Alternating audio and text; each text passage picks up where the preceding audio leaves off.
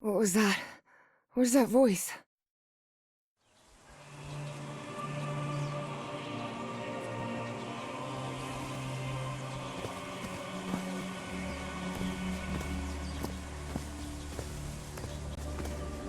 This is the story of a young girl. A girl who had strange and disturbing dreams.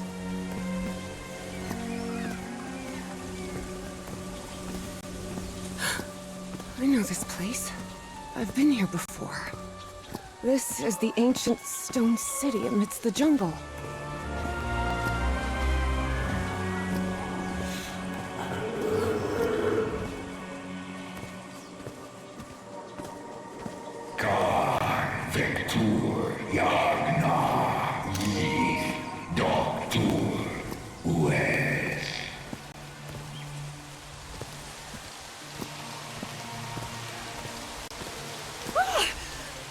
Oh, sweet Jesus. Okay, ignore him. Just ignore him. He's not gonna hurt you. Just keep going.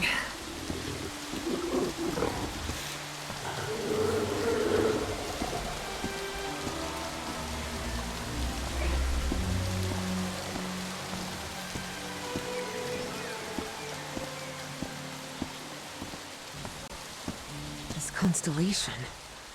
Where am I? This is not the Earth.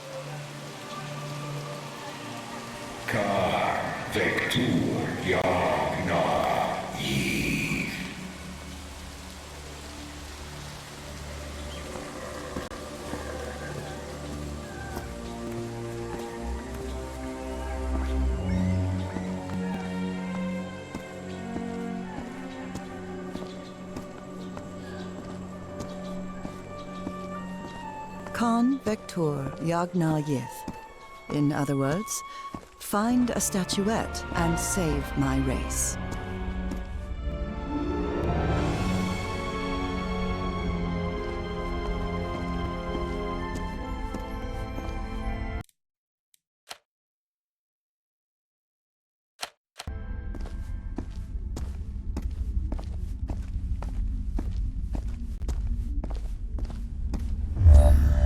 The statuette!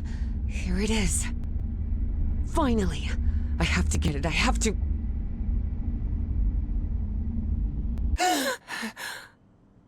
This is the story of Evie Drayton. Quick. Before I forget. Where did I put my notebook? I have to write everything down. Looking for answers was part of Evie's observant nature and analytical mind. Her recurrent dreams began shortly after a period in 1956, when she'd completely lost consciousness.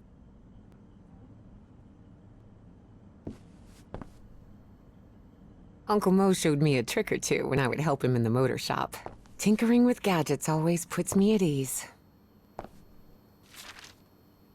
This photo was taken during my amnesia. I don't remember any...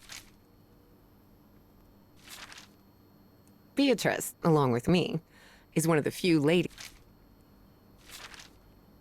I've searched every astronomy book at the Miskatonic Library, but none of them contain any reference to this constellation. Julian, Beatrice, Herbie and I, we're always together. This scary fellow that haunts me in my dreams is a Dimetrodon. He roamed the Earth 270 million years ago.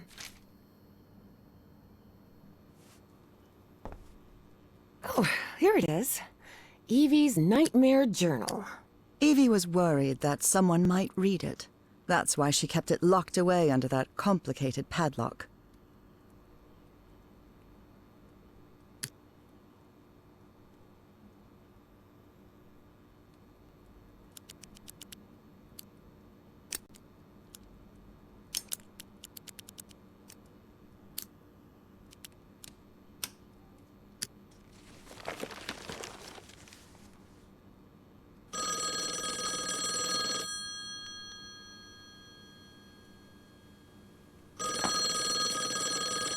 I must have written about 1,000 letters to the archaeology dean in Miskatonic, and I've never received any...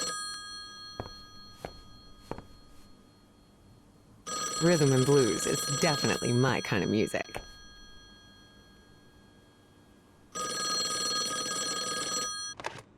Yes, Is this... are you Evangeline Drayton? that's right. Who am I talking to? I am the Dean of Archaeology at Miskatonic University. I believe you wanted to ask me some questions, right? Yes. Yes, of course. It's a pleasure to finally meet you, Professor Meet me today at 6 p.m. at 5 Prospect Road, outside of Boston. Boston? That's almost a 2-hour train ride from Arkham. I thought Do you want to talk or not? Yes, of course. I'll be there. 6 p.m., Prospect Road. See you in a couple of hours, Professor.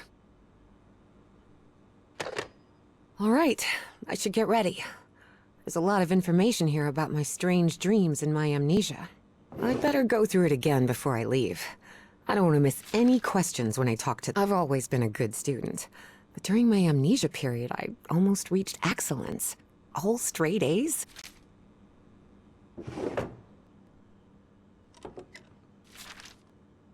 The medical report from my amnesia episode. According to this, I'm as fit as a fiddle.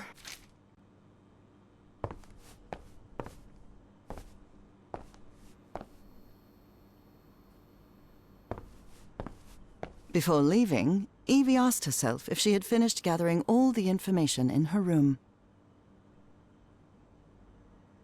I don't think I finished reviewing everything here yet.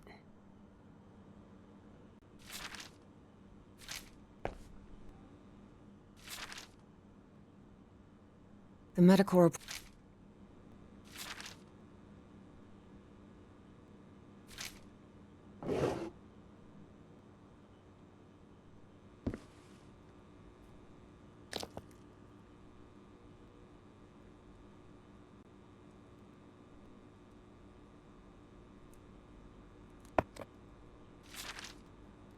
I wish Papa had never taken that job in San Francisco. He'd still be with us.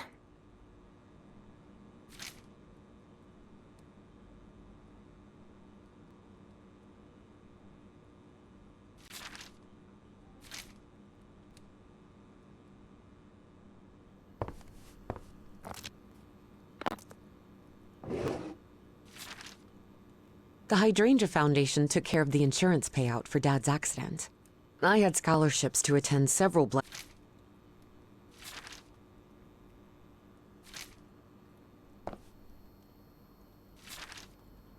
When I saw this picture, I couldn't believe it. It's the same statuette I always see in my dreams.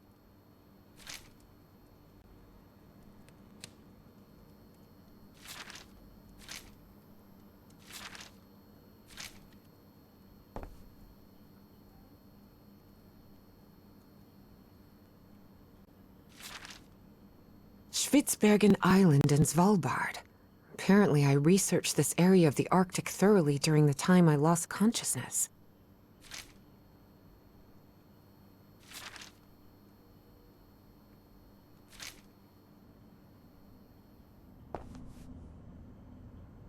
I couldn't leave my science fiction book collection in Benoit.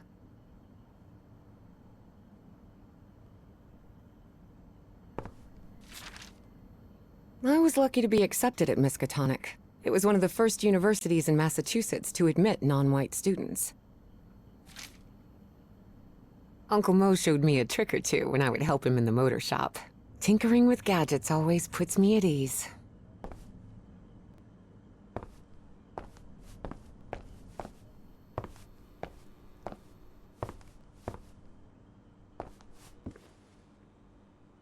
Before leaving, Evie asked herself, All right. as odd as it seemed to Evie that the dean didn't meet her at the university, her need to know was stronger than her doubts. She was determined to attend the meeting. There, she would come across another protagonist in this story.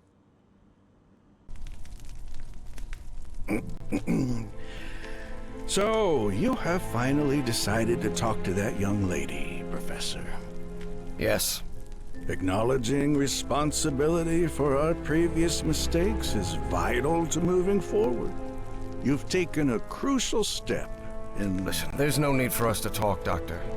The only reason I let you into my house is because you insisted it was necessary to prescribe my medication. This is also the story of a sad, guilt-ridden, and lonely man. This is the story of my husband, Professor Harry Everhart. Yes, I know well enough that discussing the effectiveness of our therapy sessions with you is futile. But you need to understand that therapy is just a part of the whole treatment. Without it, I can't go and... Ask whatever you deem necessary and let's get this over with as soon as possible. Fine. What about your position as dean at Miskatonic University? We talked some time ago about your relationship with work. Was somewhat obsessive. I didn't say that. You did. Well, you told me you practically lived secluded in this very home, and the only thing that drove you to leave it was your job obligations. So, how would you define that? I do what they pay me for. Teaching, student assessment, and certain logistical duties fall within my responsibilities. Cheering at the Miskatonic Mariners football games does not. And are you happy with that? With your life now? What kind of question is that? Well, I'm asking it because it sounds like you're subjecting yourself to a kind of self-punishment. I am not. Next question. There's another topic you've never wanted to delve into, Professor. Would you now be open to... You're going to do it anyway, so go ahead.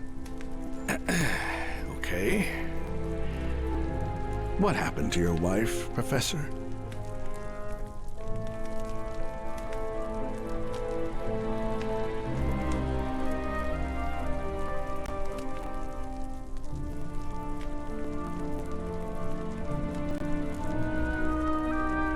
She left home and never returned. Harry hated giving details about my absence, for lack of a better word. Especially if those details meant talking about a certain expedition. I see. And how do you feel about that? What's my wife got to do with all this? You see, the reason I'm asking, Professor, is because when we began therapy, you mentioned visions. Some sort of oily shadows casting themselves on the wall. You mentioned those visions began shortly after whatever happened to your wife. So, tell me, do you still see those shadows, Professor?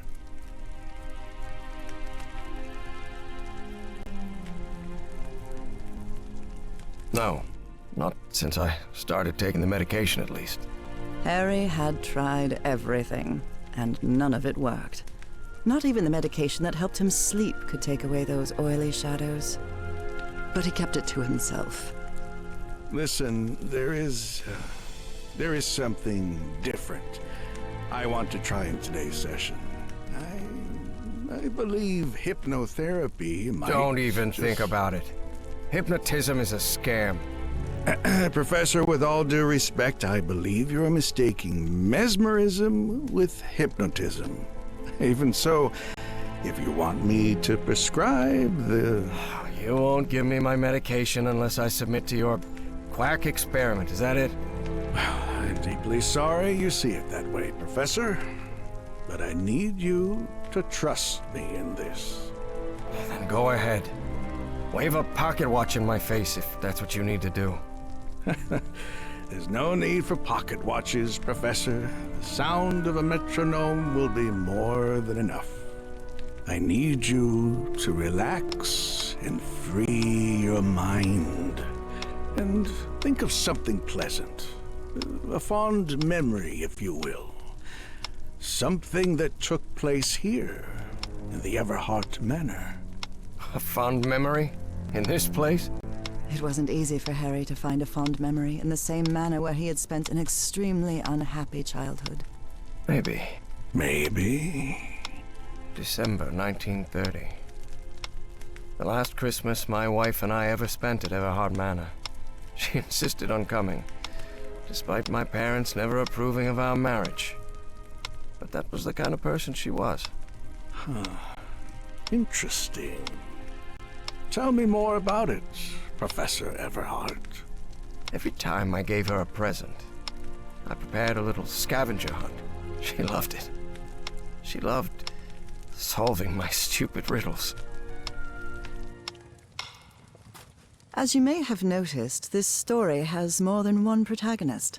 And though I am not one of them, I believe I, Nora Everhart, play a crucial part in it. Can I open my eyes now, Harry? Not yet. We're almost there. Let me open the door and... Now, open your eyes. Look what you've prepared. It's another one of your scavenger hunts, huh? Of course, old pal. Now, if you want your present, you'll have to earn it. Can I use my journal to write down clues? Well, technically that's against the rules, but I'll turn a blind eye this time. You're so kind.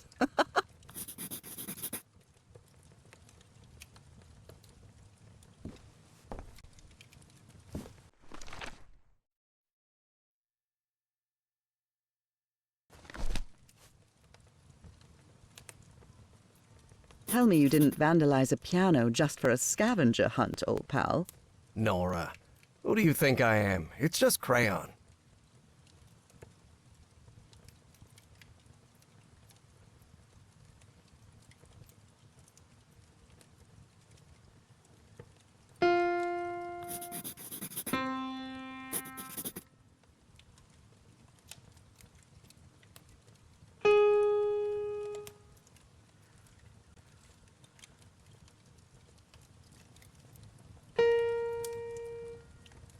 You like this tune, Harry? It just came to me. Yes, it's lovely, though a bit sad. Wait, there's something wrong in this memory. This wasn't... Ignore it. Focus on that moment. Your wife. That happy memory.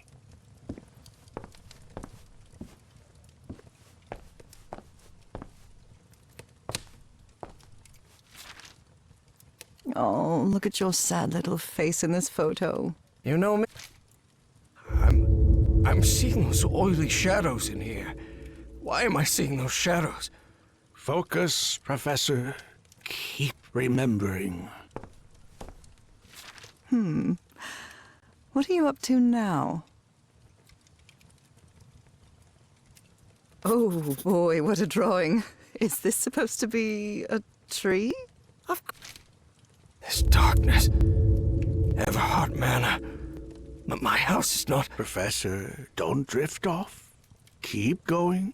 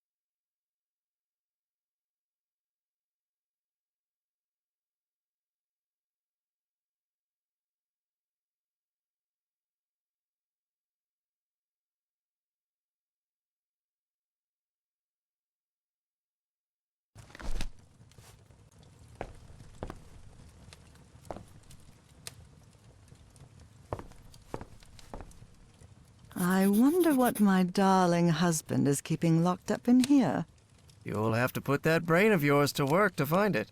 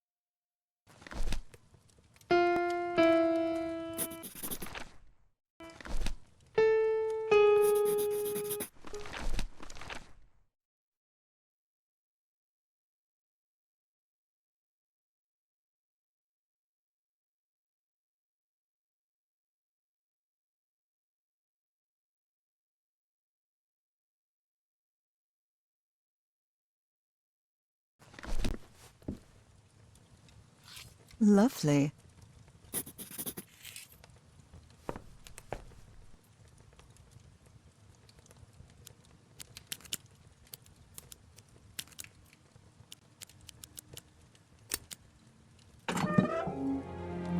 Oh, Harry, I can't believe it!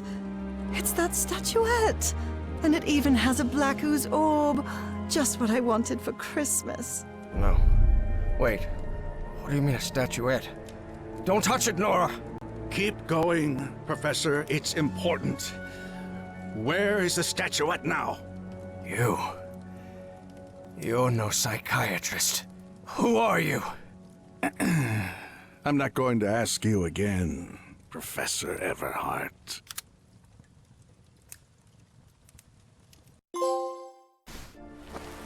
Shortly after Harry's peculiar hypnosis session, Evie finally arrived at Everhart Manor.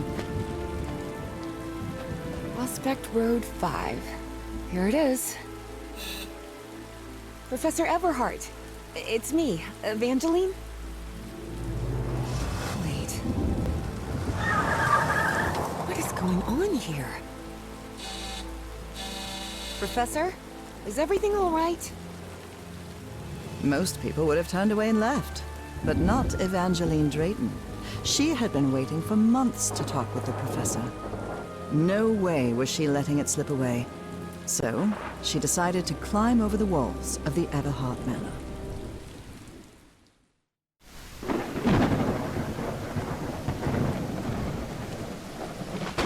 Ugh. This looks like something straight out of Tales from the Crypt.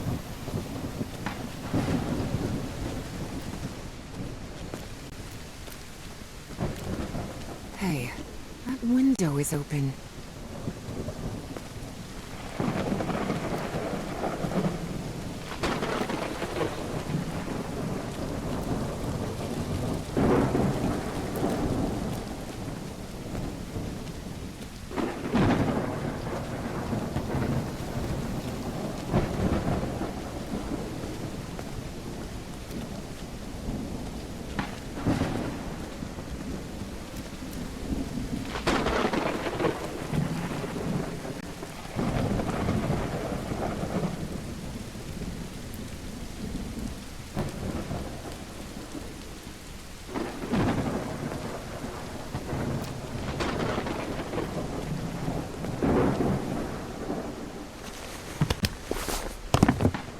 Professor Everhart.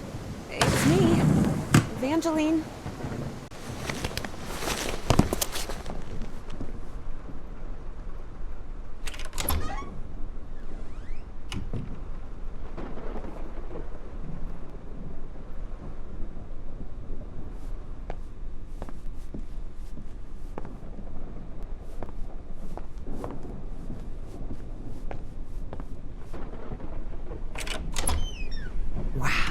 Look at the size of this library.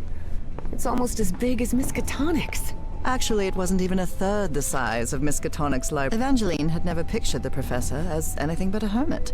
Certainly not someone his relatives still worried about.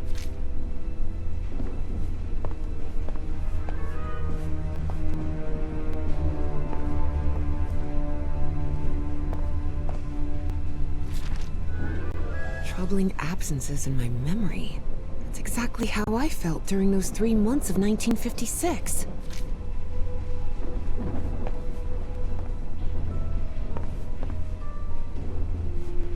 What on earth happened here?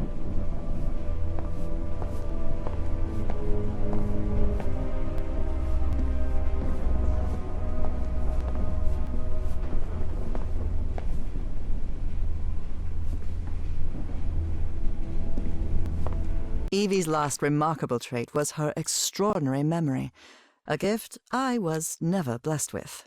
So, allow me, the narrator of this tale, to be the one taking notes. For the sake of clarity, of course.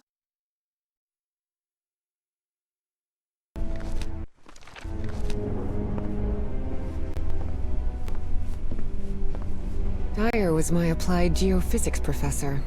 He was very strict. Strange character.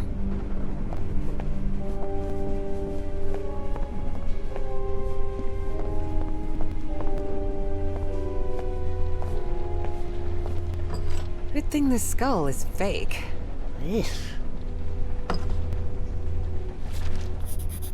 Rich people definitely had weird ways of entertaining themselves. But it wasn't mere entertainment.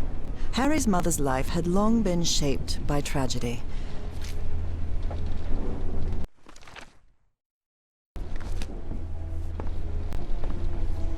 Goodness gracious. The professor's taste in literature is nothing if not... Is this young man Professor Everhart? It does look like him. There's something written in Latin on his frame. Non possumus.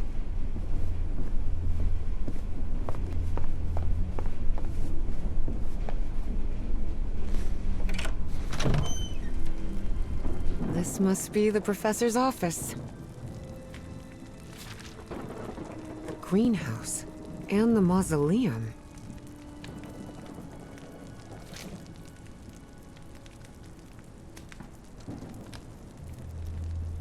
Wow. The professor served in U.S. intelligence during the war. Professor Everhart doesn't look so intimidating in that portrait. Books in different languages. Spanish, Italian, German, Latin. Looks like one is missing.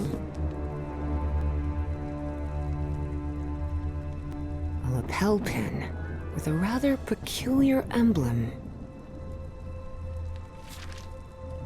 Astrology is the most utterly stupid thing I've ever come across. The professor had another appointment today with a therapist.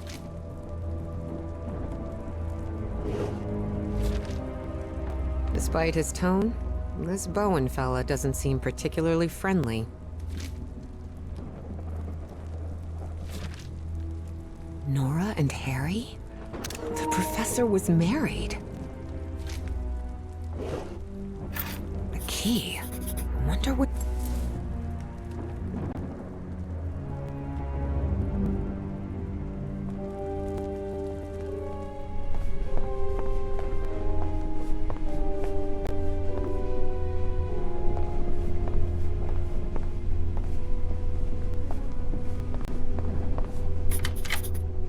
Et voilà!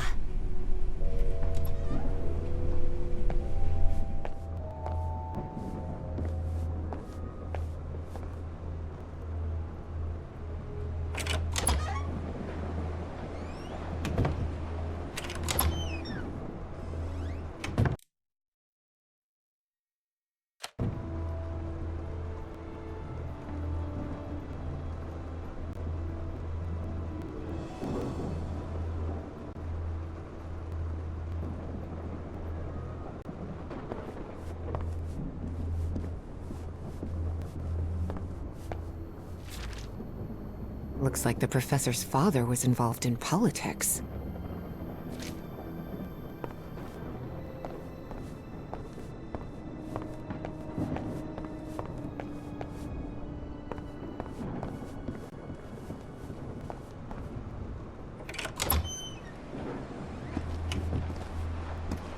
Can't see a thing in here.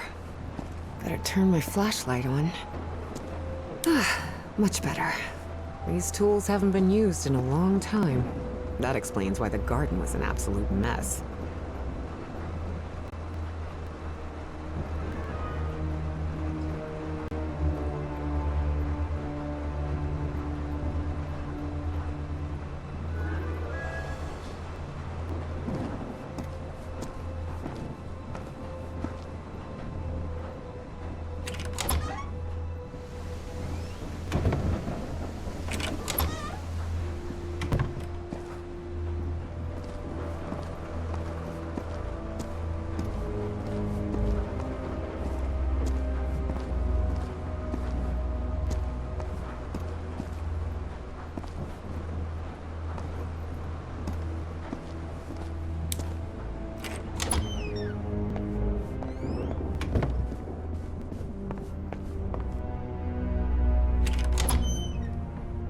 Wow, this room is really depressing.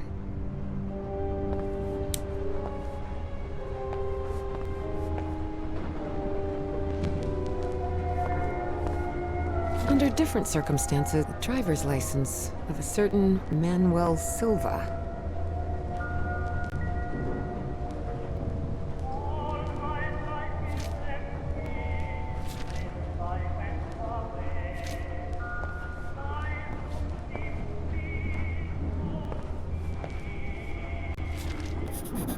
Looks like a shrine of some kind, dedicated to a woman.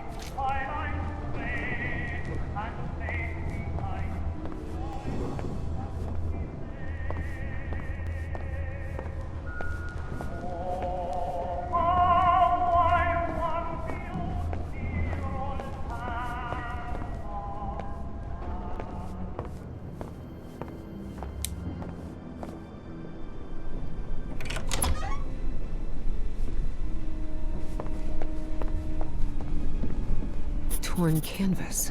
The frame reads, Sed Futura.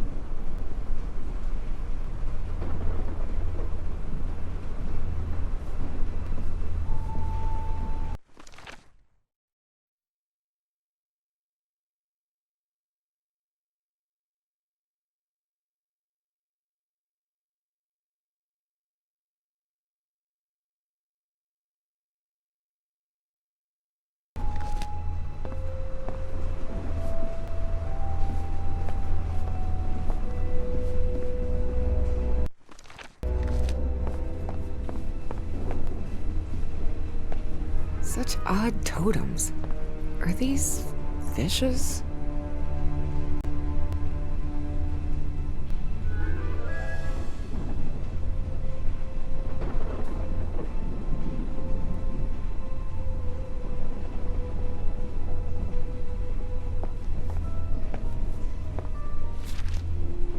So Professor Everhart set on an expedition to the Pacific.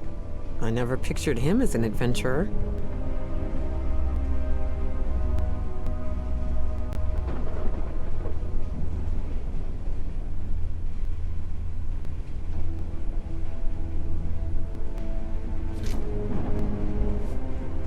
That expedition must have been quite important for him.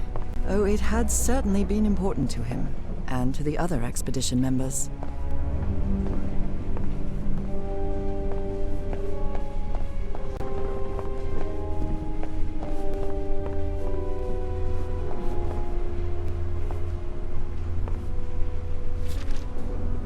Goodness gracious. Someone hired some goons to kill the professor.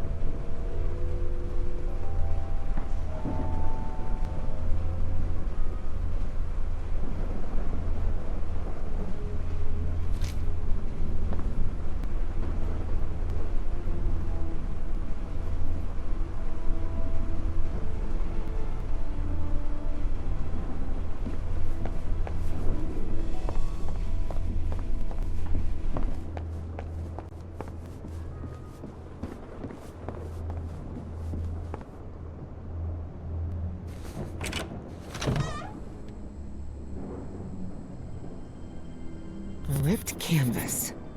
The man's definitely a dead ringer for the professor.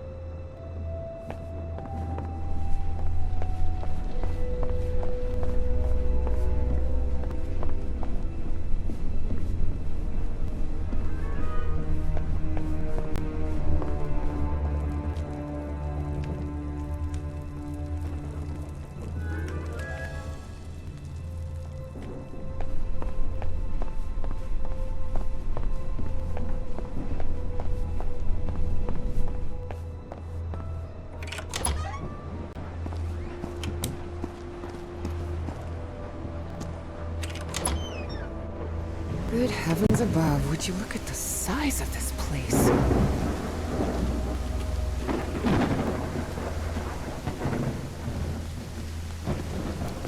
A switchblade. has the name J. Zanuck engraved on it.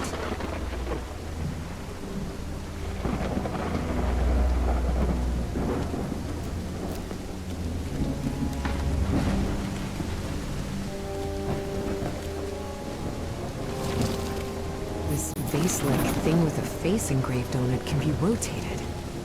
What kind of madhouse does the professor live in?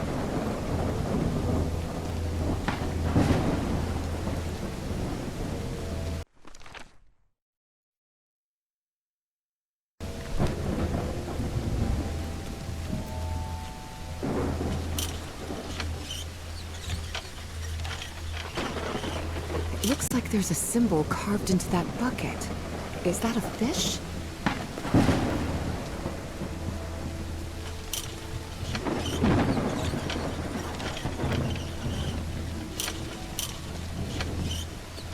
It's raining cats and dogs here. It looks like there's a symbol carved into that bucket. Is that a fish?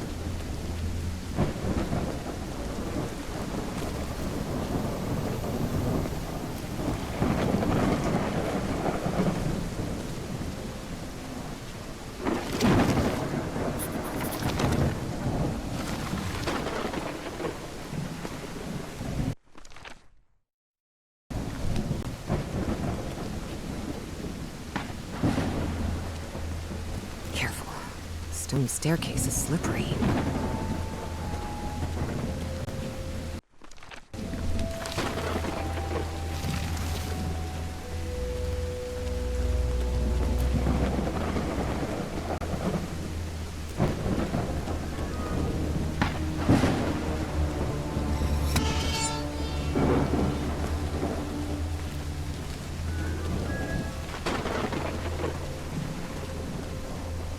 No use. It's locked.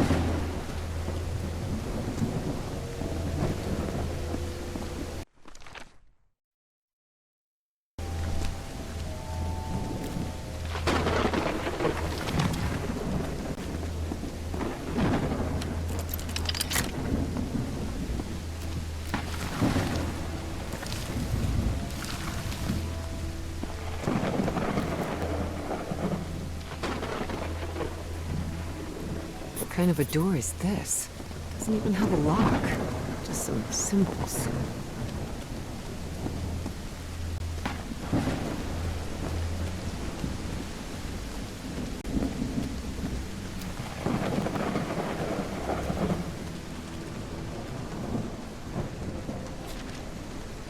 Hidden room?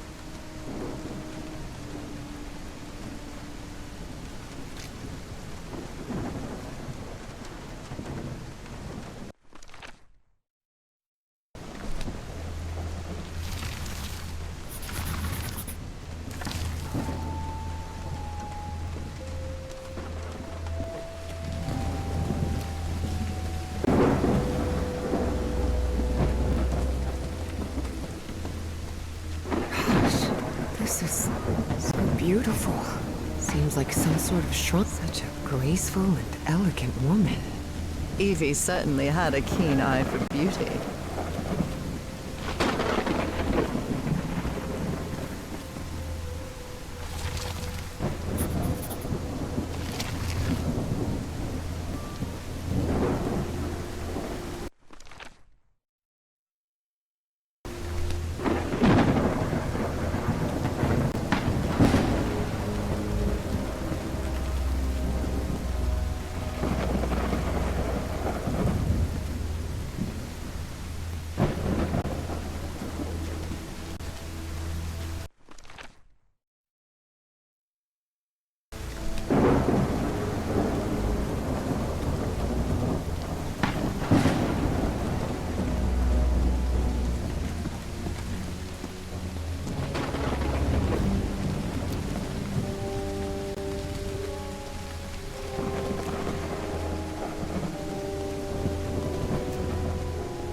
Darn it. This door is locked.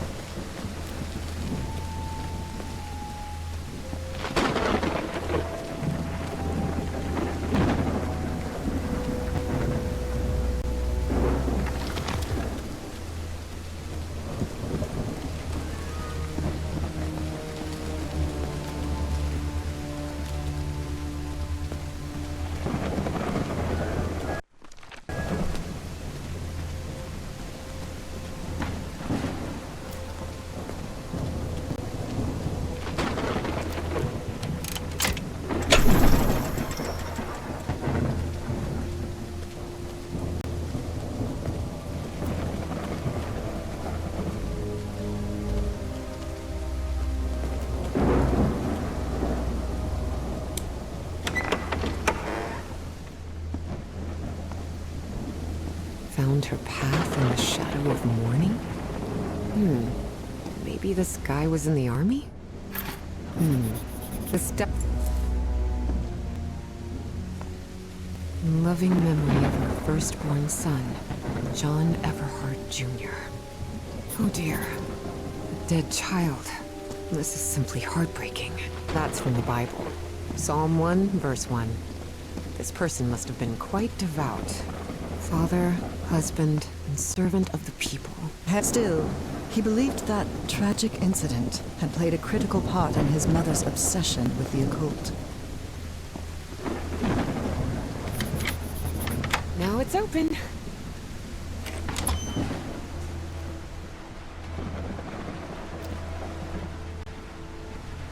The professor really seems to be interested in botany. It appears to be a Spanish...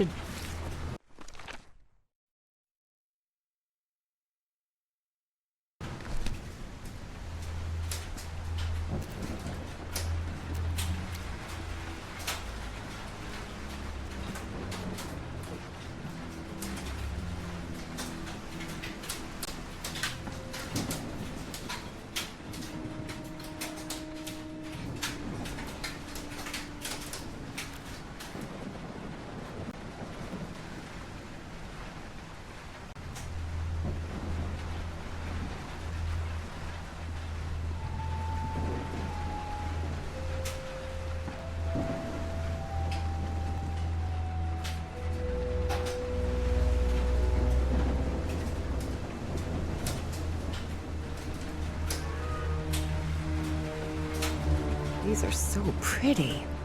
I don't think the professor...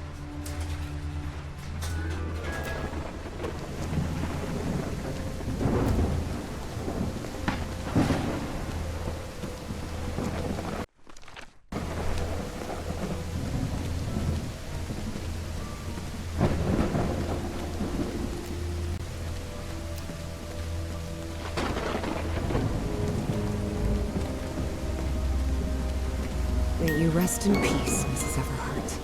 That beautiful gesture of Evie's toward a deceased woman she had never known said a great deal about her character.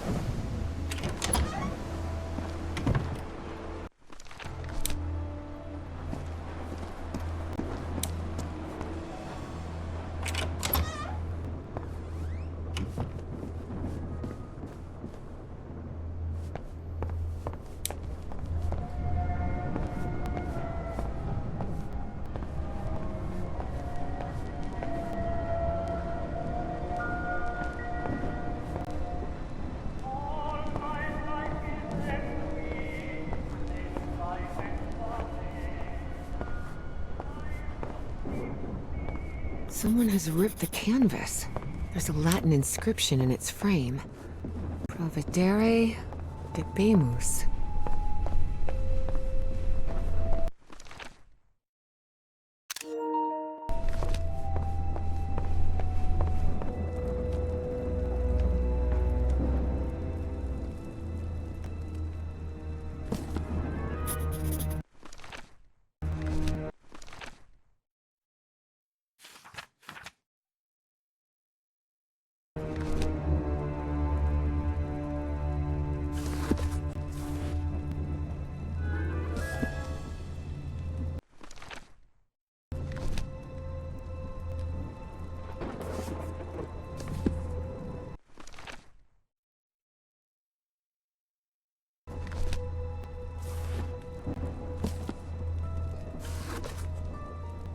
Secret compartment?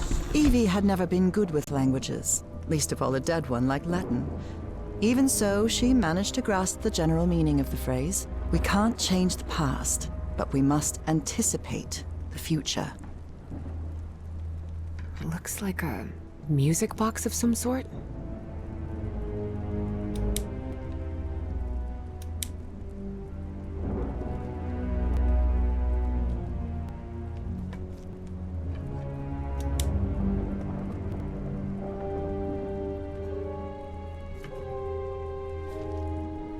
Unbelievable. There's some kind of secret compartment in the fireplace. If you...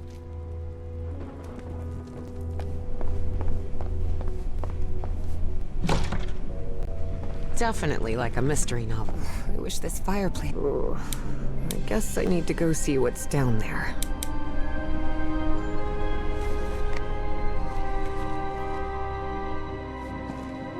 Professor!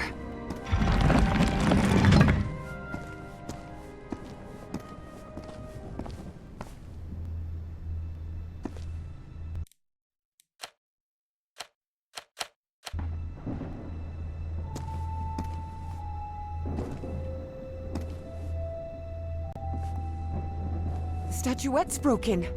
And the sphere. Shattered to pieces. Professor! Professor! What happened? He's knocked out cold. I wonder if I... No! Don't touch it! Don't touch it.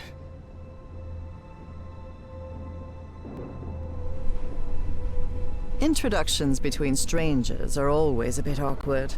But in Evie and Harry's case, things were even more uncomfortable, due to the unusual circumstances under which they had met. How are you feeling, Professor? Considering I was assaulted, knocked unconscious, and someone tried to rob me in my own home, I suppose not all that well. Evie didn't know where to start. So, she took the most formal approach. We haven't been properly introduced. I know who you are, Miss Drayton. We had an appointment today. And I can also imagine what it is you want to talk to me about. Evie was taken aback. He knew? So Professor Everhart had read her letters after all? I suppose you have some questions for me, so go ahead. What is, or was, that statuette? You haven't touched any of the pieces of it, have you? No. You made that very clear. Good. Because that black orb is made of... Harry thought of telling her the orb contained the blood of an elder god that came from beyond time and space. But he chose not to frighten Evie for now. a very dangerous substance. Dangerous? What do you mean? Is it toxic? Worse than that. I've seen people lose their sanity and their health just by coming into contact with that substance. I read in a Herald article that the statuette was found in an excavation in Virginia. Is that correct? Yes. In the caves near the Rappahannock River. It was led by a professor from Miskatonic, right? Paisley or Presley? Nathaniel Wingate Peaslee. Yes, Peaslee. Do you think it would be possible to speak with him? No. He passed away a few years ago. Of natural causes. Or so I hope. statuette is in pieces. What happened? I destroyed it. You destroyed it? Yes. It was better than letting it fall into the wrong hands. Evie felt frustrated. After all the effort it had taken to get Professor Everhart to agree to talk with her about that statuette. And on that very day, that curmudgeon shattered the relic into 1,000 pieces.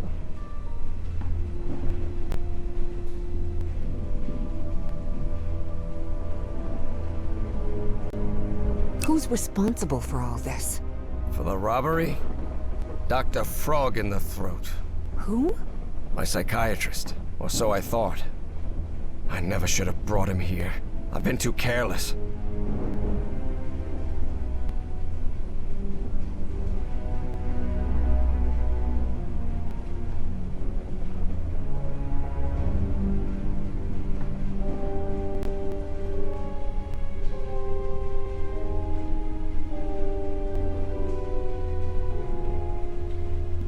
I thought the statuette was in the Miskatonic archive. Yes, well, I brought it here for a research project I'm working on. About ancient civilizations. Harry couldn't come up with a better excuse than that. Because I've hidden it in my own house to keep prying hands from succumbing to the terrifying powers of the Elder Gods sounded infinitely worse.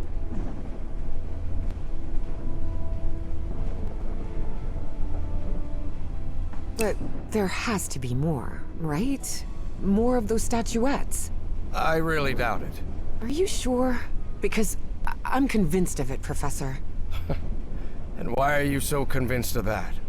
I've seen them. In my dreams. What are you talking about? Dreams about strange and ancient artifacts brought Harry bad memories. For personal reasons. My dreams. I mentioned them in my letters. You remember? So, I have long dreamed of a place. It's an ancient stone city, hidden in the jungle, from prehistoric times. And there are more statuettes like that one, all holding those black orbs. Miss Drayton, you better forget about... So, if Peasley found that statuette in Virginia, maybe there could be more there. Listen to me, Miss Drayton. Maybe in those caves I could find Enough more... of that! How could you be such a fool? Haven't you listened to a single word I've said? Don't you ever think of going near that cave in Virginia. Professor, you can't be serious. I need answers. Of course I'm serious! I forbid it!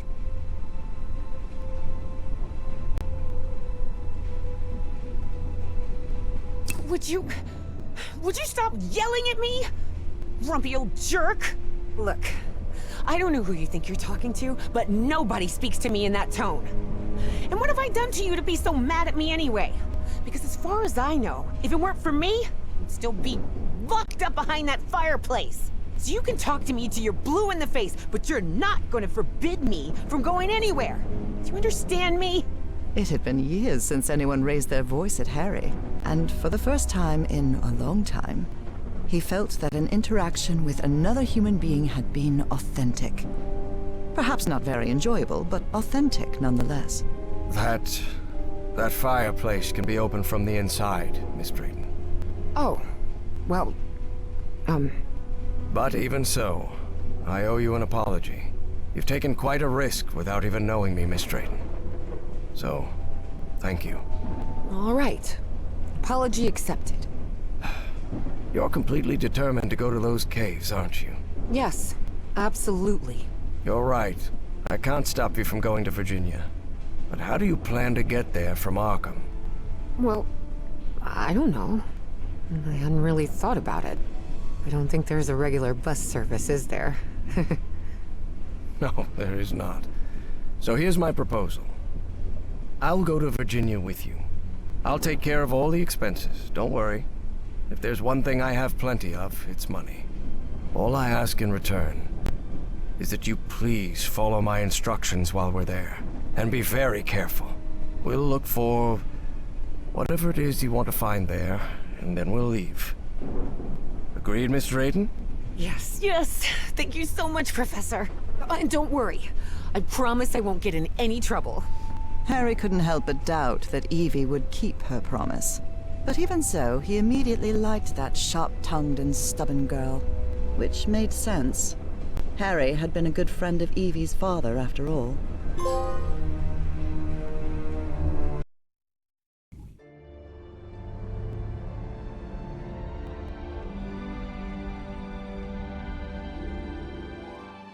Here we are, the Rappahannock River Caves. But this place is closed off. It is indeed. Apparently one of the excavation members died in there. An archaeologist named John Teague. That's why the government shut down the dig shortly after the statuette was found. Wait, so what we're doing here is illegal? If I told you that we were trespassing, would that stop you from going in, Miss Drayton? Nah, not really. Then go ahead, please. Here, take one. We'll use these to stay in touch. Apparently, the cave branches off into countless tunnels, forming a maze where it's easy to get lost. So watch your step, because the... Evangeline!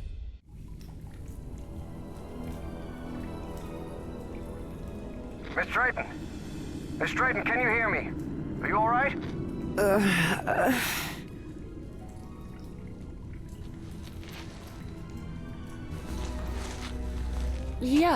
Yeah, I think so. I'm safe. I'm on the path. Follow the excavation trail. It'll lead you to the underground lake.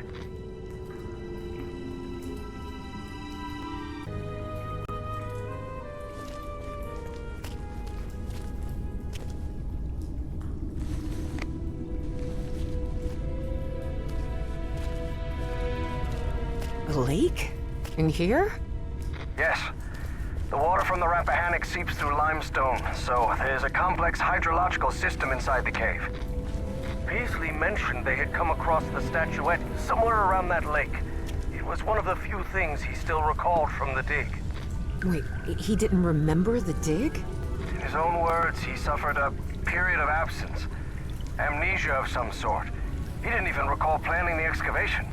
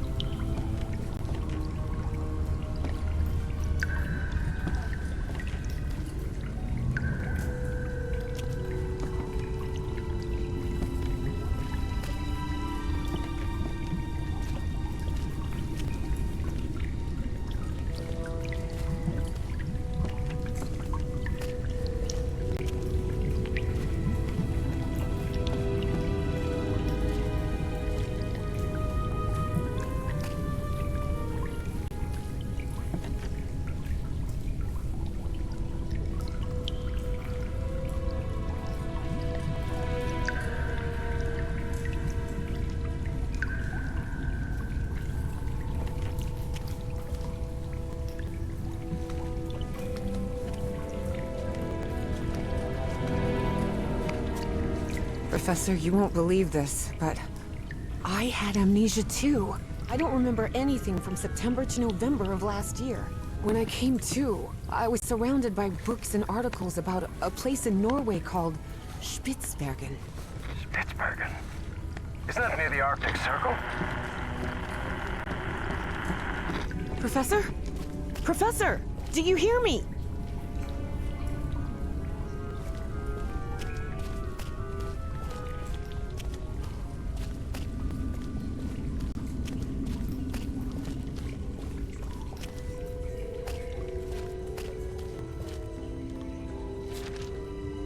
Well, everything was properly cleared for the excavation, no doubt about it.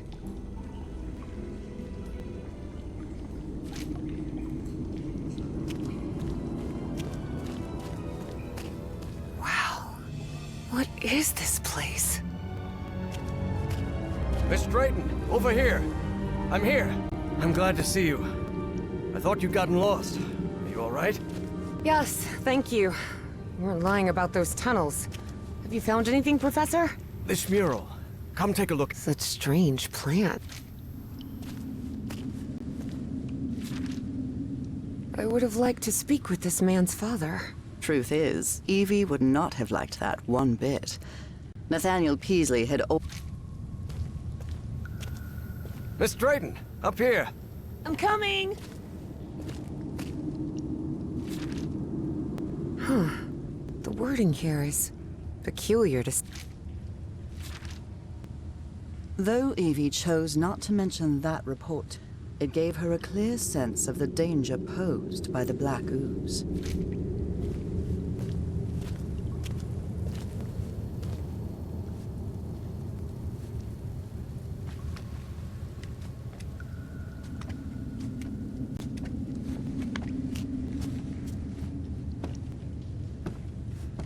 Notice how, even though the stone seems to have been carved millennia ago, the lines repeat with an almost rhythmic cadence.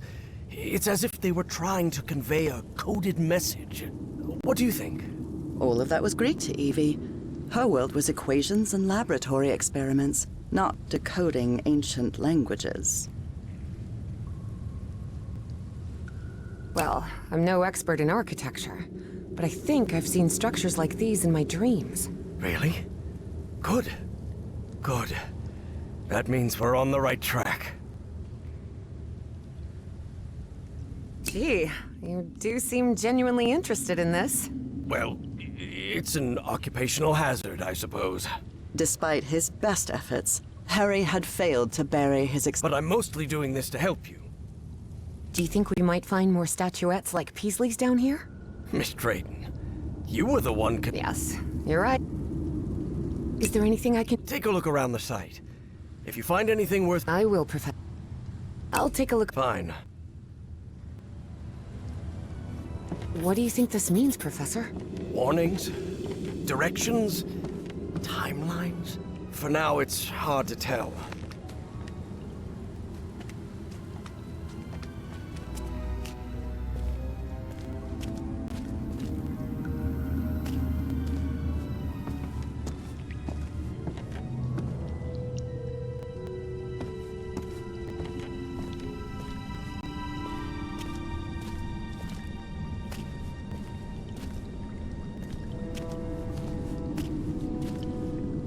Gentlemen, I'll be recording the meeting.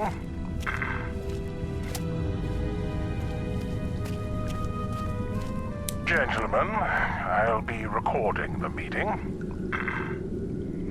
So, September 4th, 1948, present members of the team, Nathaniel Peaslee, John T.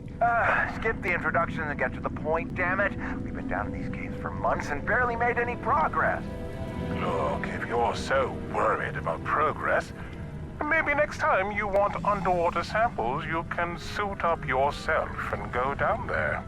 Oh, come on. Don't give me that, Teague. You Listen, only... this dispute is outside our purpose. We must attend solely to assuring that the refinery still fulfills its function, and that the liquid residual compound remains abundant. Peaslee? What on earth are I you... declare this conversation concluded. Good day. I can't...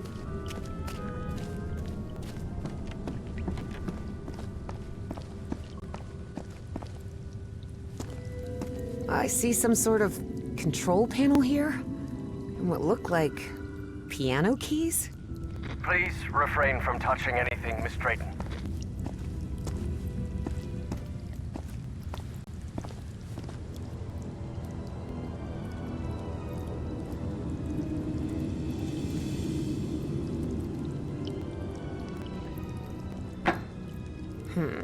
No, this isn't working.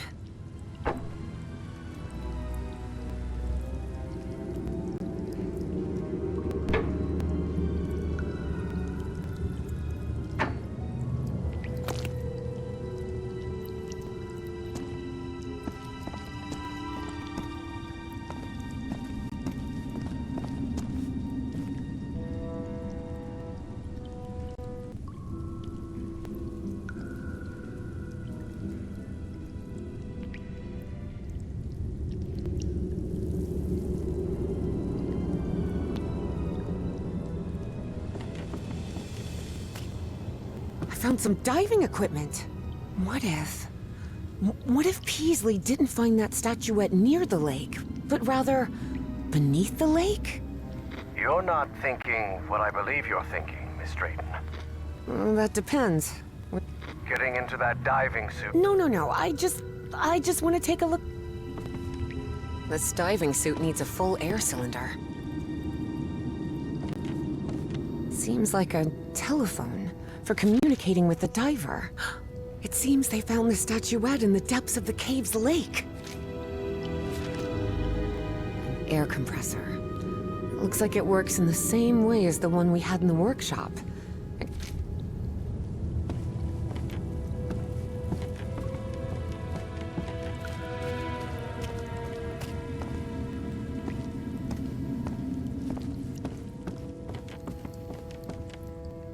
There's another one of those murals, and it looks better preserved than the one you're examining.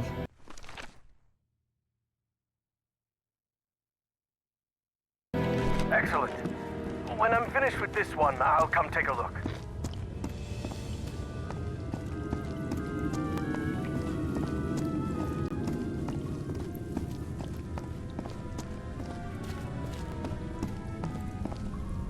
There's some kind of stone dumbwaiter here.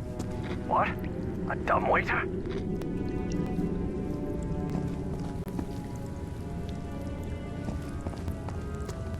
I see some ruins rising out of the water here.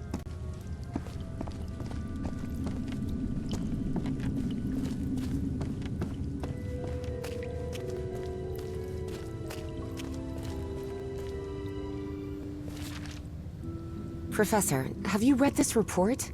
Does Project Kronos mean anything to you? No, I've never heard of it.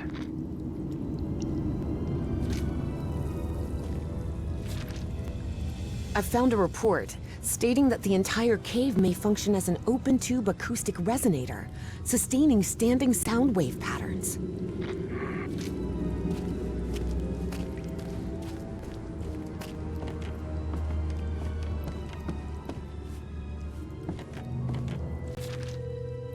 "10 feet? I wonder why these structures were so colossal."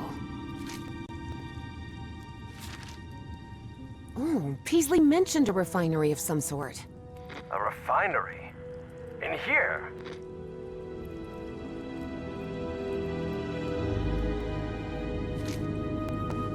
There's another mural. Looks like instructions of some kind. Just a series of steps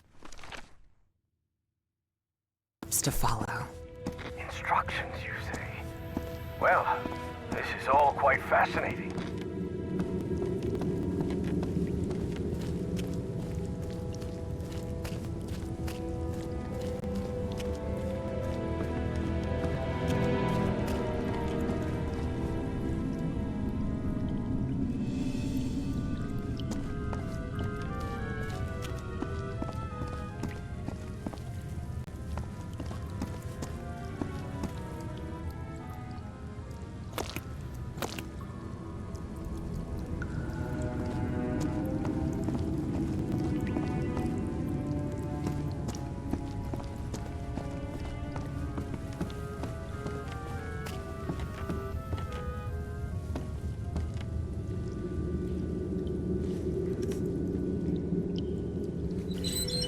Pressure gauge, a sealing joint, nothing too complicated.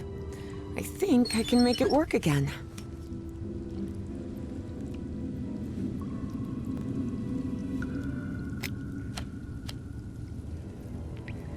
This is the hose where the pressurized air comes out of.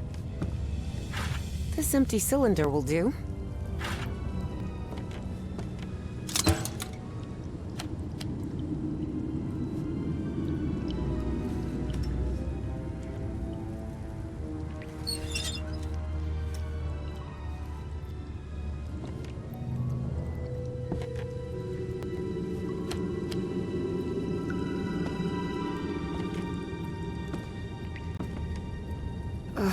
The diving platform isn't getting any power. The wiring in this place doesn't look too tricky. I think I could get it running again. They're teaching physics majors to repair junk now? Hardly. My Uncle Mo showed me the ropes. He and my dad had a workshop back in Benoit. Even so, try not... Now it's working.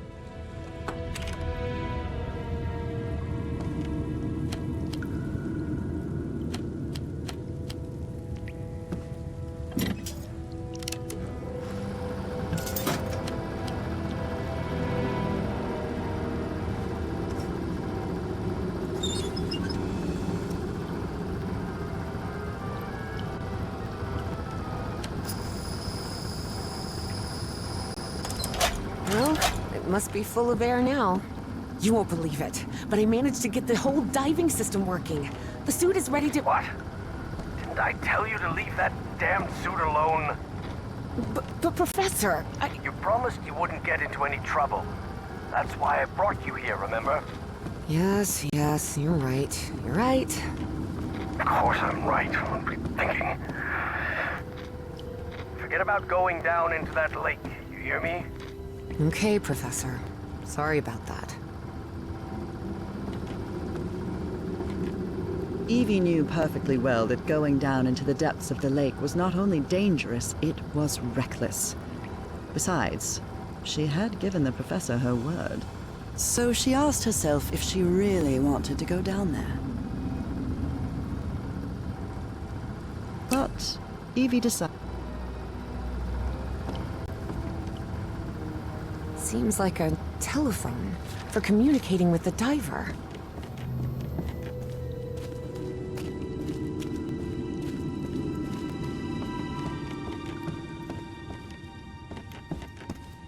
There's another mural. Looks like instructions of some kind. Just a series of steps to follow. Instructions, you say? Well, this is all quite fascinating.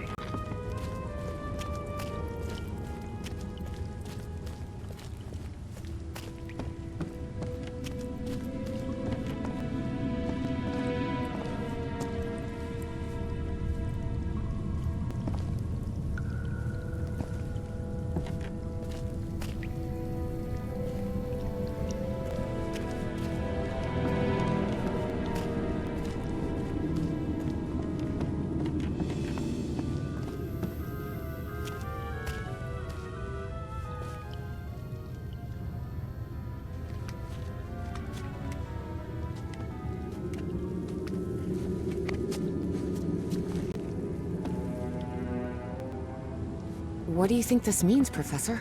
Warnings? Directions? Timelines? For now, it's hard to tell.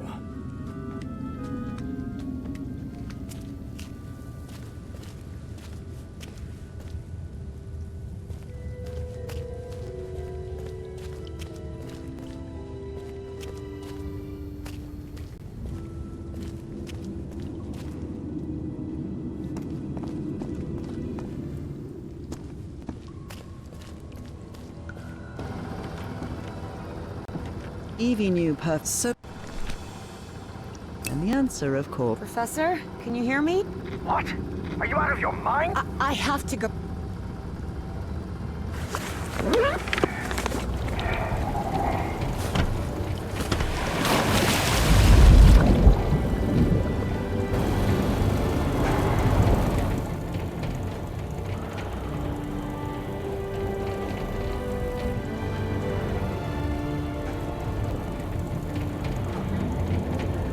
Wow.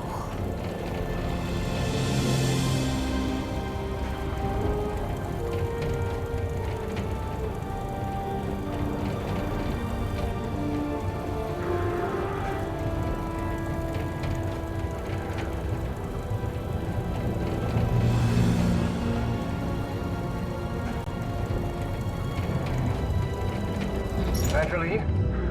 Evangeline? Can you hear me? Yep, I'm here, Professor. How could you go down there on your own? That was utterly reckless. Don't you realize the danger you're in? Come back up right now. Please calm down. It's all right. I just want to take a look down here. Evie felt she was so close to finding answers. And she was already down there. What harm could it do if she just took a look at that refinery? This is madness. I should have been the one to go down. Professor, how could you possibly go down here at your age? What do you mean at my age? I'm only 67. Oh, I'm sorry. I thought you were like 80? Harry found himself thinking he might have let himself go too much. 80 years old? Really? Oh, must be the beard. Tell me what you see, please. It's hard to put into words. I never imagined an underwater cave could hold so much beauty.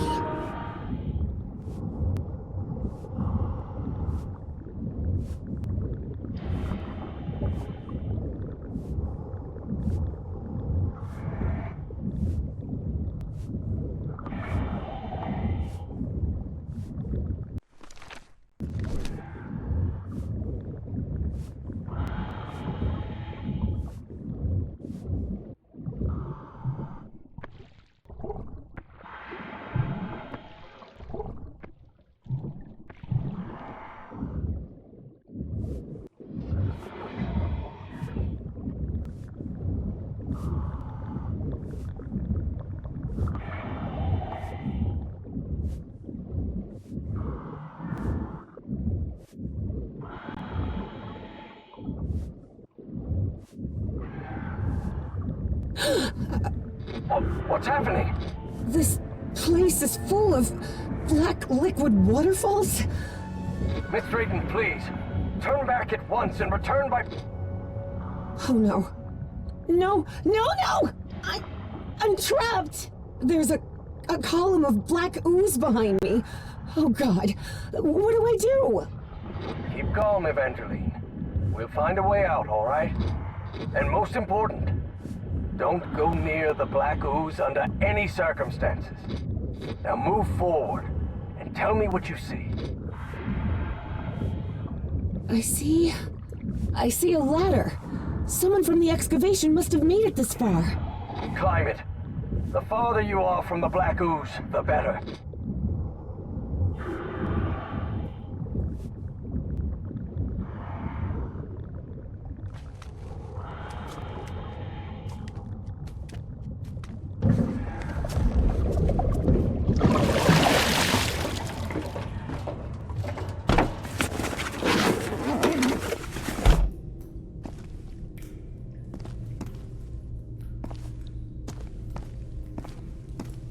I'm out of the water.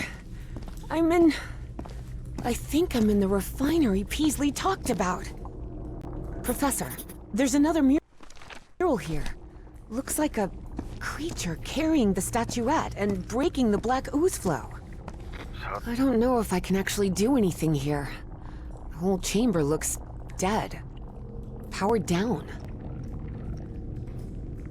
We were wrong about the statuettes, Professor. They're not ritual or ornamental objects. They're just energy containers, like a car battery.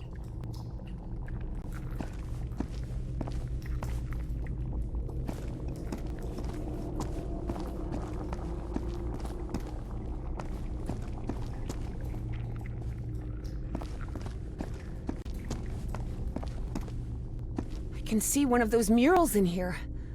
But this one is massive. Wait a minute. I know this. I've seen this hundreds of times. In your dreams? No, at the university. This is a blueprint.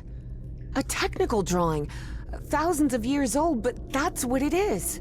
And you won't believe this, but everything in here runs on... Black ooze. How could you possibly know that? I just know. Tell me what else is in the mural. One of those towers is loaded with statuettes. I told you so, Professor, Evie thought of saying. But seeing the mess she'd gotten herself into, she figured it wasn't the right time to brag. Those ruins I saw rising out of the water, they're not ruins, Professor. They're two stone towers. And apparently, they're used to alter the state of that liquid. The black ooze. It looks like the black ooze can be channeled from where I am now. There's some kind of valve-driven collector system that directs the flow upward. Apparently, we need 4 units of black ooze. Those piano keys I saw on the surface It seems they're used to control the towers.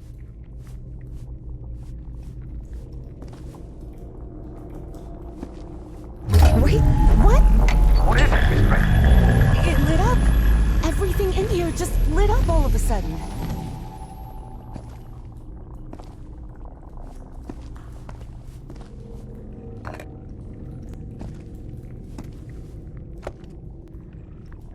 Looks like I can't pump this up until the big tank is completely full of black ooze.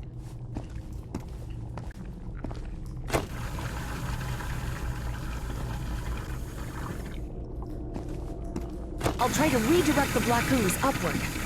Fine, but please be careful.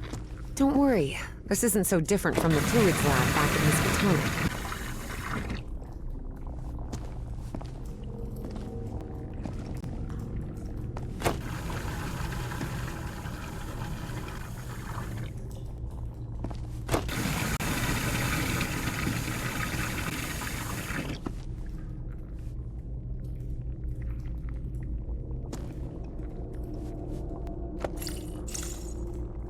Looks like I can't pump this up until the big tank is completely full of black ooze.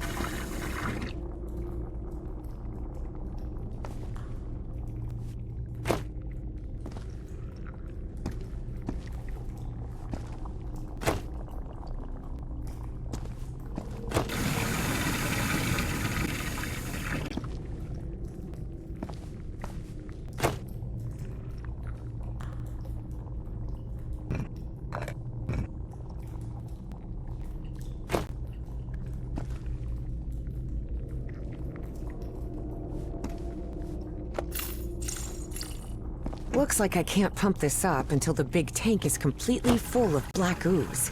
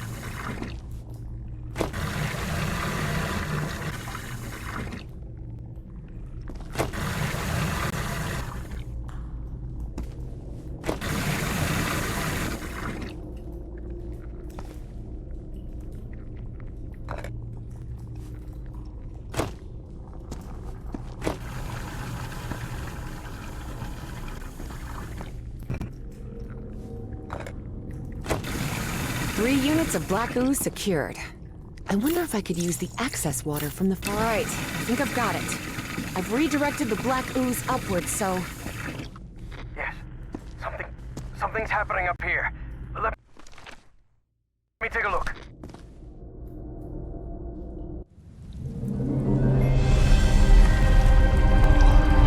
What is that?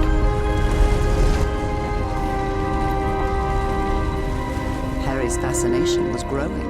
Here he had living proof of an ancient civilization with technology beyond anything he had ever seen.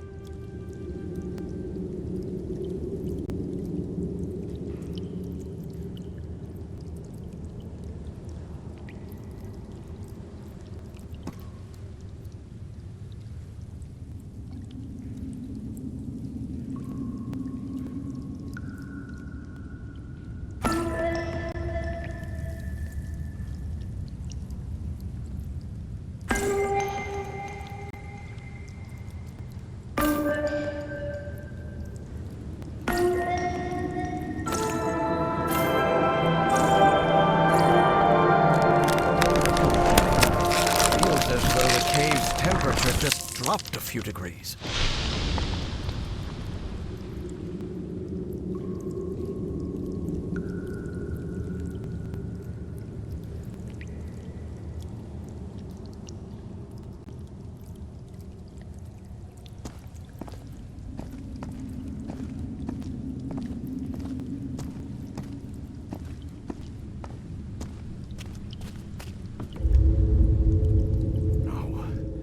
No.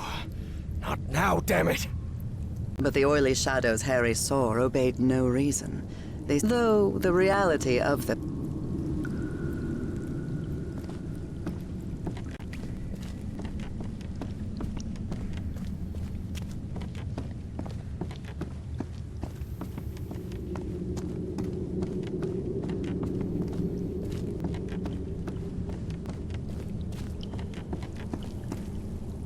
Evangeline, I think we can use this contraption to exchange items between us.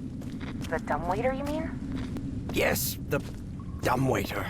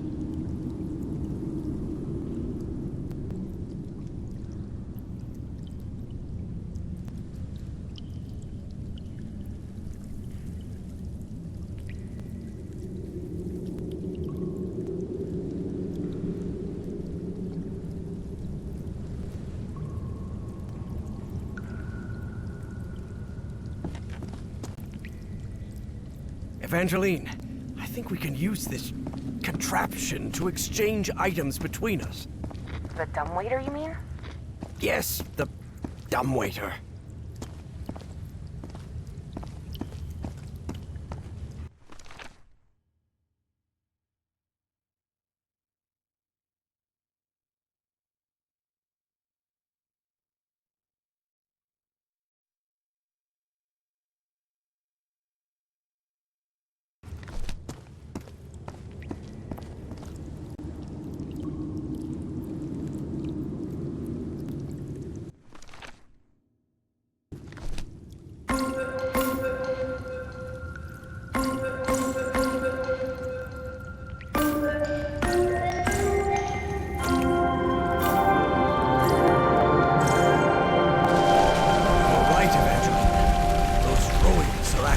towers. Stone towers.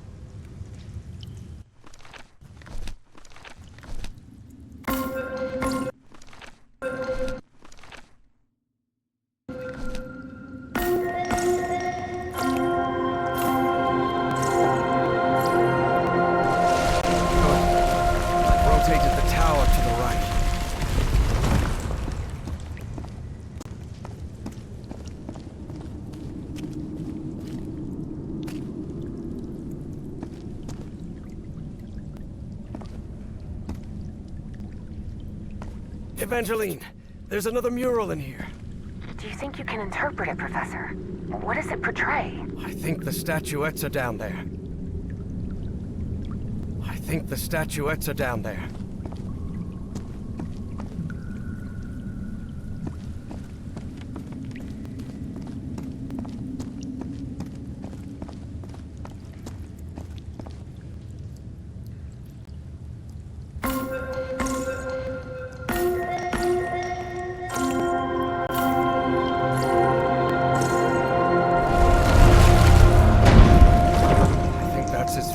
The towers can move in that direction. So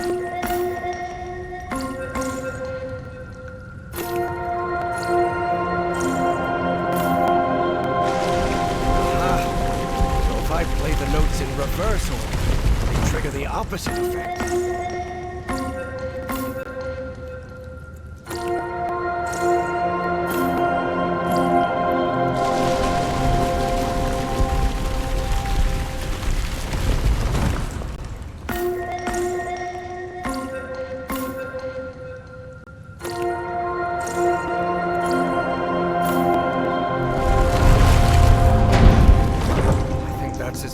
The towers can move in that direction.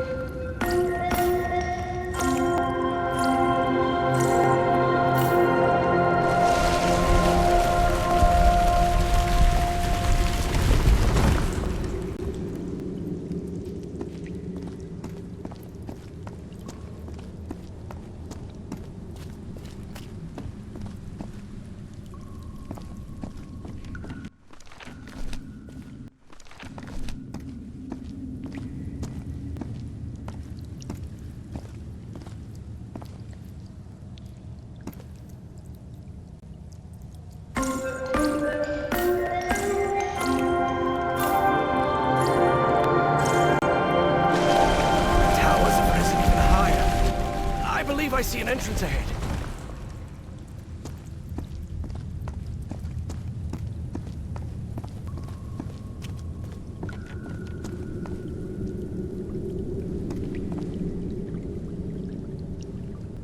Oh my. What is it, Professor? You are right. This stone tower is filled with statuettes. For many years, Harry had been haunted by that statuette. Still, he felt reassured to find that none of these held a sphere of black ooze.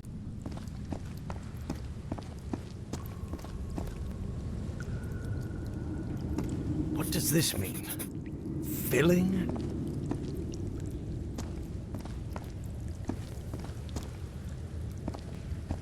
The statuette fits perfectly.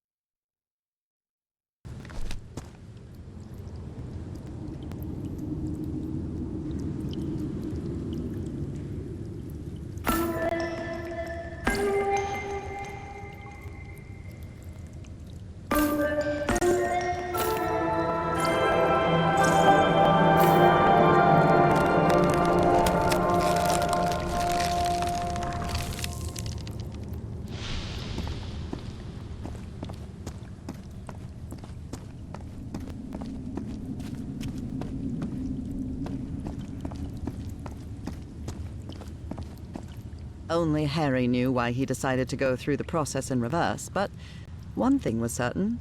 That wouldn't help Evie at all.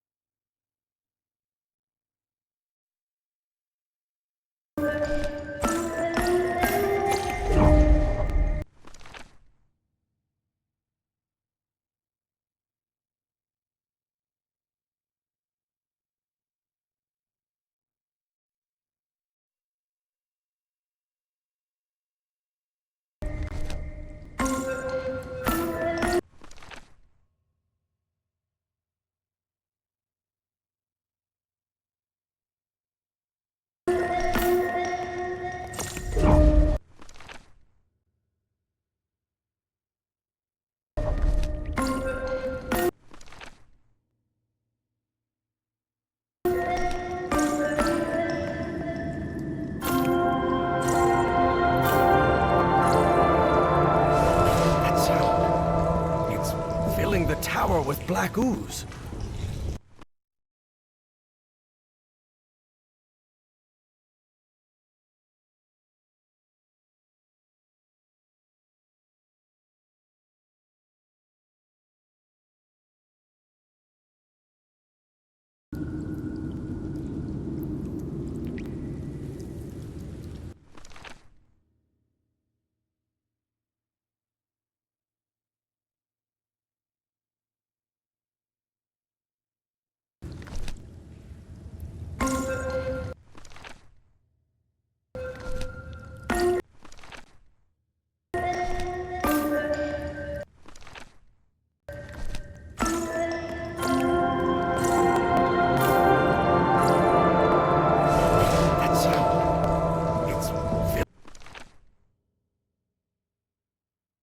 The tower with black ooze. I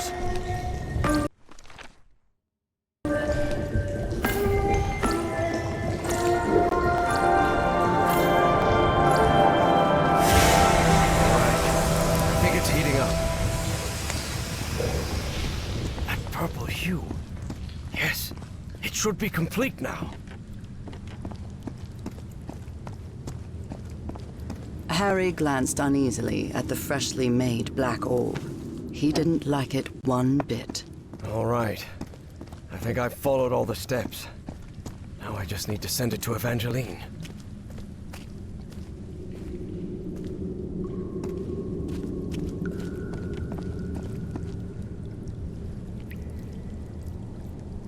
I hope she knows what to do with it.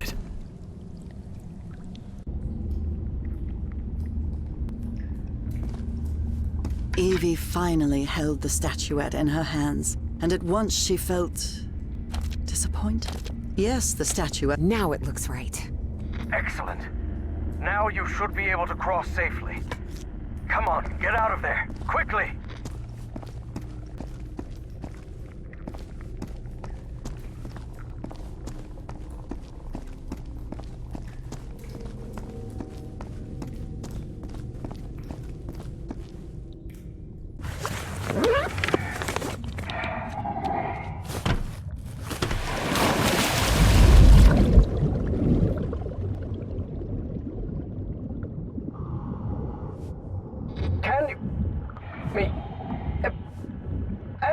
Professor? I'm losing you. Delene! Professor! Professor! I can't hear you! Evie felt a chill sweep through her body. Don't worry, gentlemen. Everything's gonna be fine. Impossible though it was, she had just heard her dead father's voice, unmistakably. It works! It works! The path is open! Evangeline? I can hear you now. Oh, good. Glad you're back, Professor. I'll be waiting for you here. Once you're out, we'll return to... What the? Professor?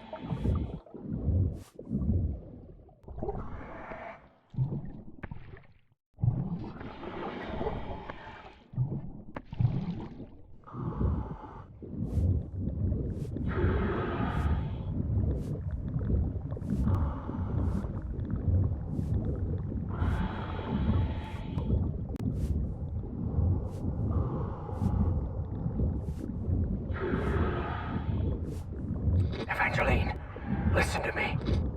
There's someone else here. What do you mean, someone else? Stay down there until I tell you to... Professor? Professor! Evie lingered in the dark waters of the cave, waiting for the professor's signal. A signal that never came. Even so, prudent as she was in waiting, her air supply wouldn't last forever. So when all the noise above finally ceased, she decided to come up. Professor! Professor, I finally have it! I have the statue... Well, this is interesting. You're going to have to come with us, Miss Drayton.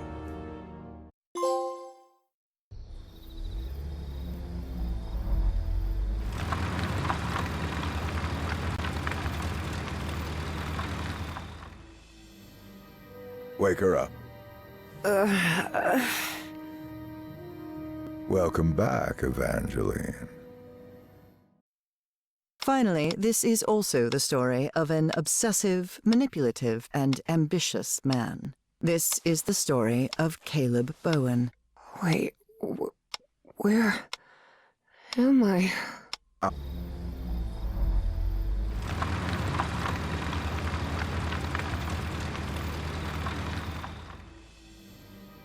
Wake her up. Welcome back, Evangeline. Finally, this is also the story of an obsessive, manipulative, and ambitious man. This is the story of Caleb Bowen. Wait, where am I? I'll be the one asking the questions here, girl. My name is Caleb Bowen. I work for the United States government. Bowen often made that claim, though it was at best a half-truth. Sure, he'd worked for the government once, but that was a long time ago, and he'd been running solo for years. Do you realize that you trespassed on a site closed off by the United States government? And more importantly, that you were seen in the company of Professor Harrison Everhart. You may not know this, but Everhart is a subversive individual. We suspect he may be working for the communists. Bowen kept lying. He knew Harry could be many things, but a communist was definitely not one of them. You better have proof for what you're saying. You are in no position to demand anything, girl. But even so, I'll show you who Professor Everhart really is. Your father's name was Franklin Drayton. He and his brother Moses ran a workshop in Benoit, Mississippi called Drayton Motors. He died in a work accident in San Francisco in 1934. Is that correct? You've been investigating me? What kind of... Shut up and listen to what I have to say. Do you recognize anyone besides your father in this photograph? Wait, is that Professor Everhart? Oh, correct. Everhart led an expedition to the Pacific in 1934. Your father was part of that expedition. That was the only truth Bowen told during his conversation with Evangeline. Your father didn't die in San Francisco, Miss Drayton. He died in excruciating agony, alone and abandoned, on an island in the Pacific, and all because of Professor Everhart. I bet he never told you that, did he? In fact, every member of the Everhart expedition died or disappeared under mysterious circumstances. Even the professor's wife, whose strange illness was the impetus for the expedition, vanished under equally mysterious circumstances. I didn't vanish. I simply fulfilled my destiny, accepting the painful sacrifice my husband planned. How can you possibly know that? One of my associates was part of that expedition. She also perished, though not before informing us of what had happened. Evie was in shock and full of doubt.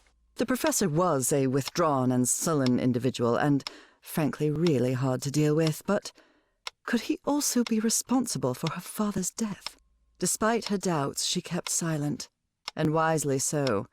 She still didn't trust this Bowen fella, regardless of his claim that he worked for the government. Now you know the kind of person you've gotten involved with, Evangeline. And the kind of trouble you're in. I have a few questions for you. For your own good, I suggest you cooperate. That platform beneath the lake in the Rappahannock River caves, how did you manage to activate it? You want me to explain how to activate that platform? It's easy. Go on. You just have to stop being a dim-witted weasel. Don't test my patience, little girl. You don't know what I'm capable of. Don't listen to her, Pharaoh. You must have recognized the girl's cognitive pattern, I'm sure of it. She even mentioned a period of amnesia, just like Peasley. I hope you're right. Evangeline had not the slightest idea what those two men were talking about. Next question. You said a word while you were asleep. Nakotis. Do you know what that means? It means pompous government jerk with a ridiculous pencil mustache. You watch your mouth, girl. I'm warning you. Final question. Have you heard of someone named Dr. West? Yes, he's a famous proctologist. Maybe he could help with your hemorrhoids. You think you're funny, you damn brat? Want me to teach you some manners, huh? Besides being obsessive, manipulative, and ambitious, Caleb Bowen was also racist. And Evie mocking him didn't sit well with him at all. I'll teach you some manners, you damn brat! This is a waste of time, Pharaoh. It's obvious the girl is hiding something, but there are more effective and less traumatic ways of getting that information. You're right. Proceed. You expect me to buy that this old geezer with a bow tie works for the government, too? You'll recall I mentioned that Evie was feisty and stubborn as a mule, and whatever they had injected her with wasn't doing much to tame her spirit. I like to laugh too, Miss Drayton. Please take a look at this. Do you understand this language? Even though it was written in those puzzling characters, Evie understood the book's title. Narcotic Manuscripts, Non-Linear Displacements Toward the Great Library and Reversible Transfer of Cognitive Pattern. Tell me, Miss Drayton, what's written in the book cover? Narcotic manuscripts. Evie surprised herself. Had she spoken against her will? She couldn't help but translate the book's subtitle as well. She was feeling more and more tired. That's better, Miss Drayton. Now, open the book. Focus and listen to my voice. Listen to my voice while you read the book to us. Read the book to us. Salvek, Kornathun, Nakotas. What just happened? Am I in my dorm?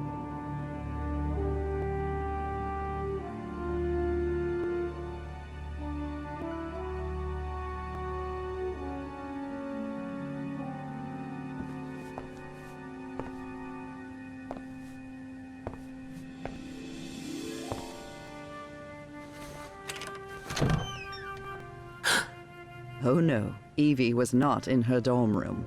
Not at all.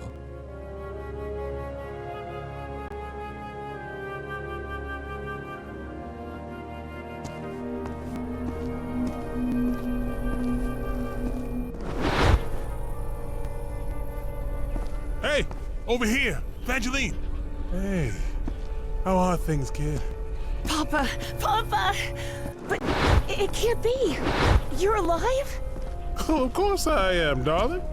But you have to find a way. That was not her father, of course. You must reach Nakotas.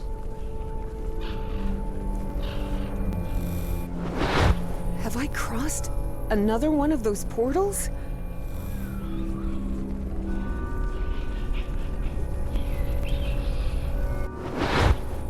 Good Lord. None of this makes any sense.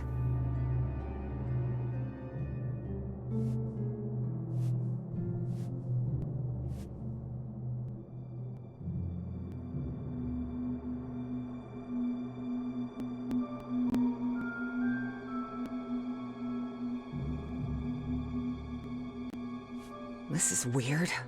Really weird. Salvek, Kornathun, Nakotas.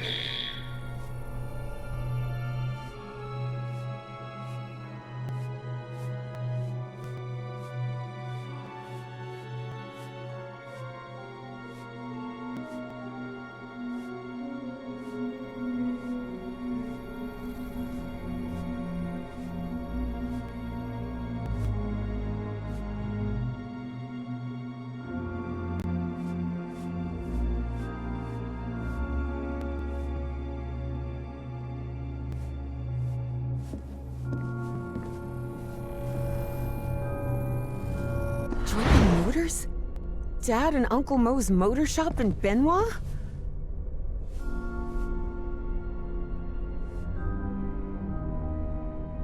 This key just appeared, out of the blue.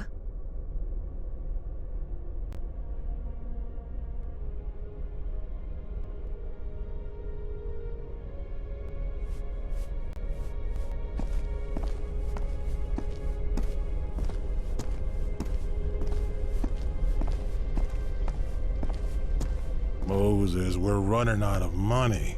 If we don't get some cash soon, we'll have to shut the shop down.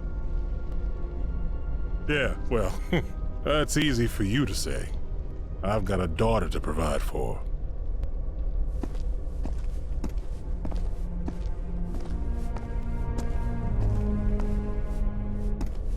You're a whiz, mister.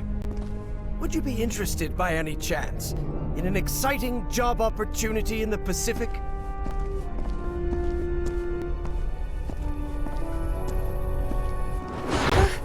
Papa, don't do it! Don't go to San Francisco, please! Hey, what just happened? It'll only be a few days, Jitterbug. I'll be back before you can say Jack Robinson.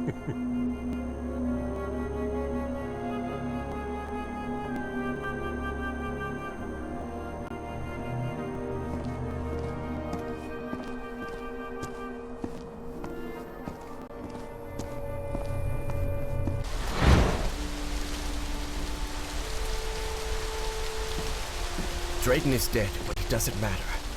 His death brings me closer to an answer. I'll do whatever it takes. The only thing that matters is Nora's life. Wait, no. That doesn't sound like the professor at all. Evie realized Bowen's lies were seeping into her thoughts.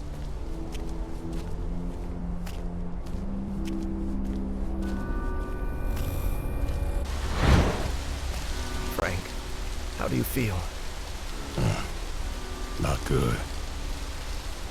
But that doesn't matter anymore, Mr. Harry. Just listen to me.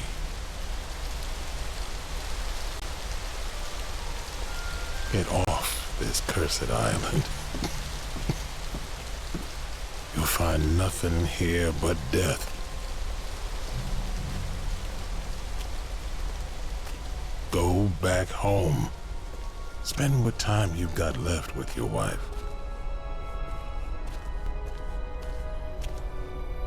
And there's another thing I want to ask of you.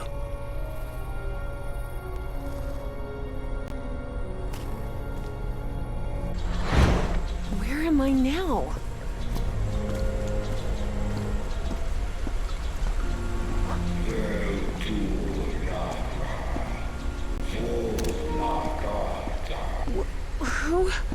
Who are you? Salve, cornathun, nakotas. The great engineer?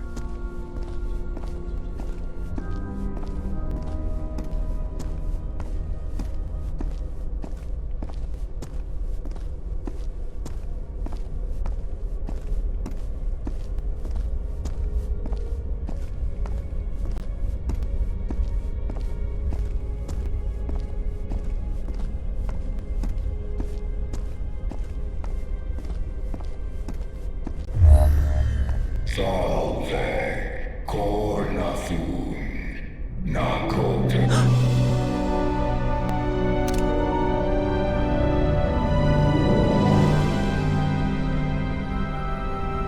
Incredible. Did you hear that? We were right. We finally found the coordinates. At last we know where Nakotas lies. Thanks for your cooperation, Miss Drayton. About an hour after Evangeline had her otherworldly vision, Finally, I'm inside. Harry snuck into the same building where she was being kept captive. He had been there many years ago, when he was seeking funding for the Everhart expedition. I'm not leaving here without Evangeline.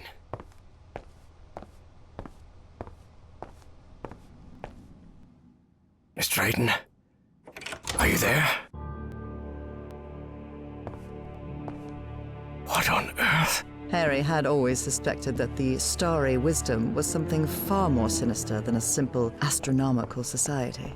And as soon as he stepped into their inner sanctum... Apparently, the only way to get into the Pharaoh's office is by getting... Egyptian hieroglyphs?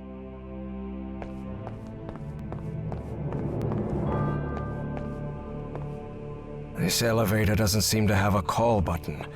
I don't know what to do with it.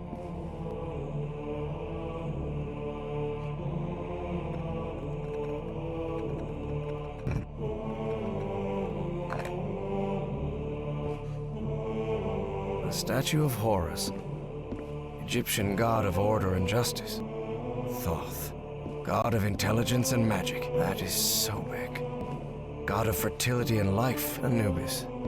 Egyptian god of the underworld.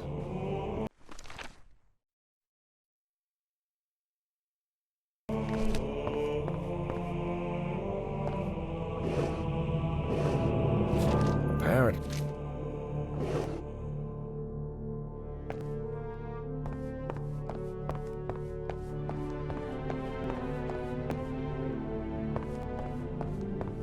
Only those who have been enlightened know the divine geometry of the tetrahedron, which grants access to the gates of knowledge. What's this load of balloons? A tetrahedron.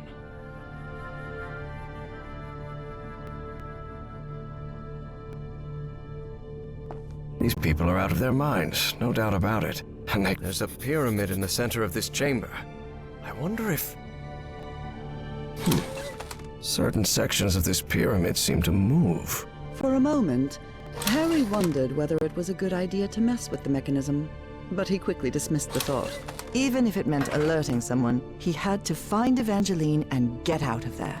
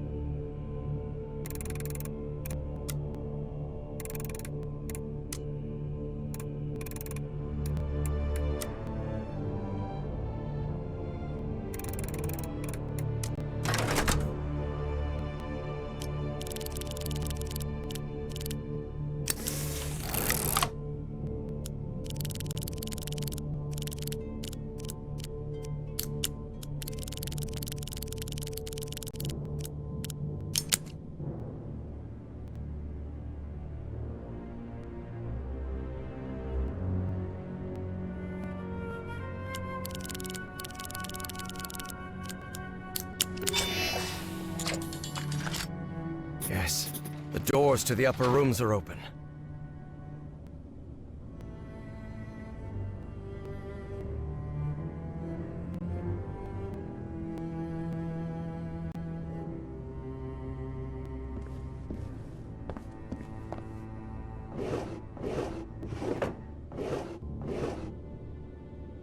I believe my psychiatrist had one of...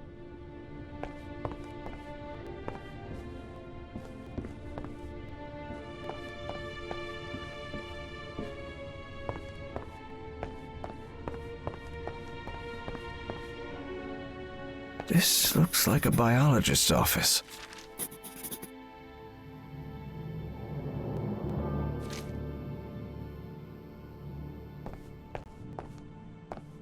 The shelf is packed with every kind of specimen.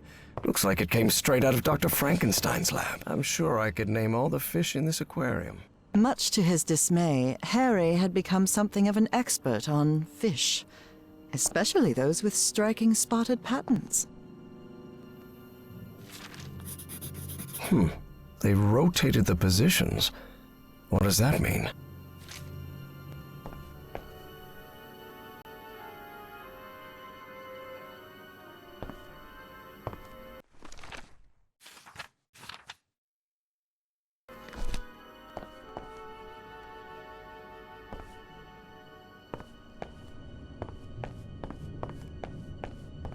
Just an office. But this couch... Maybe from a psychiatrist's office?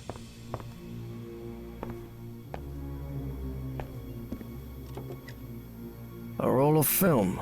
I wonder what's on it. A roll of... 1950... Drat. This is my prescription. From Dr. Frog in the Throat.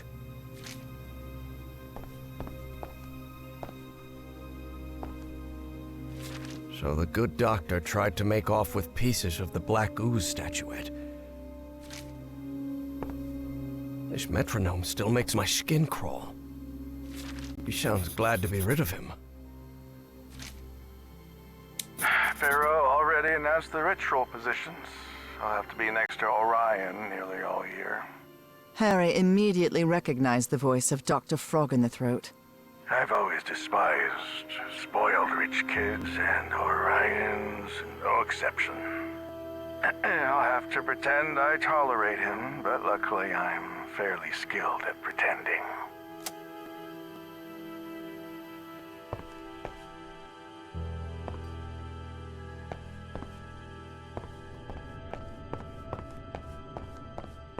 This office looks expensive.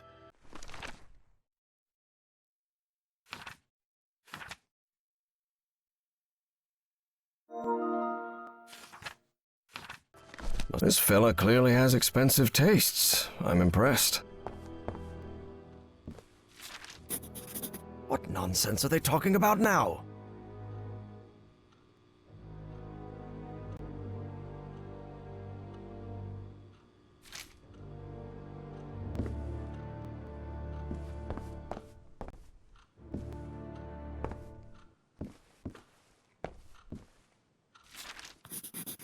You have to be some kind of narcissist to snap a pic of yourself.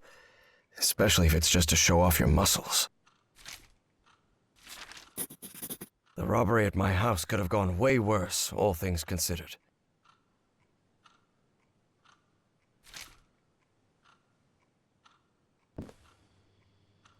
October 29th.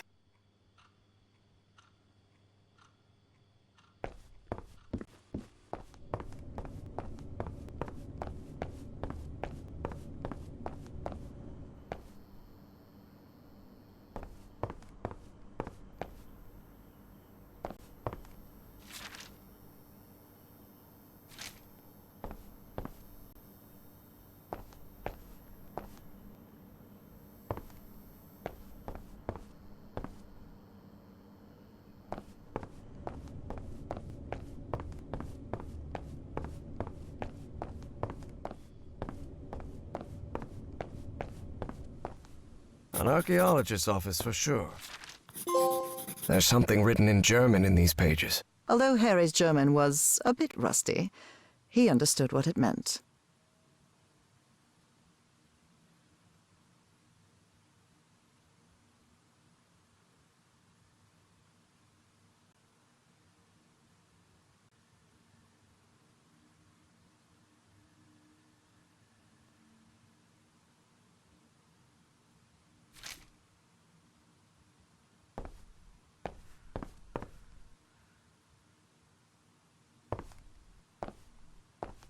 This must be the group's official photographer.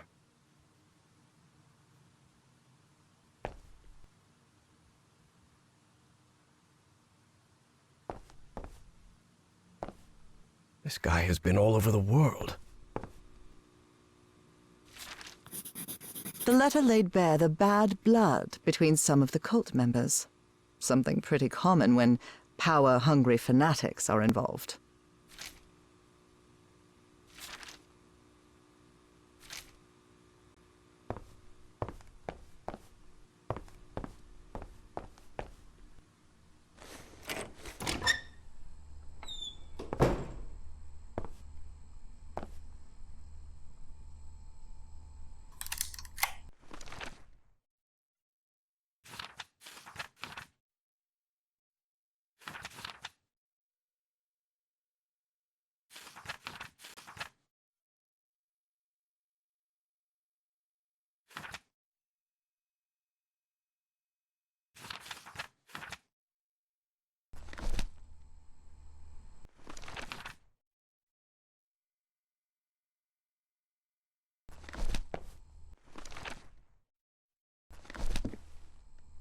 trays with various chemical substances.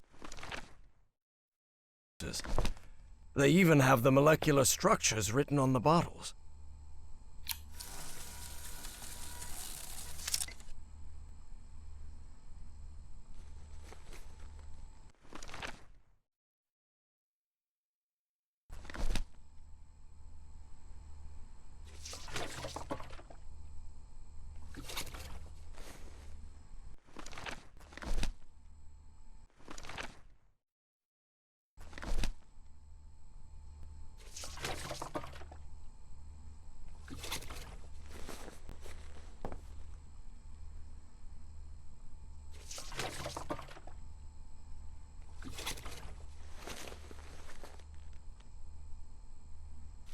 Good. I've developed the photo.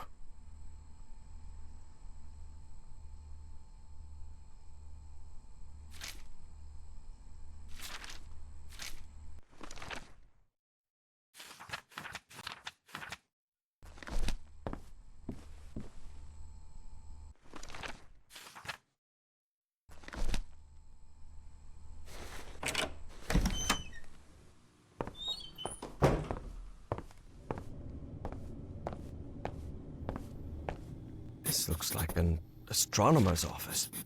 This book seems to recount traditions of ancient Egypt.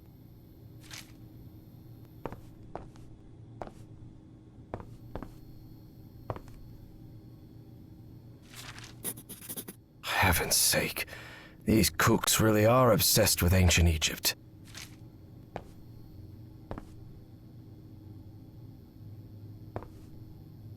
Different constellations. It would take a good eye to locate all of them in the night sky.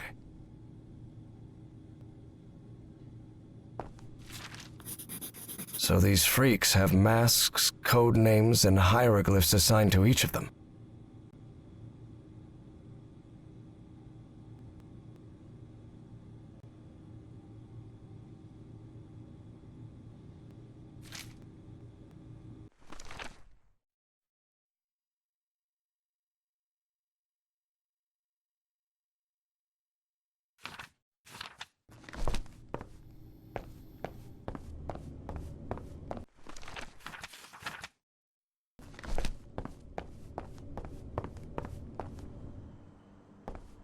This shelf is packed with every kind of specimen. I'm sure I could name all the fish in this aquarium. Much to his dismay, Harry had become something of an... Looks like even kooky cultists have a love life. Who would have thought?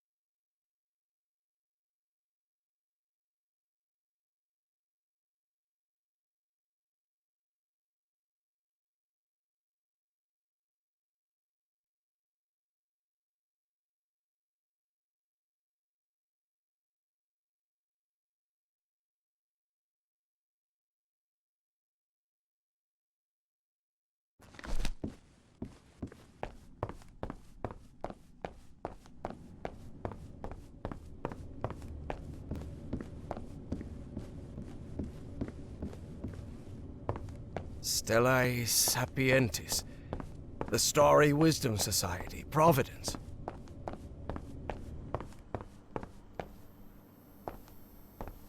Hanging your college diploma on the wall while you're in some sort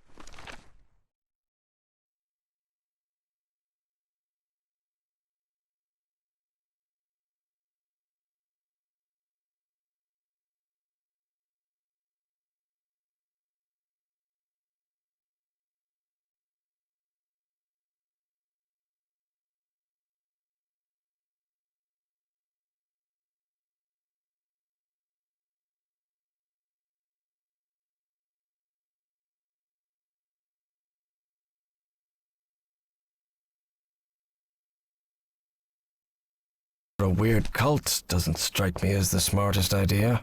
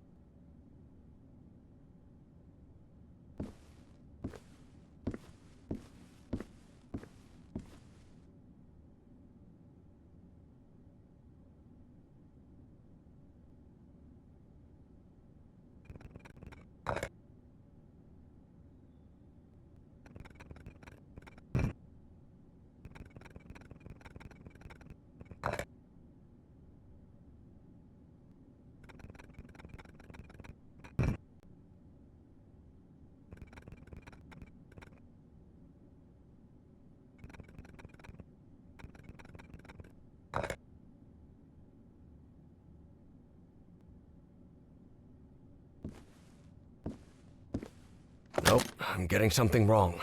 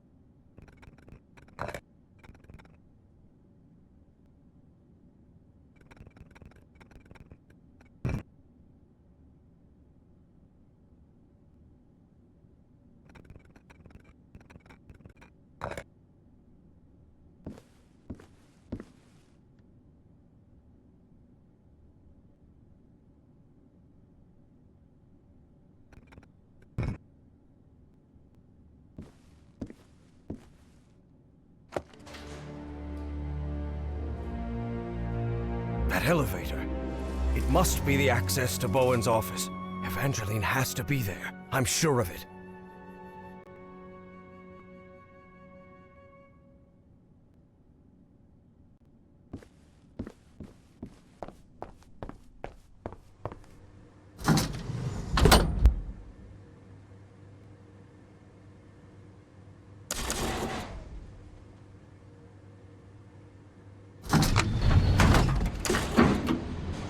As he rode the elevator up, Harry regretted not bringing a weapon.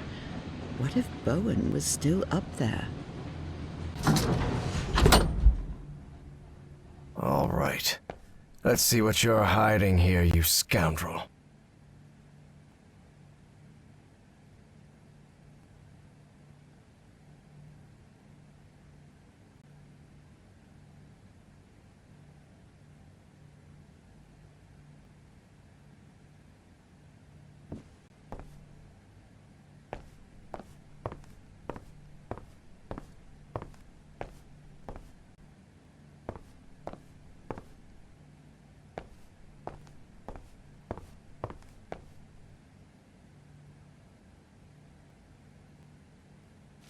That doesn't sound good at all. And what's this Azathoth business?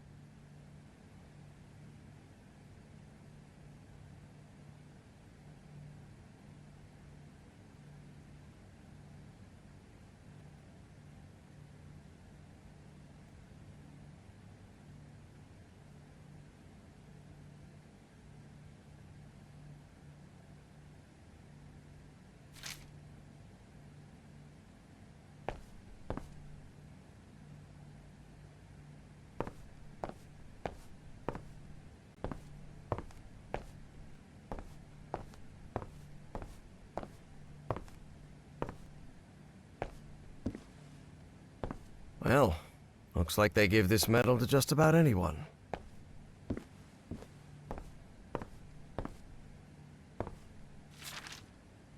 Say.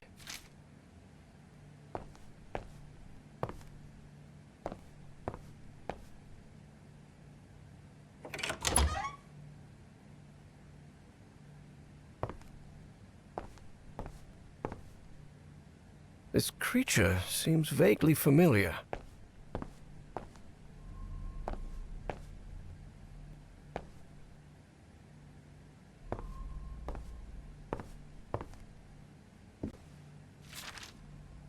Dr. West?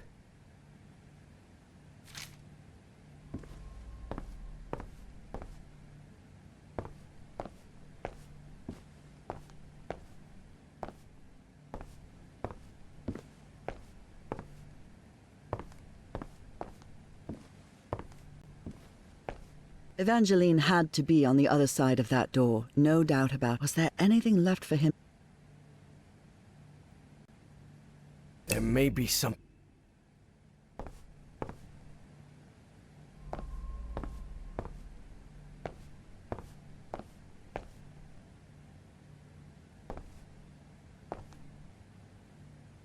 This creature seems vaguely familiar.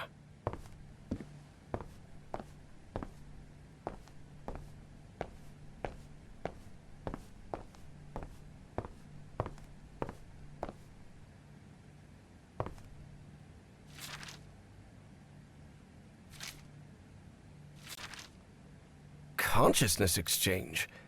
Is he talking about mind swapping? Spitsbergen. That's the...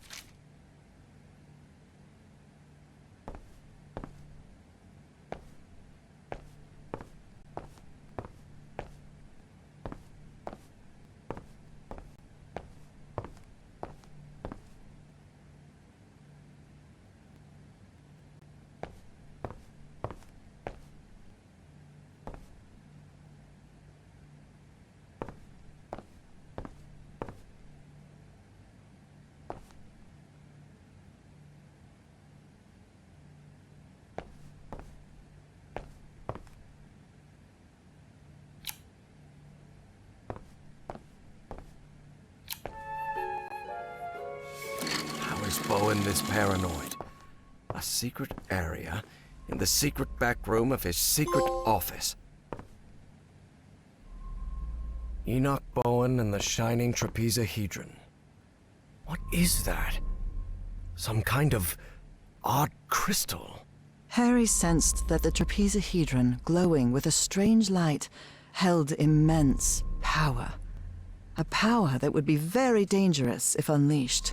And although he felt the urge to touch it, he decided it was better not to.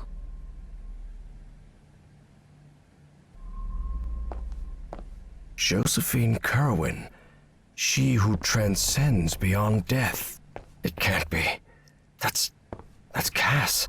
Ah, yes. That was the confirmation of something Harry had long suspected. Bowen never admitted it, but he had sabotaged Harry's expedition. Evangeline had to be... Was there... Please behold. Let's go, Miss Drayton. We have to get out of here.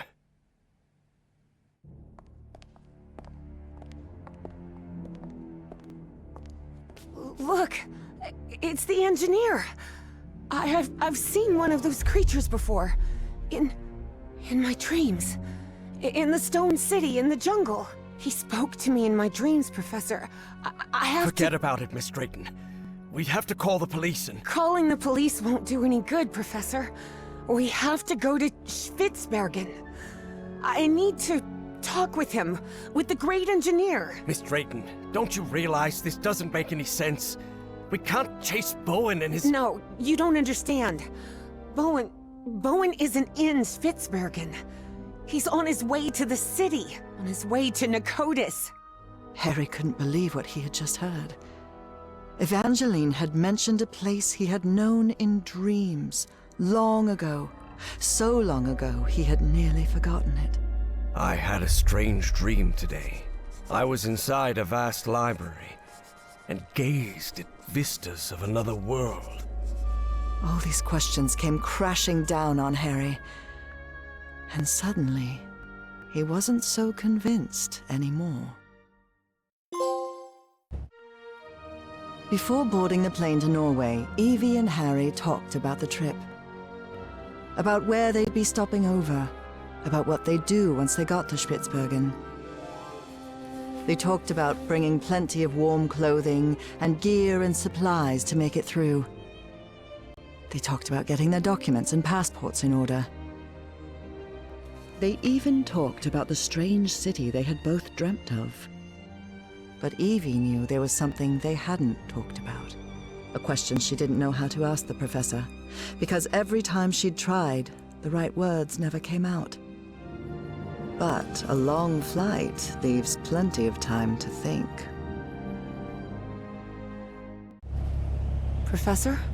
Yes? When I was being held by... Before boarding the plane to Norway, Evie and Harry talked about the trip. About where they'd be stopping over. About what they'd do once they got to Spitzbergen. They talked about bringing plenty of warm clothing and gear and supplies to make it through.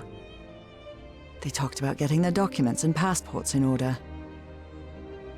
They even talked about the strange city they had both dreamt of. But Evie knew there was something they hadn't talked about. A question she didn't know how to ask the professor, because every time she'd tried, the right words never came out. But a long flight leaves plenty of time to think.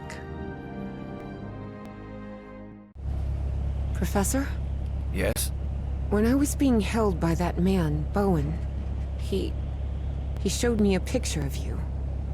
A picture of you and my father in the Pacific. Did you know my father, Professor? And then, it was Harry who didn't know how to find the right words. Because even though he'd been waiting years for that question, he still didn't know how to answer it. Evie took Harry's silence as a yes. How come you never told me you knew my father? You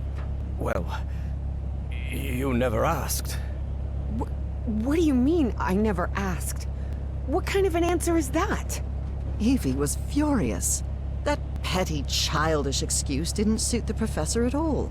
Look, I wanted to. You wanted what? Just talk, for God's sake. All right. I'll explain everything. Good. We've got plenty of time to spare before we land. My wife, Nora, was diagnosed with an incurable disease. The same hereditary illness of unknown origin that had struck her mother before her. The doctors had no answer. So I decided to find it myself. I never imagined the answer would take me so far away. To a remote island in the Pacific. Back then, I didn't have the financial independence I have now. So I had to raise money and put a team together. Do you remember the night before your father left for work in San Francisco? You were probably 5 or 6 years old? Oh, God. Yes, I remember. I remember a beautiful, dark-haired woman, a nervous, scrawny guy, and a man who seemed really happy about something. I'll never forget those words. You're a whiz, mister. Would you be interested, by any chance, in an exciting job opportunity in the Pacific? That's right. Frank agreed to come with us to the island. It pained him to leave you and your mother back in Mississippi, but he needed the money and I was paying very well. But that island wasn't what we expected. There was something there that... Let's just say there are forces in this world that mankind ought not to meddle with, Miss Drayton. Things like the black ooze, and on that island, it was everywhere. I told you, it's the most dangerous substance I've ever come across. We found that out when one of the expedition members came into contact with it. It was him, driven mad, who attacked your father. Just a shallow cut with an ancient dagger, but enough to infect him with that black liquid. That is what took Frank's life. I did what I could to look after him, but that infection, it was beyond anything I could handle. His final words still haunt me. Harry, please look after my wife and my little girl. And that's what I've been trying to do all these years. Though evidently not as well as I might have done. Evie was speechless. She could not believe it. Take care of me? What are you talking about? I just met you a week ago. I've never had anyone except my mother. And the only help we ever got was from the insurance checks. What kind of help are you— There was no insurance, Evangeline. What? Harry decided that since he'd started telling the truth, he wouldn't stop halfway. I am the Hydrangea Foundation. Hydrangeas were just Nora's favorite flowers, that's all. And then Evie understood. She understood the strange and painful sacrifice that man had made. I wasn't the one who drove that dagger into your father, but I dragged him to that island and didn't listen when he told me we had to leave. Harry had spent a long time avoiding the truth of what had happened nearly 30 years before, on that island in the Pacific. But for the first time in ages, he was forced to face it. So yes, your father died because of me. I can't tell you how sorry I am. I won't be so foolish as to ask for your forgiveness. I know I have no right to it. I understand how you must feel now. I understand that you hate me.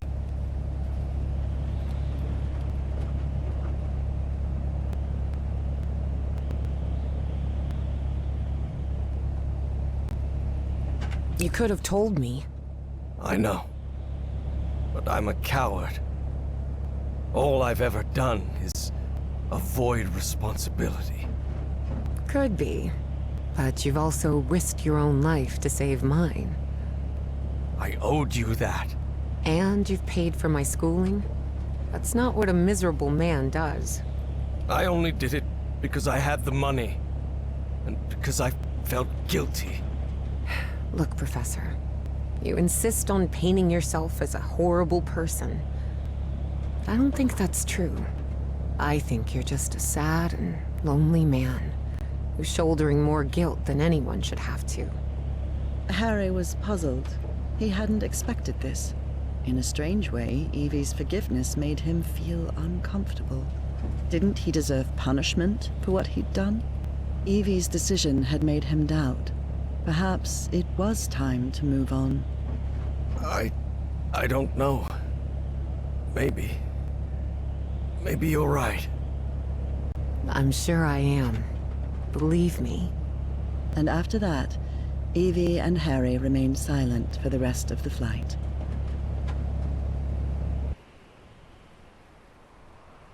Despite having talked about it, Evangeline and Harry were not prepared for the freezing cold they would face on that remote Norwegian island. Although weather would be the least of their problems in that place.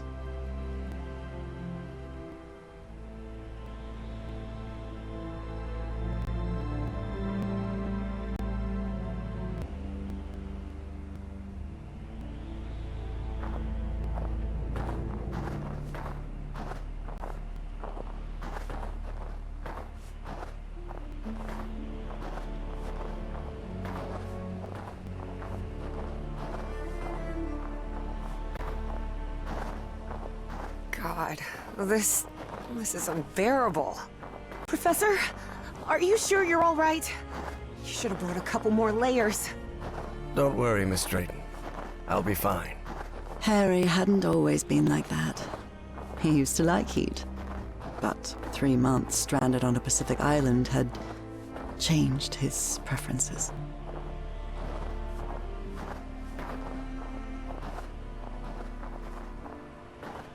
What we saw in Bowen's office? The Black Pharaoh, Azathoth, and all that? What do you think it means? Just the ramblings of a madman, I'm sure of it.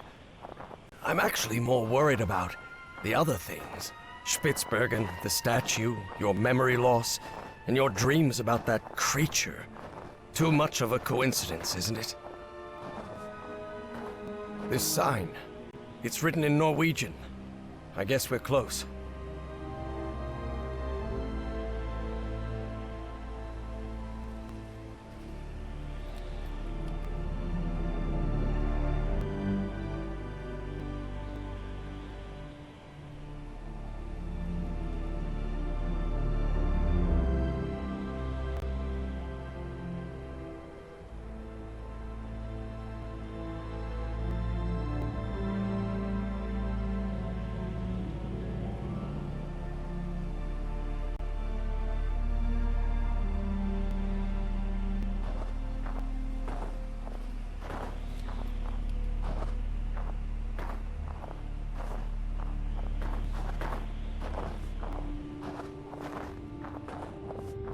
Do you really believe it's possible to switch minds?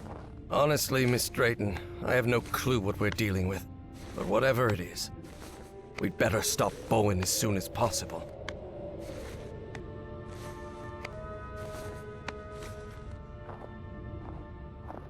Here it is, the radio station.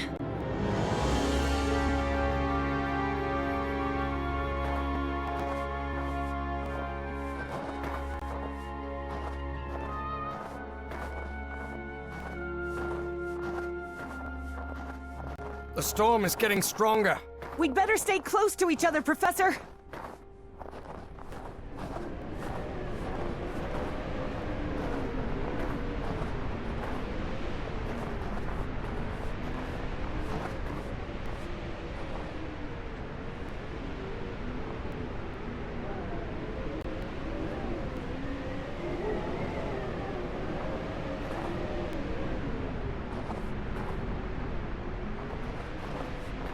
This looks like the station's garage. It's not working.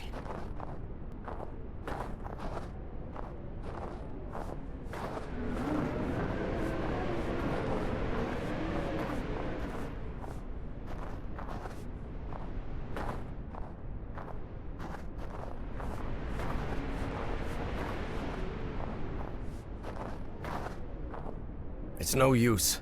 This switch is completely wrecked.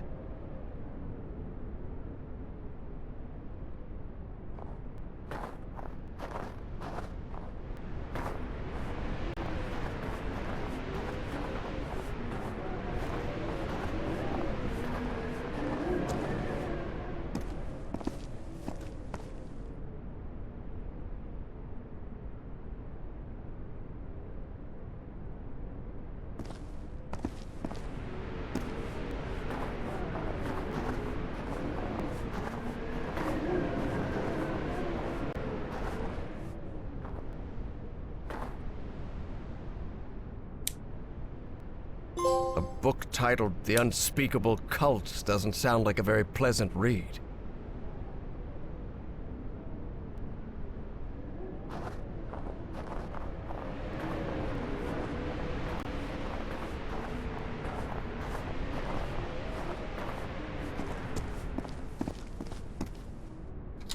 It's not working. This storage room's a complete mess. Like everything else in the station, it seems.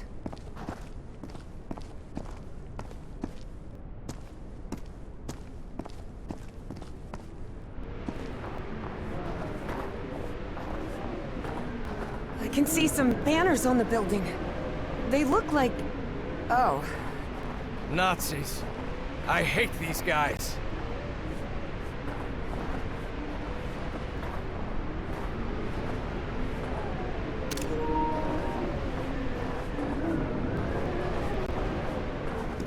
This must be the generator room, but it's locked.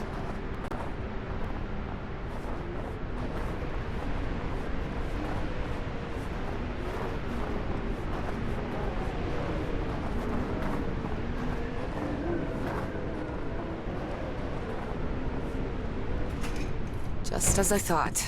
No power in here. We should look for the key. I'll have to take a look at it later.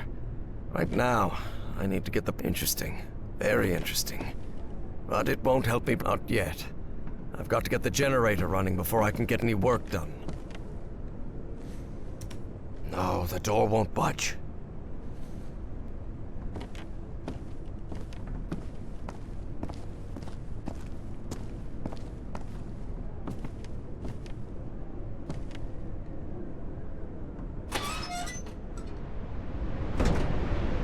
Evangeline, I see her. Harry hesitated to say the words because of how absurd they might sound. Spaceship of some sort? A spaceship? You mean like a flying saucer?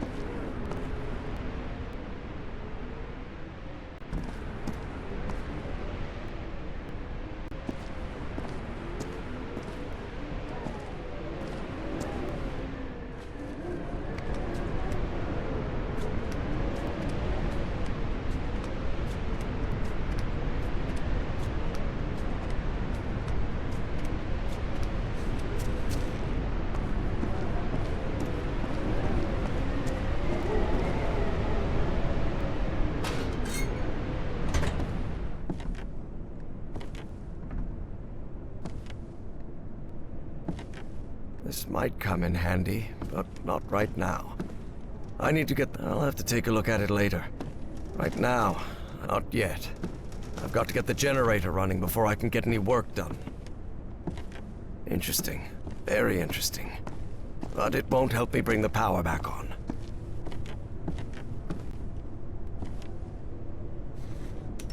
No, the door won't budge.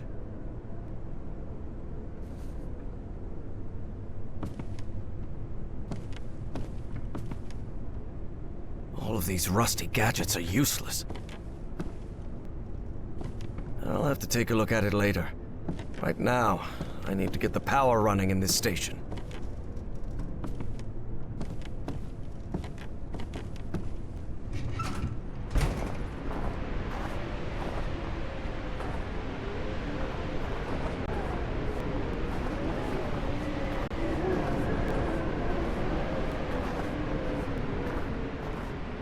This must be the generator room.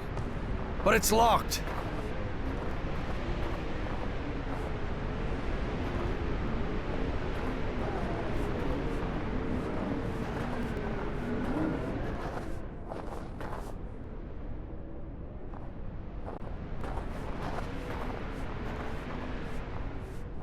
There are way too many beds for a simple radio station. That would back up what Bowen said. That this place was... It's no use. This switch is completely wrecked. There are way too many beds for a simple radio station. That would back up what Bowen said. That this place was just a cover-up.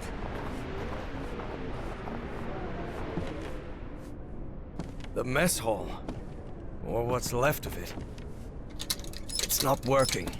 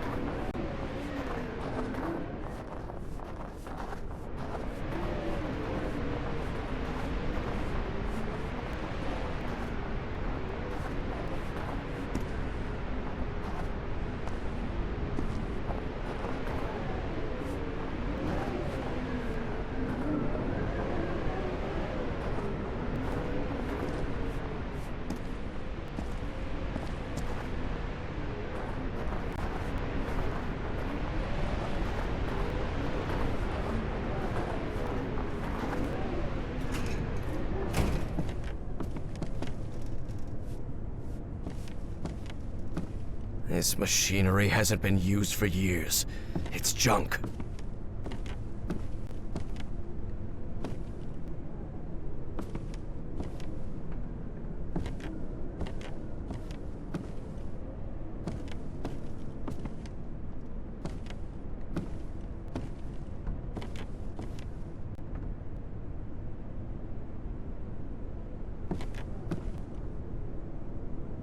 This must be the key to the generator room.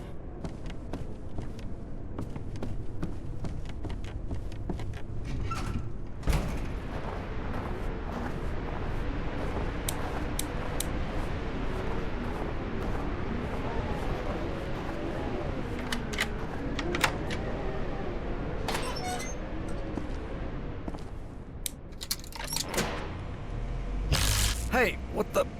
The current must have caused a power surge in that distribution panel up there. Let me take a look. Maybe I can fix it. Okay.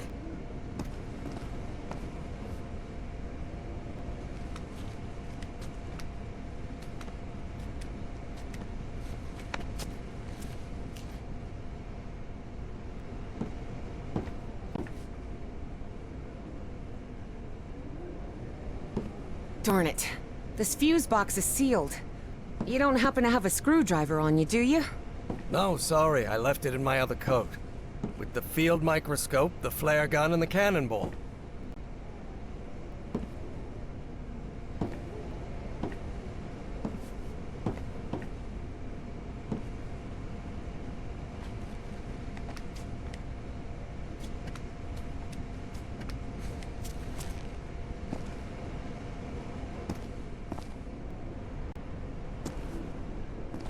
Weren't you going up there to fix it?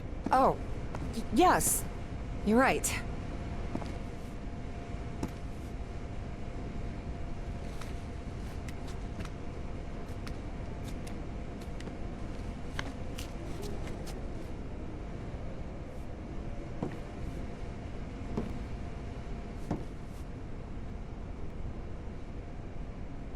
Perfect. This'll do.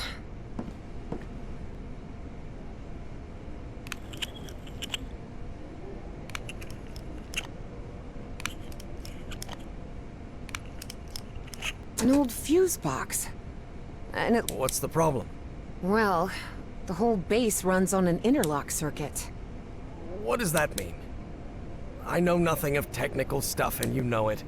It means that for the power to reach the antenna, you'll have to manually turn on each switch in order. You mean I have to look for switches all over the base?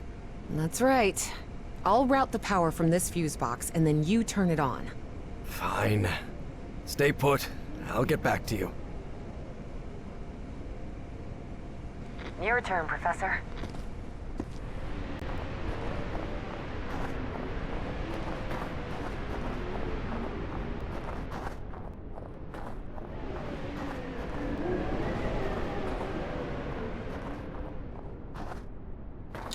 Good.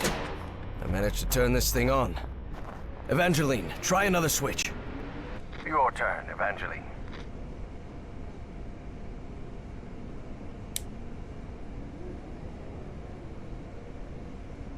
You're in charge now.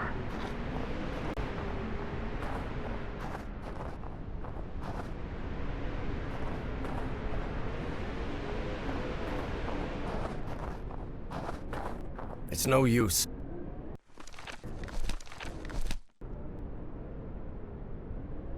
Please, by all means.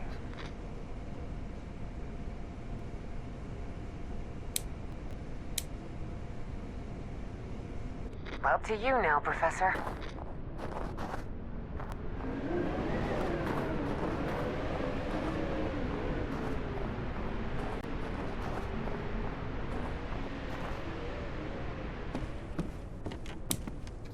Good. I managed to turn this thing on. Evangeline, try another switch. Okay.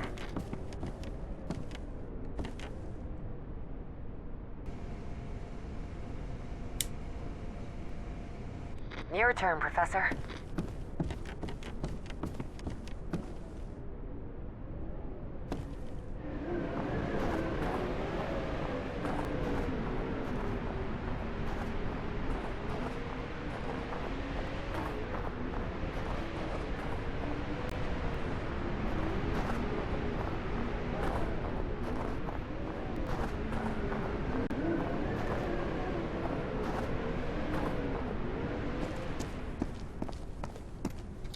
Good.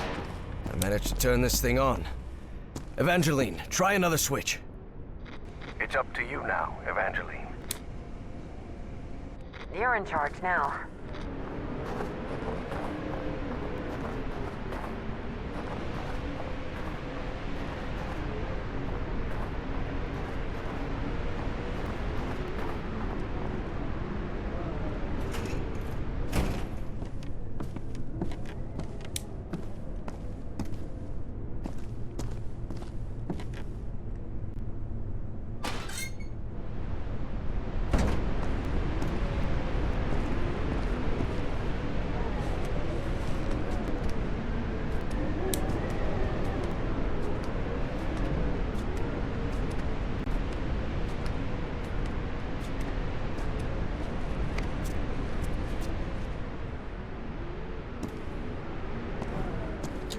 Yes, we did it! We're good. Power's on. I'm heading back to the antenna, Professor. Okay, Evangeline.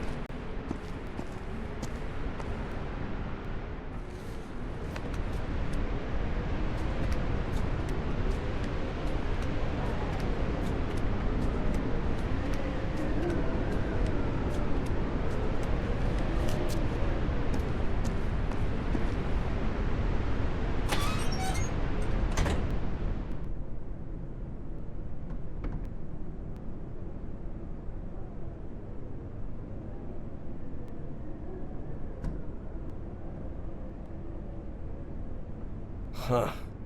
Wasn't expecting to see one of these here. What are you talking about? It's an Enigma machine.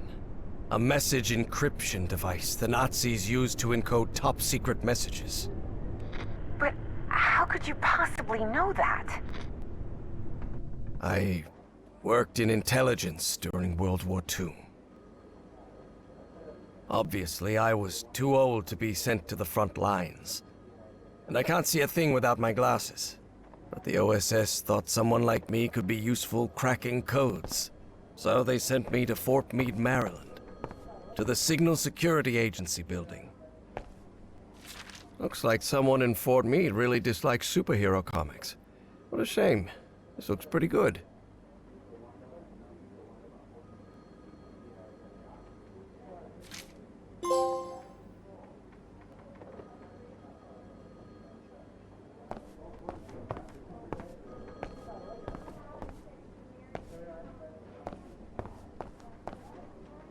Hendricks requested a transfer to Europe last week. He's a man of action, no doubt about it.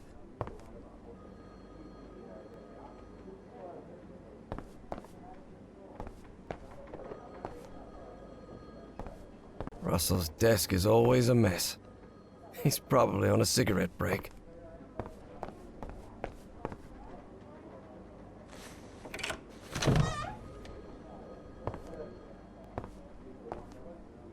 We worked hand in hand with the Brits. They'd already managed to crack Enigma, so I always keep... the set of components that makes Enigma's encryption possible.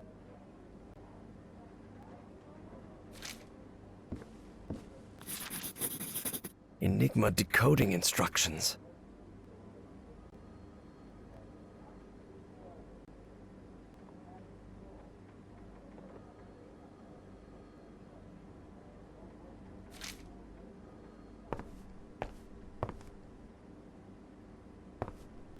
This is the message that needs to be deciphered.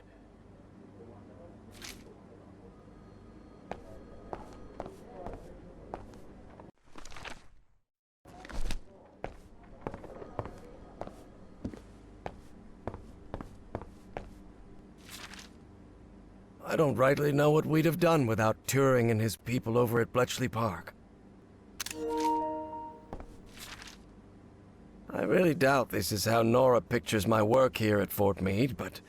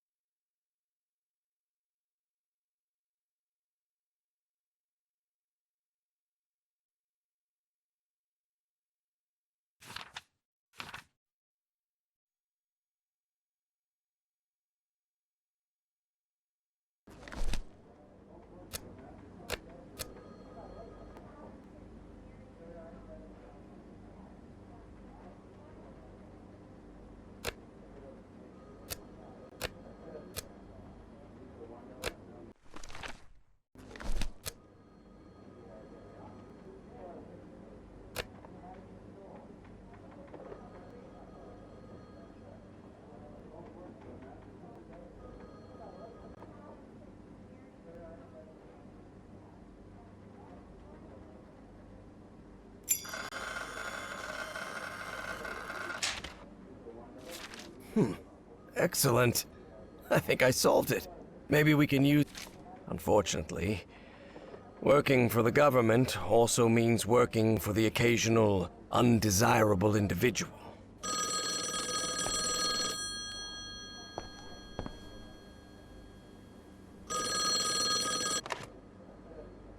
Yes?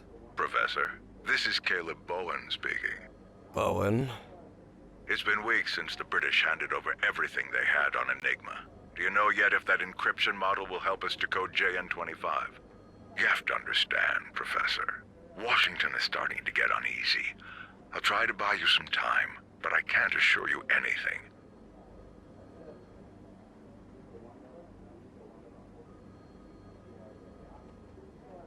There are similarities between both encryption systems, but they're not identical.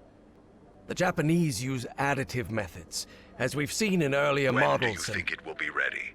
Cryptography is not an exact science, Bowen. We're making progress, that's all. Very well. I'll report that to Washington. Professor, hear me out on this. You're doing an excellent job. But please understand Listen, Bowen. The only reason I'm doing this is for my country. And one thing's clear to me. The less we deal with each other, the better. So frankly, don't bother trying to butter me up. Professor, we have more in common than you think. Why do you insist on making us enemies? Look, no matter how much you try to deny it, I know you're still a damn Nazi. And though I've never been able to prove it, I also know you had something to do with the sabotage of my expedition. Not at all, Professor. You refused our funding, and that was the end of it. Right. And you had no prior connection to Miss Cassandra Dexter Ward, is that correct? As I've already told you 1,000 times, I met Miss Ward when she came to our society with you, asking for money. So, it was all just a coincidence, right? Of course. Coincidences do happen, Professor. Listen to me, you disgusting little man. I have things to attend to. Do us both a favor and don't call again. What a moron.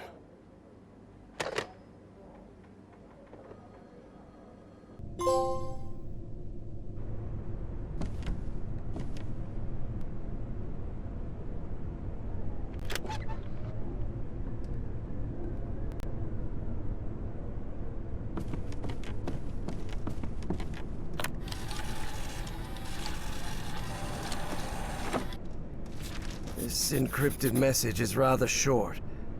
I want...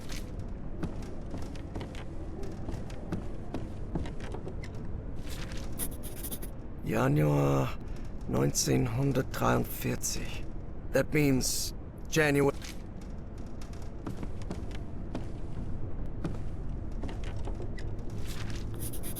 February... There's some sort of... An encrypted message. No use. It's encrypted.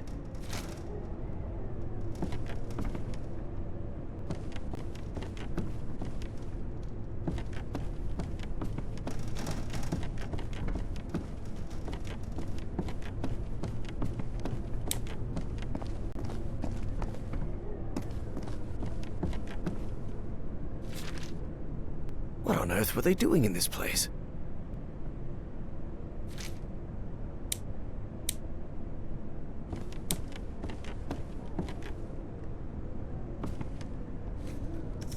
No,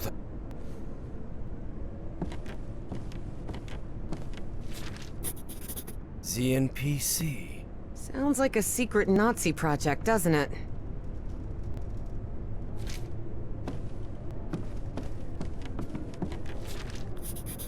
Boy, this radio station gets creepier every minute. Yes.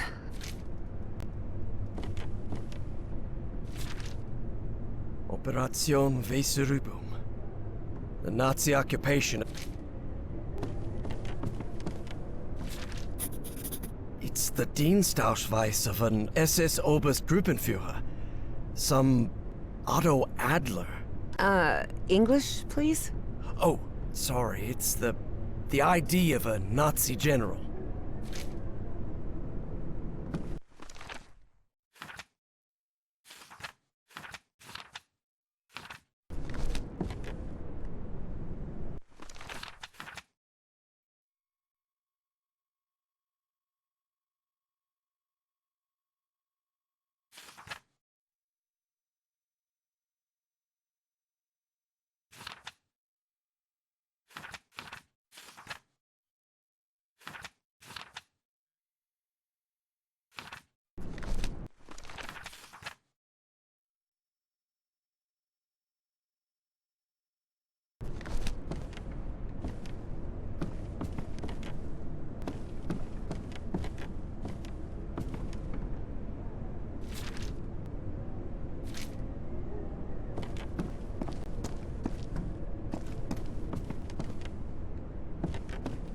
Looks like a workers' registry from 1943.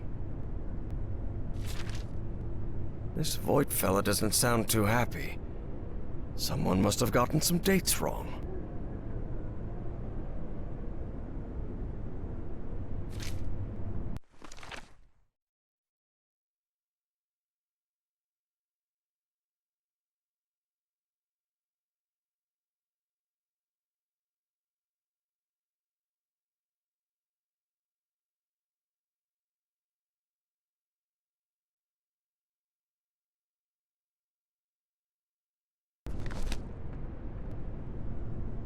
What a creepy-looking face he has. That guy with the white hair must be the senior one. What a creepy-looking face he has. A monocle. He must be upper class. This guy looks like a bureaucrat.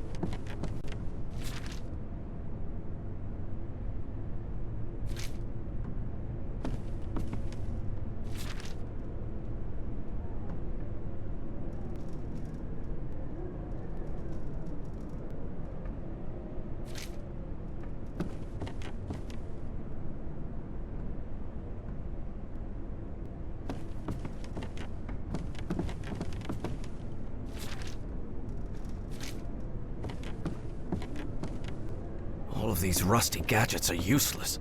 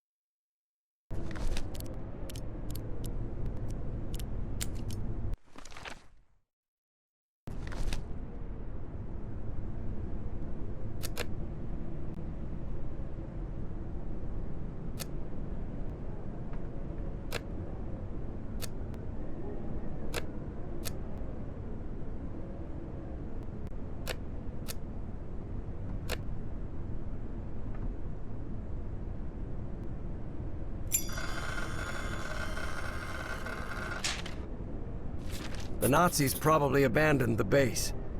That's why this message was never received.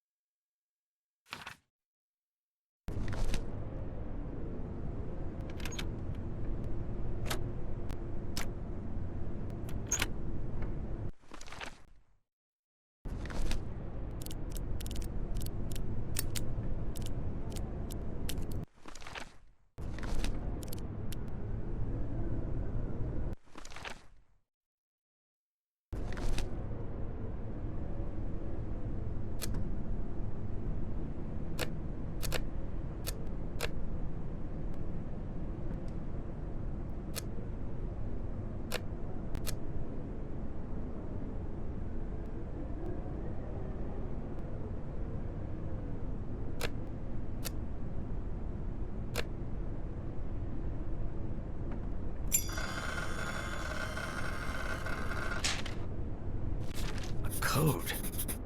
I wonder. Could that be the code to access the reinforced door, Professor?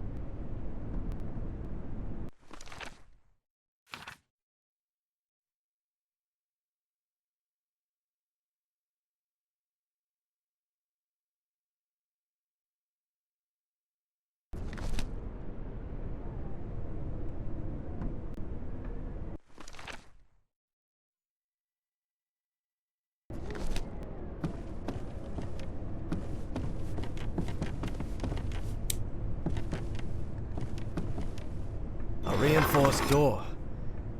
You still think this is just a radio station?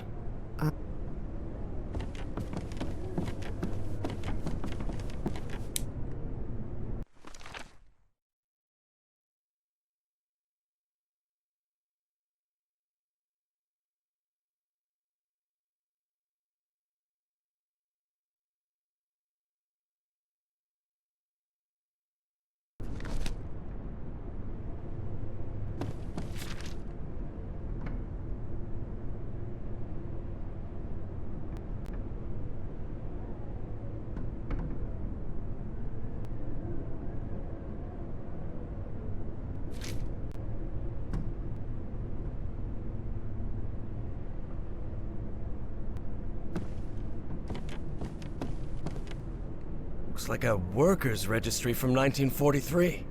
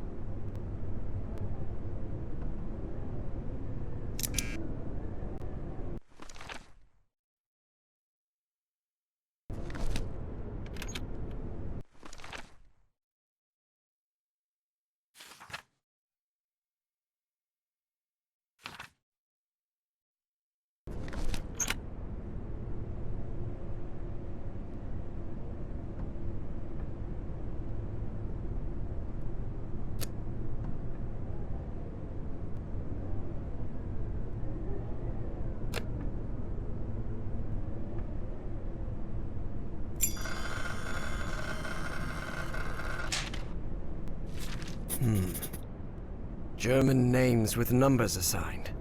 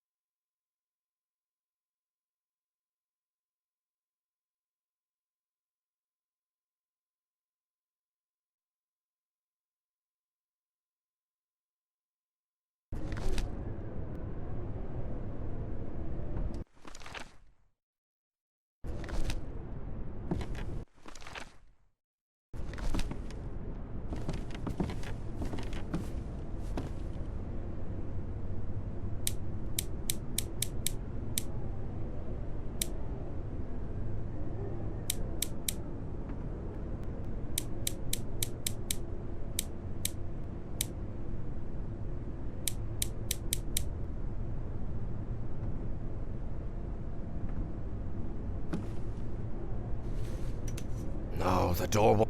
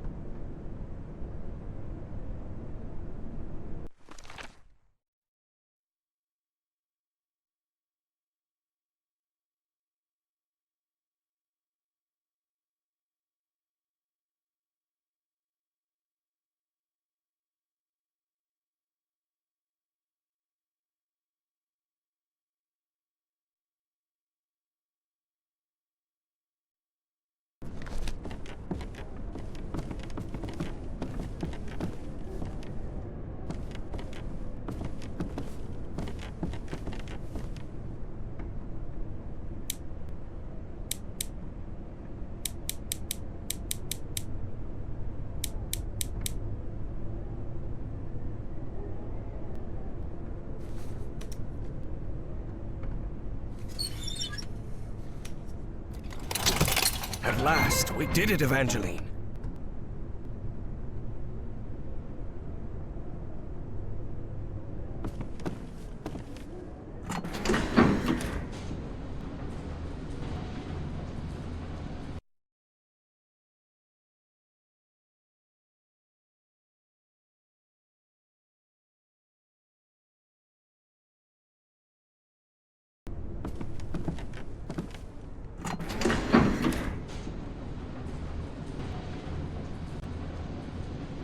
So the station was just a cover-up. But I wonder what for. Whatever it is, we're going to find out. And soon.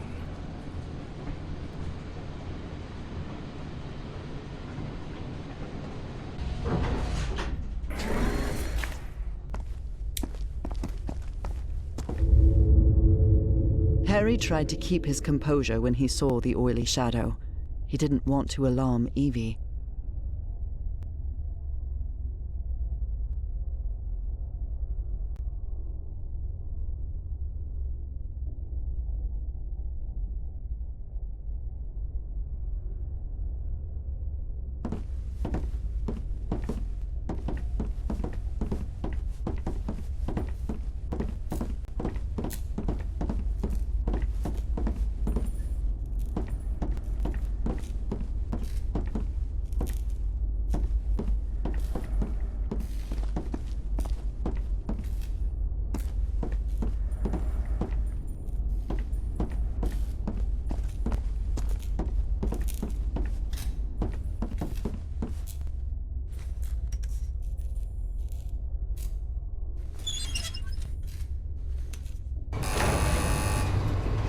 Think we'll find that great engineer of yours down here?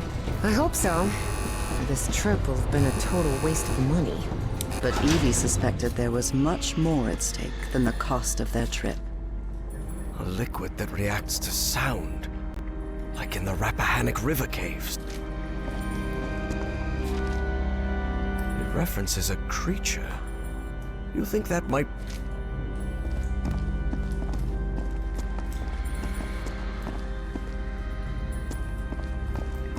Harry held his breath. The black shadows were back again. But then, What the hell is that thing? You can see that too? That sort of cloud of black smoke? Of course. It looks alive.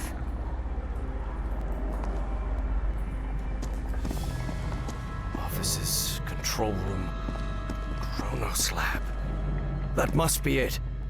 We have to go through to the other side. But how will we open these doors?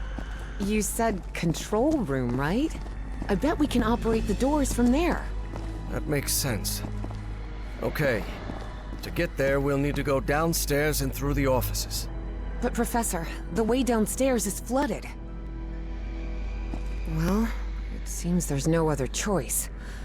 Which of I'll us... go this time, and I'm not going to allow any argument about it. because despite how I look, I'm not 80 yet, Harry thought to himself. Do you want to go down then? Go ahead. Lower me down. All right. Be very careful down there, Professor.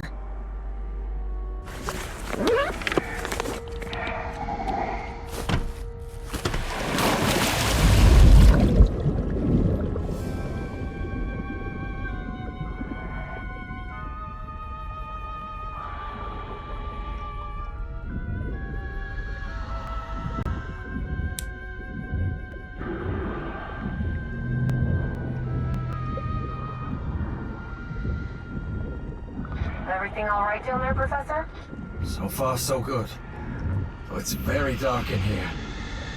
I think I know why this place is flooded.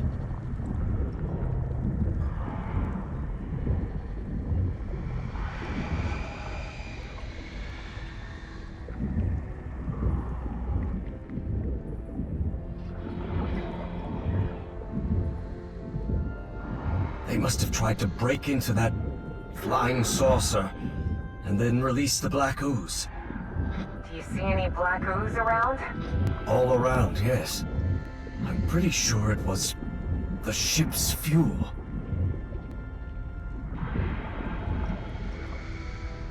I've still got 10 minutes of air in this suit.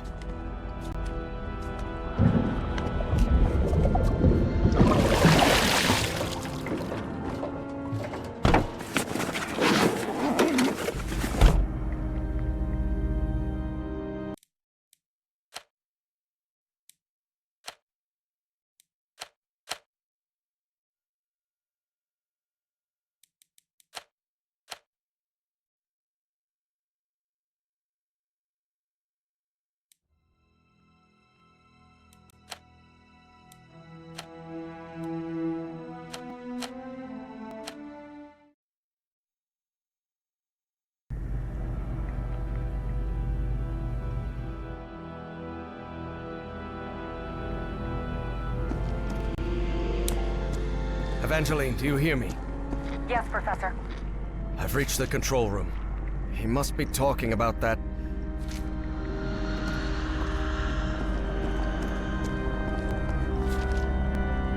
So that thing is not only alive, but it's also aggressive.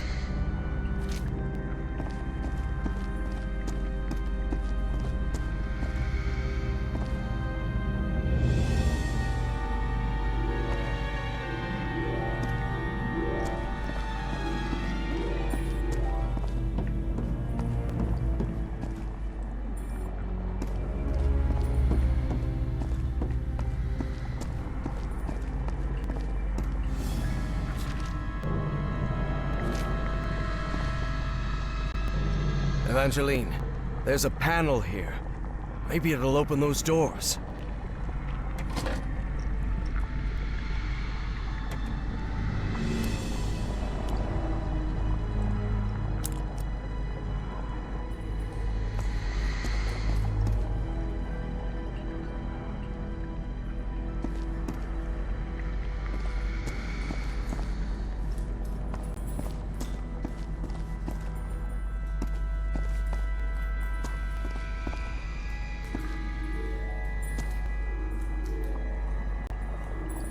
You're in charge now.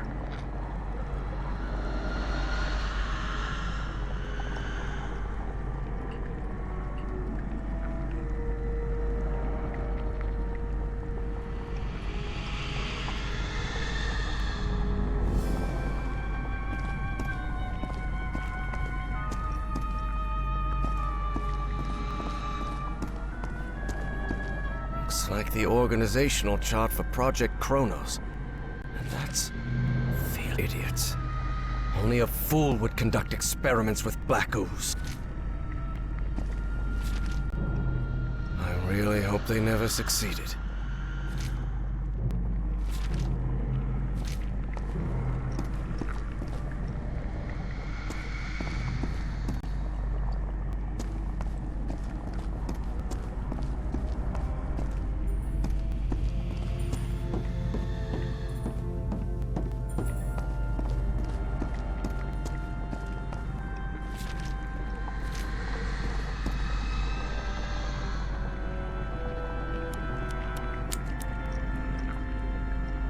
Please, by all means.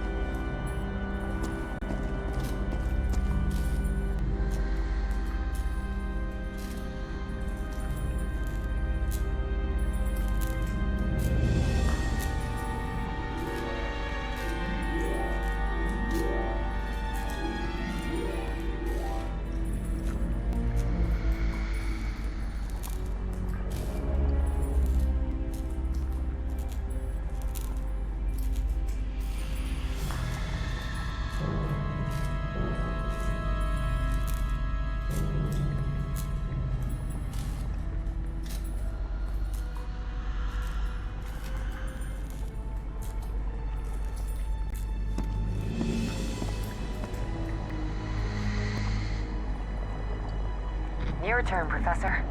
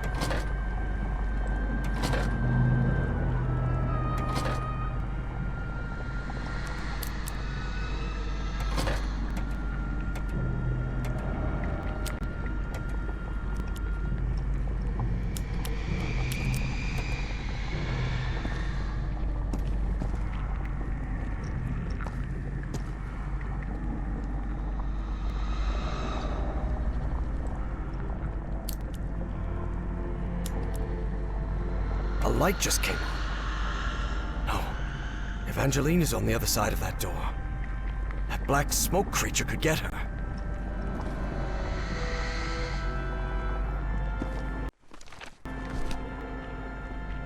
Your turn, Evangeline.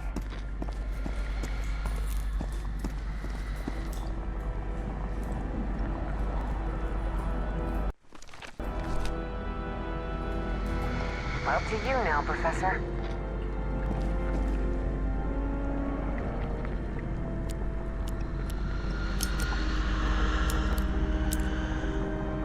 All right, that's on. Professor, look. That thing. It's moving into the next chamber. It seems to move like a trapped insect.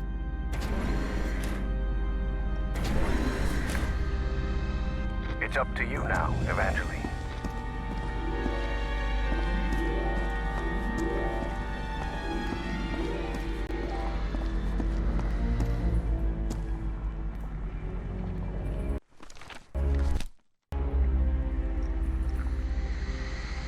Your turn, Professor.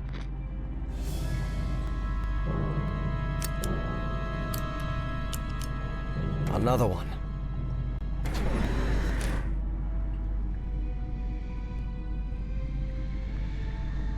Your turn, Evangeline.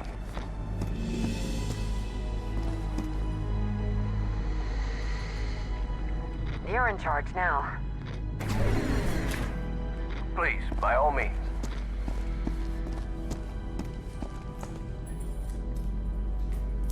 Up to you now, Professor.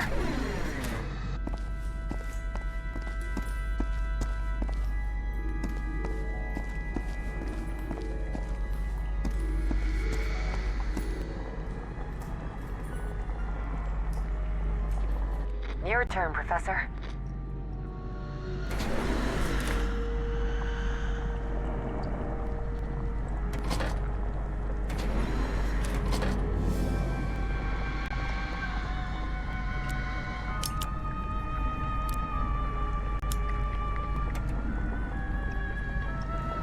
Please, by all means.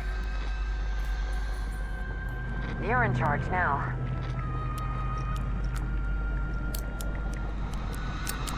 Good, good. It's up to you now, Evangeline.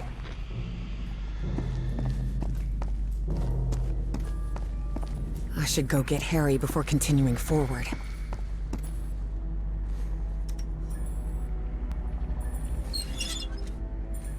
I opened this door for you, Professor. You can leave the control panel. I think we're safe.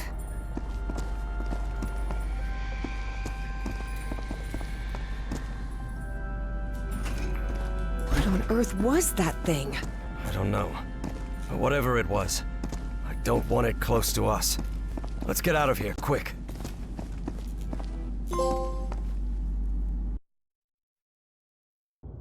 What is this place? What is this place? It looks like the heart of Project Kronos. Could be. Do you think we gave that horrid thing the slip? I really hope so. After seeing what that black smoke can do to humans, I wouldn't want... What the hell? How did that thing get out? No time for questions now! Run, Professor! Run! Quick, the bunker door! Help me close it, Evangeline!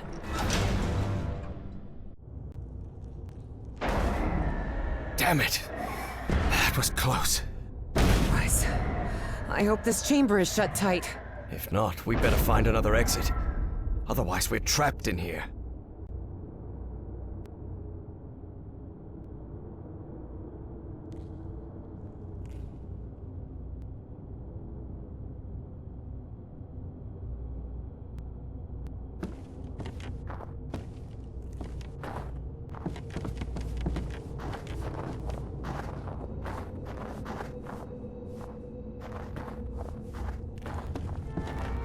Lord Almighty.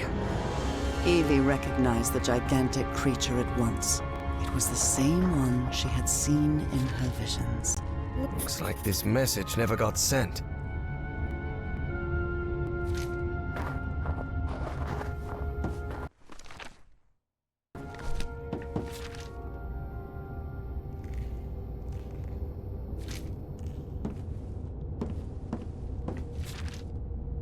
So the Nazis called the black smoke things polyps.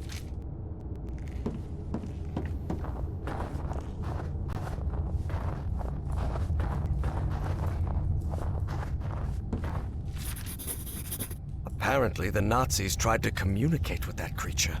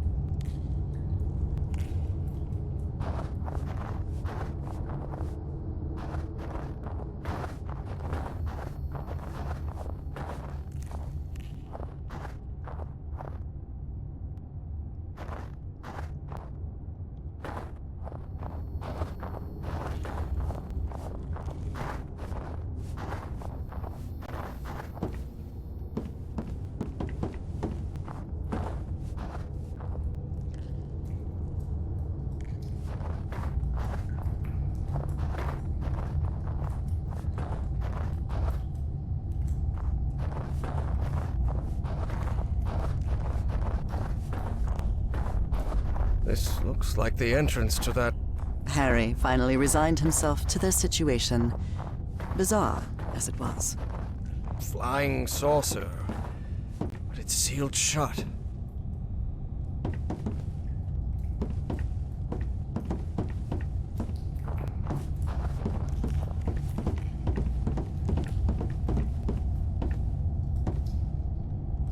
This seat is what the Nazis used to try to communicate with the creature. All right, there's no time to waste. Try connecting me to that machine, Professor. Evie knew perfectly well that the professor was about to rattle off a whole list of reasons why they shouldn't go through with it, but she had neither the time nor the patience to listen to them. And before you say anything, yes, Professor, we have to do it. Because we're trapped in here. And yes, Professor, it does have to be me. Because I'm the one who has dreamed of that creature. And the one who understands its language. I know you're trying to protect me, but I need you to trust me. Just this once? Before the argument had even started, Harry had to concede defeat. You're impossible, do you know that?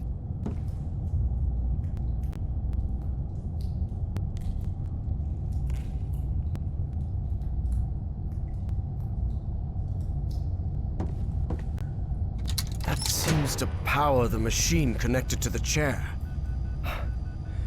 You can sit down, Evangeline.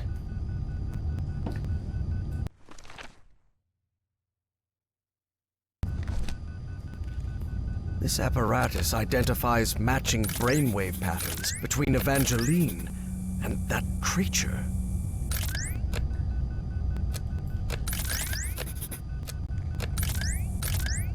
Another brainwave match. Good.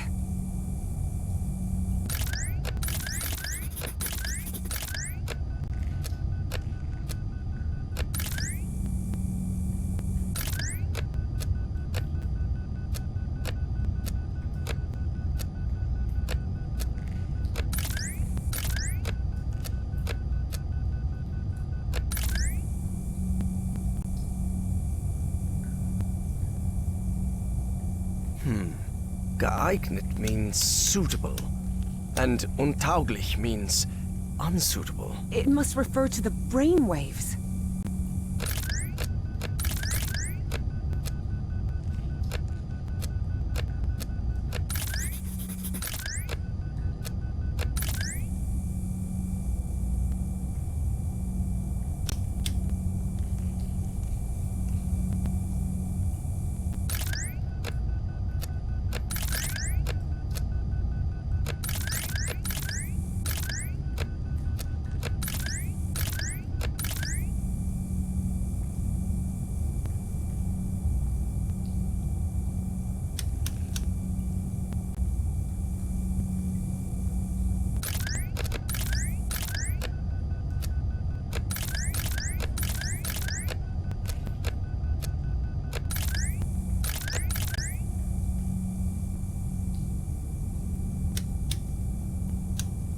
Looks like everything is set.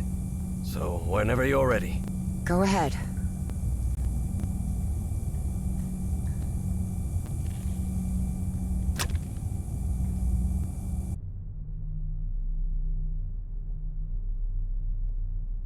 Evie found herself, in the literal blink of an eye, in a completely different place.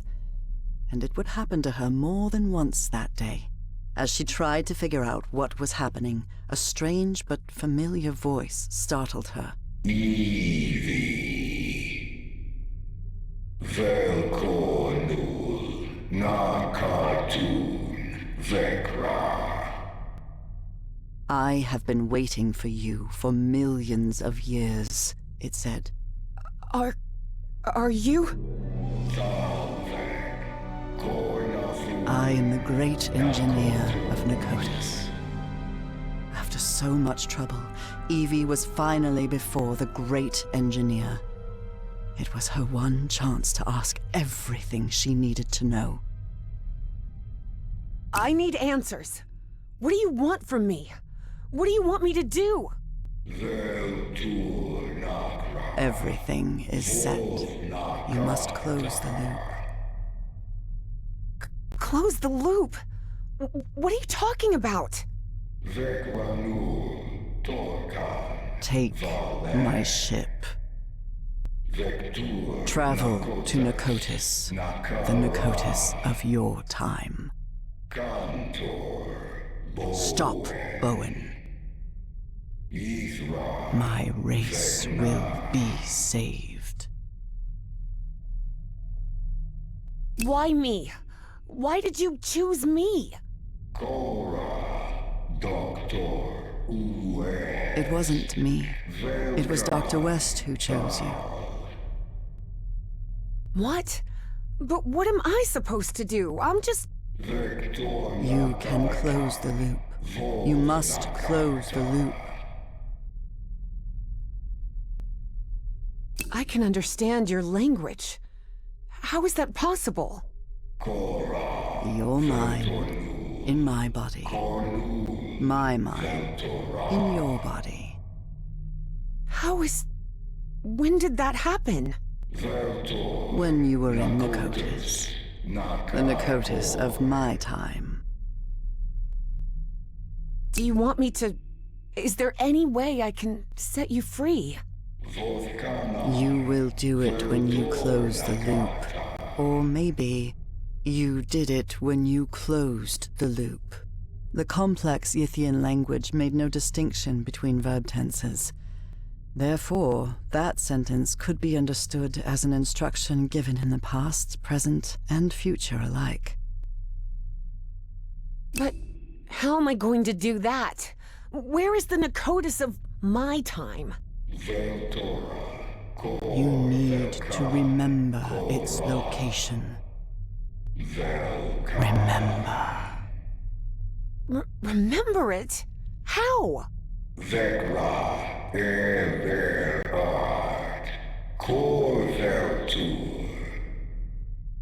Hearing that, Evie was left speechless. Follow Everhart's instructions. Evie didn't have time to ask another question, because in the blink of an eye, she found herself once again in that stone city from her dreams, millions of years in the past. Except now she knew it wasn't a dream.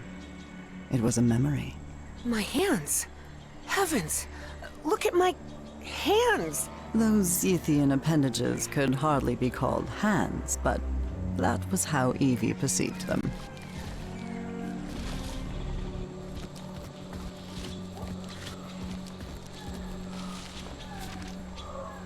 This was part of my information exchange with the Yithians. I believed I had to tell the Yithians everything about my time in exchange for my freedom, but I was wrong. Indeed, Yithians merely use the knowledge of others to plan their own decisions, in the future and in the past.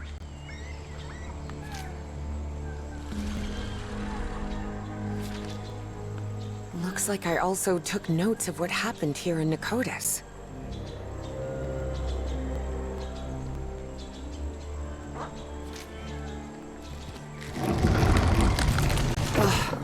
I can't believe I couldn't remember this amazing view of the towers of Nakotis.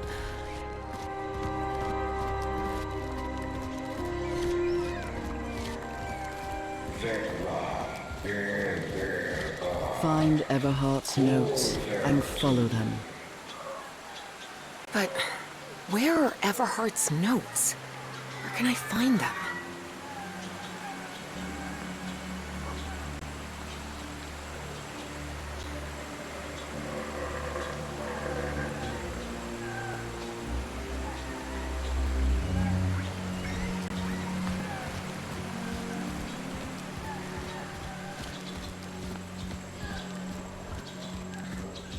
I always thought my dreams didn't take place here on Earth, but now I understand that this is how Earth used to be, millions of years ago.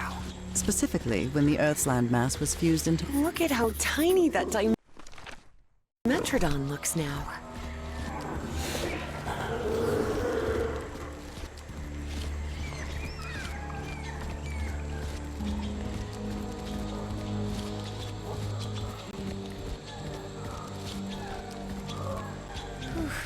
These ceilings sure are high.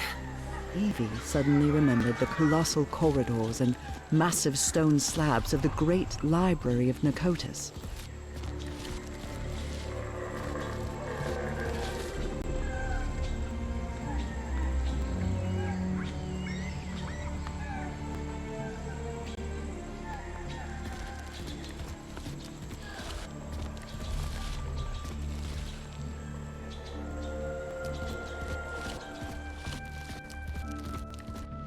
I remember this. I went to the Great Library every day.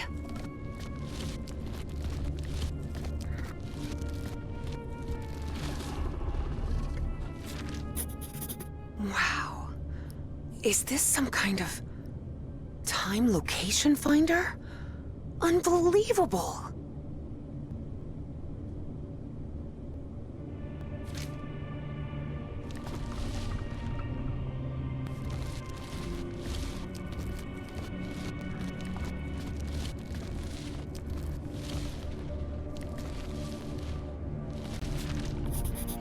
I believe I've seen some of these murals around here.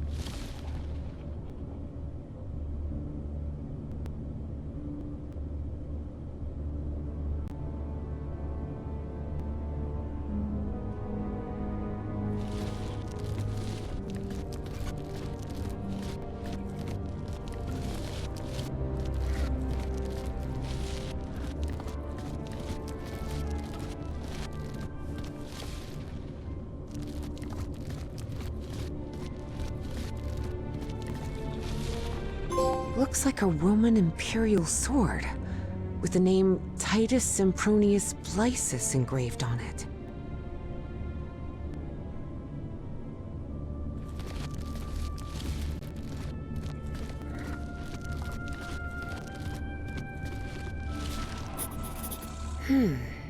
This observatory must be used to find the constellations associated with this...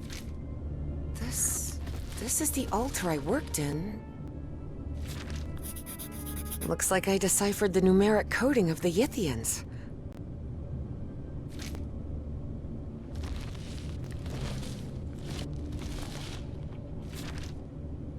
I don't understand this language.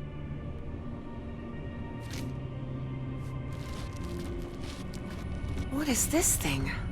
I remember it. Whoa! My goodness! I'd forgotten about these light convey. Tyrannosaurus rex, a dinosaur from the late Cretaceous period, 68 million years ago. A Dimetrodon from the early Permian, 270 million years ago.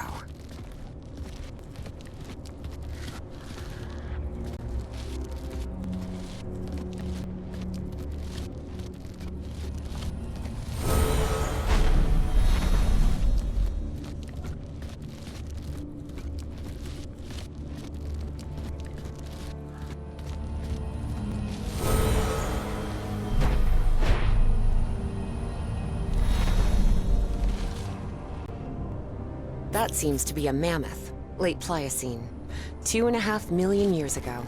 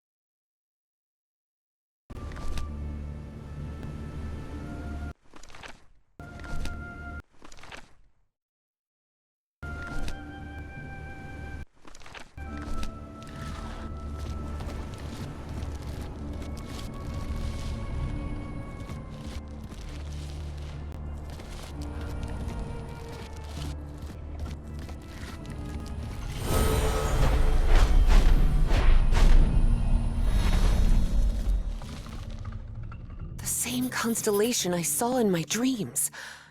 It must be important if they built this lookout for it.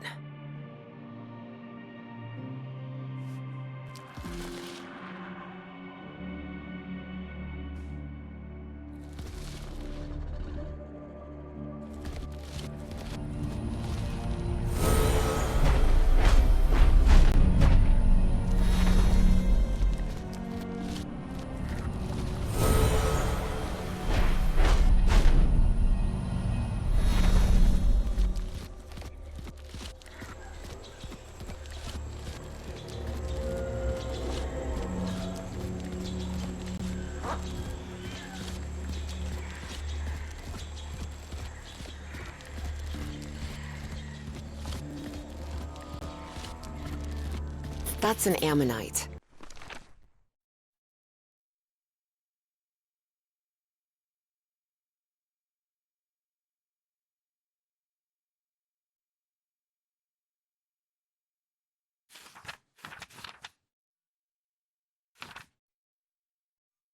Cephalopods that lived during the Devonian period, 400 million years ago.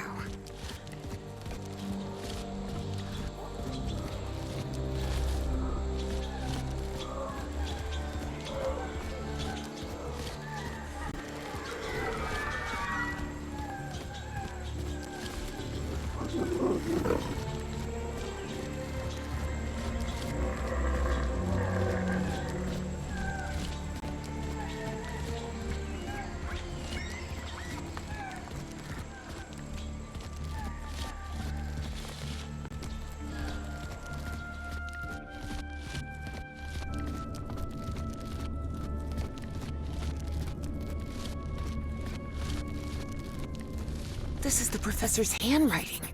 He really was in Nakotas.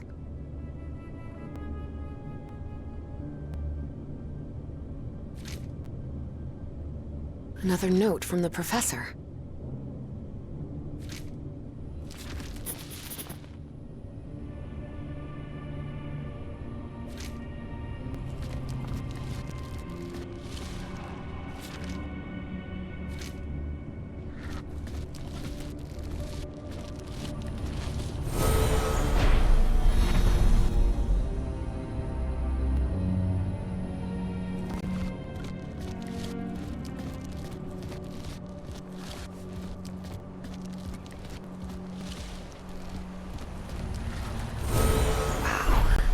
Everything is so beautiful here. I suppose this mural refers to us, Homo sapiens. We appeared roughly 300,000 years ago, in the Middle Pleistocene.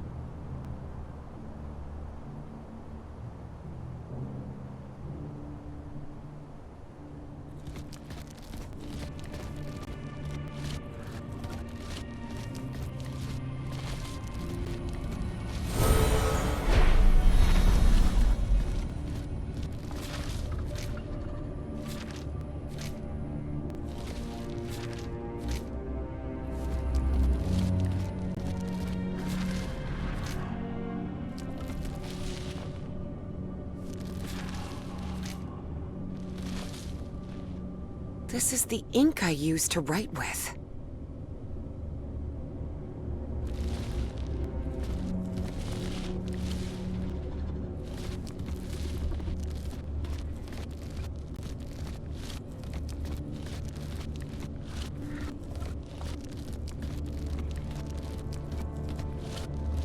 This mural doesn't look like decoration.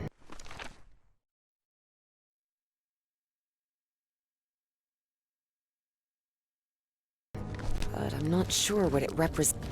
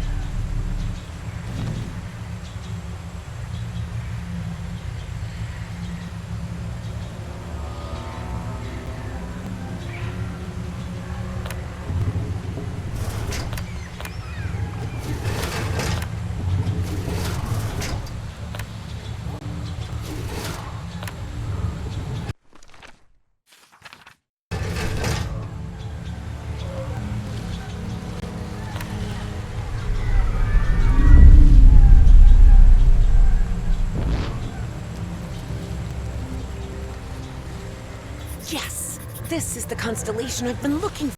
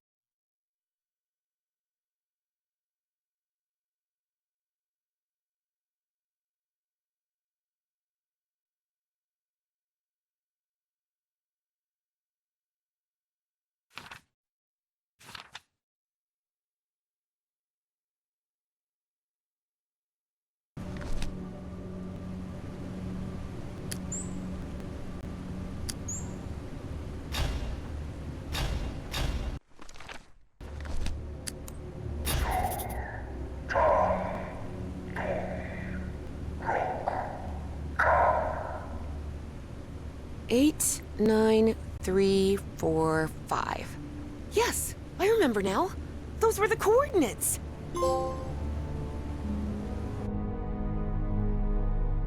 Great engineer. I know where to find the Nakotis of my time, but all I have are Yithian coordinates. And there's no way out of here. There's one of those black smoke polyps on the other side of the chamber door. Take my vessel.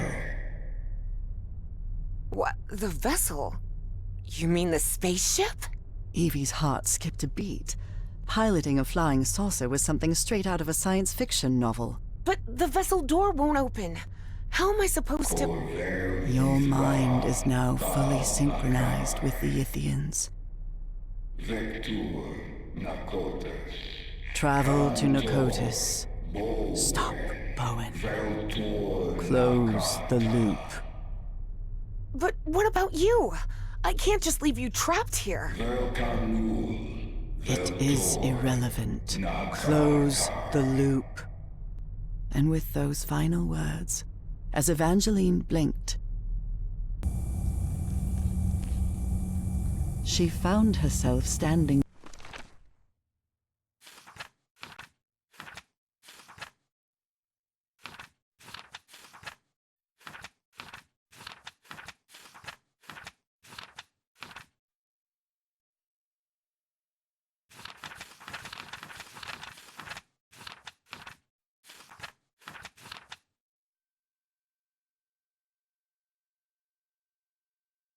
before Harry, back inside the Spitzbergen bunker again.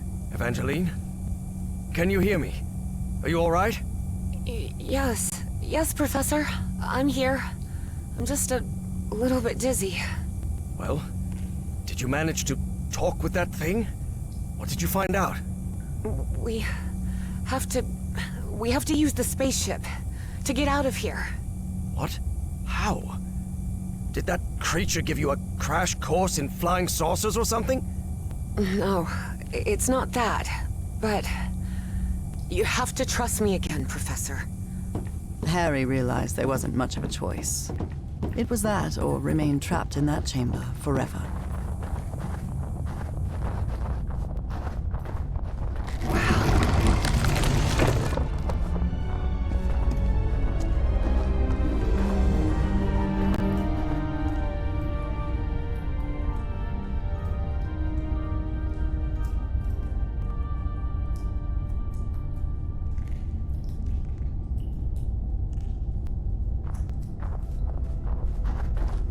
around, Professor.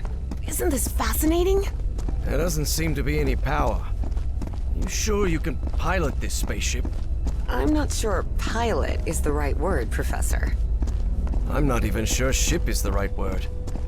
This looks more like a building than a vehicle. There surely has to be a starter somewhere, right?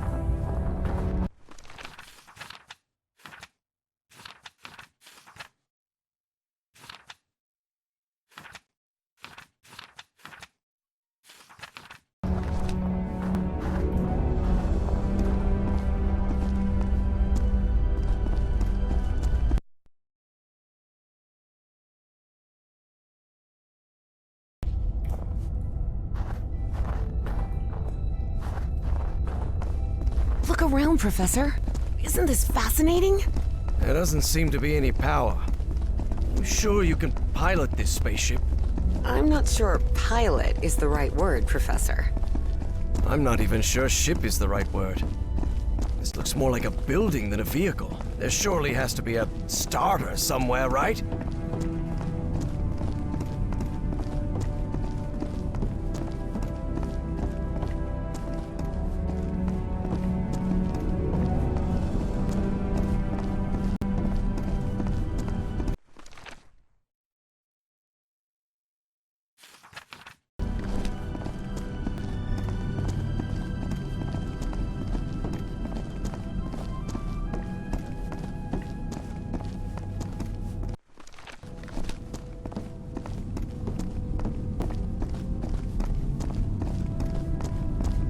Evie recognized a platform very similar to the one in the refinery beneath the Virginia caves, and understood what she had to do.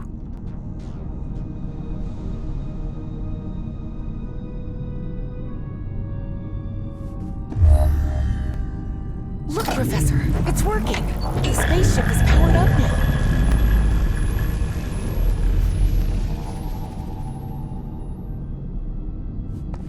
Damn it, where's the steering wheel?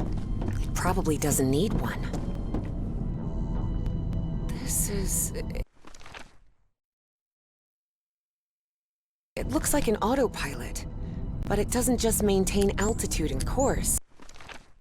It moves toward specific coordinates, which they express with numbers.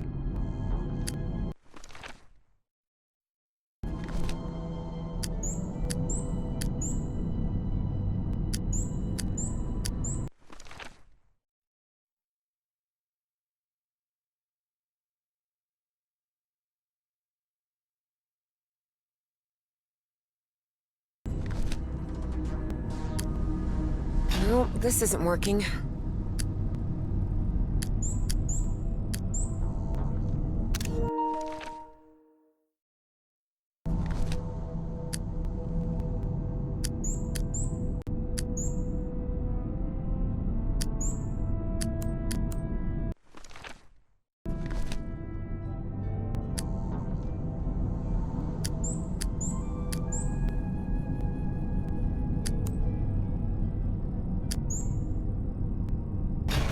got it. I've set the navigation system to the coordinates of Nicotis. There you are, Professor. The steering wheel. Looks like one. Sort of.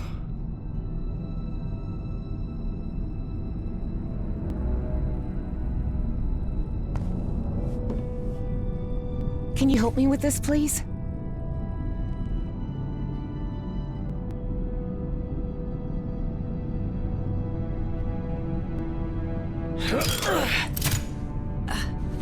Buckle up, Professor. Hey, whoa! Whoa!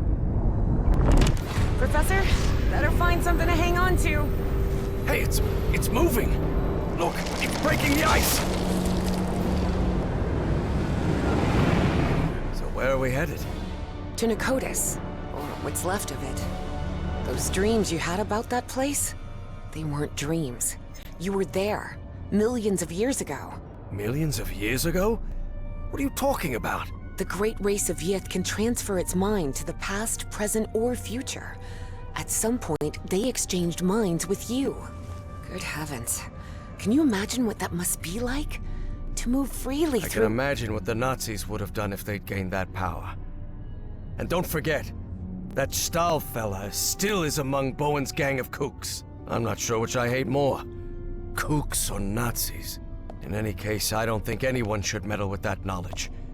As I've told you before, there are things we shouldn't... Evangeline, can you hear me? Evangeline? Oh, for heaven's sake, what's happening to you now? Time and space? Evangeline found herself in an unfamiliar place in an instant. For the fourth time in just a few hours. Oh, come on. Now what? What's going on? The difference was that this place didn't look like a narcotic construction at all. Nor was she inside the body of an alien creature. It just looked like the future. Why am I connected to this machine? And is this... This isn't my body. Where am I? Evie jolted in shock. If she was in this body, then who was with Harry on the spaceship to Nicotis?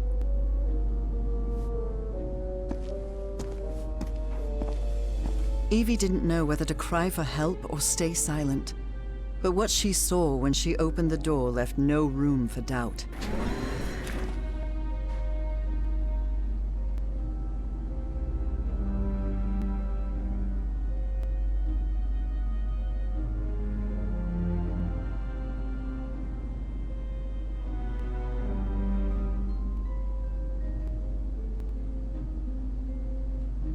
Oh no. That's Caleb Bowen! So Bowen had gotten his way after all. How else could he be leading a top-secret research project for the government? And then Evie thought of something worse. What if Dr. West was none other than Caleb Bowen himself?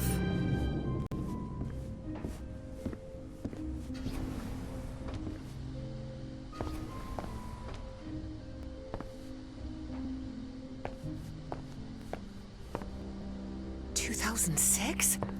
Am I in the future? But how did I get here?" Despite her confusion, for a science fiction enthusiast like Evie, the sight was fascinating. She had already been to... So I was right. This machine is a kind of mind swapper.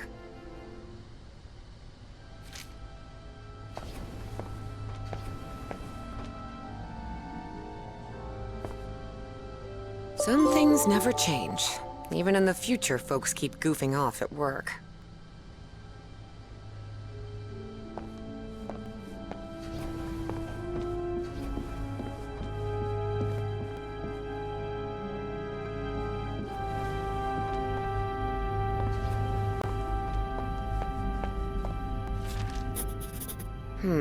So this rule overrides another one.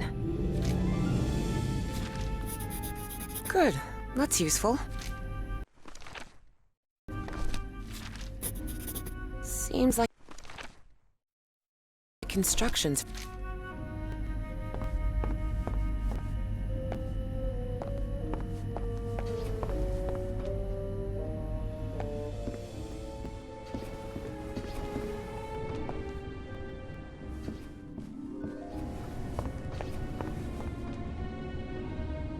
kind of machine is this?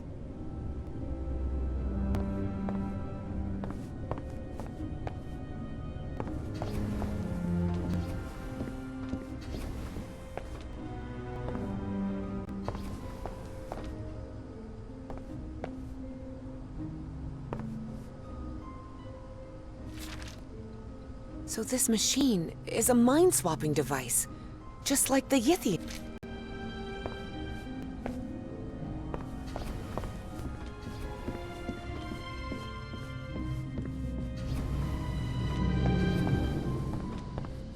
Is this a computer? That's small? But the ENIAC model at Miskatonic takes up an entire room. A computer that connects to other computers. They must have used really advanced Yithian technology to create this.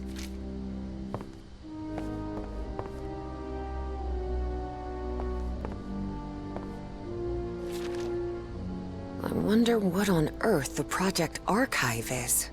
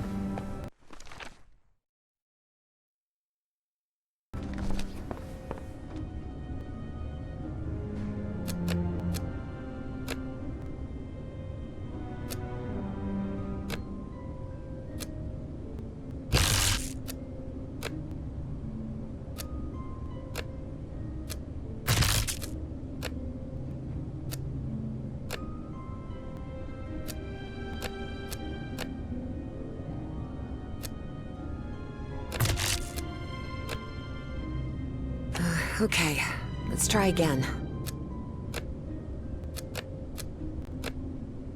Okay, let's try again.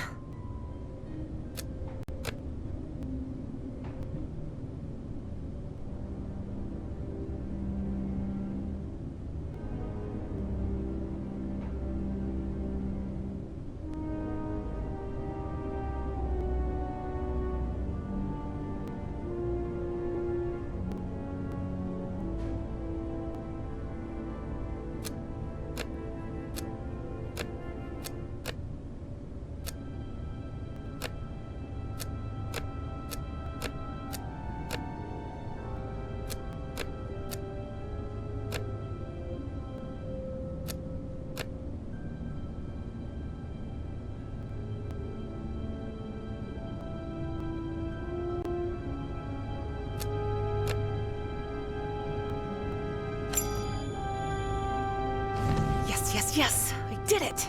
That mind-swapping device seems to be powered on again. I hope this works.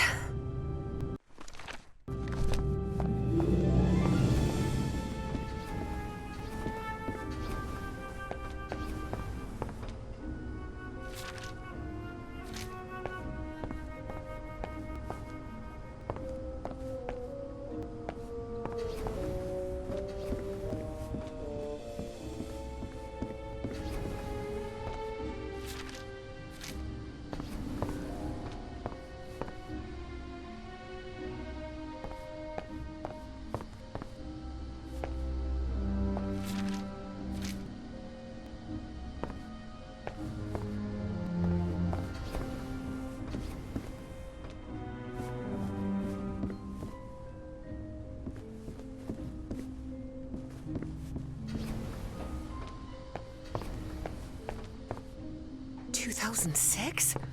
Am I in the future? But how did I get here? Despite her confusion, for a science fiction enthusiast... Huh. This device appears to interfere... Boy, this is getting complicated.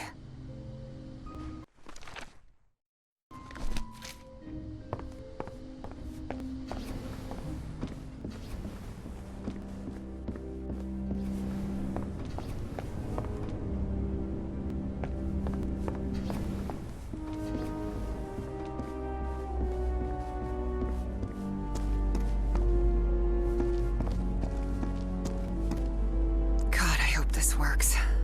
I need it to work. It's got to... Professor Everhart, listen carefully to what I have to tell you, please. Evangeline, are you... I am not Evangeline. I am Dr. West. Please, listen to me. You won't like what I'm about to say, but I need you to listen carefully and do exactly as I tell you. A greater plan is unfolding, and you must fulfill it to guarantee the survival of not only the human race, but of the space-time continuum itself. I'm sorry, but I'm not the best at following orders. I don't exactly Get along with quacks like me? Yes, I've heard that before. Who the hell is this Dr. West? And how could he know what I was going to say, Harry thought. Listen to me, please. You will reach the ruins of Nicotis, and you will find Caleb Bowen. Don't worry, you will stop him. So in the end, the good guys win. Glad that still happens once in a while. I'm not finished. There is a price to pay for Bowen's defeat, and that is Evangeline's life. What? You can't be serious. I am. Evangeline has to sacrifice herself, Professor.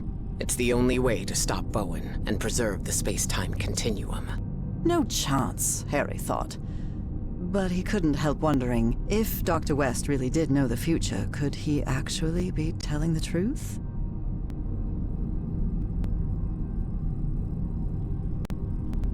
Forget it. I won't let that girl die. Then you'll be condemning us all to oblivion, causing Bowen's triumph and the collapse of the space-time continuum. There's no more time. But remember what I said. Evangeline must sacrifice herself. Harry considered answering, but found nothing to say. Arguing with someone who could see the future was pointless. I know you will do the right thing, Professor Everhart. After all, we've been through this before. Work, damn it! I made it. I'm back. Professor, what happened? Evangeline? Are you here with me? Yes, it's me.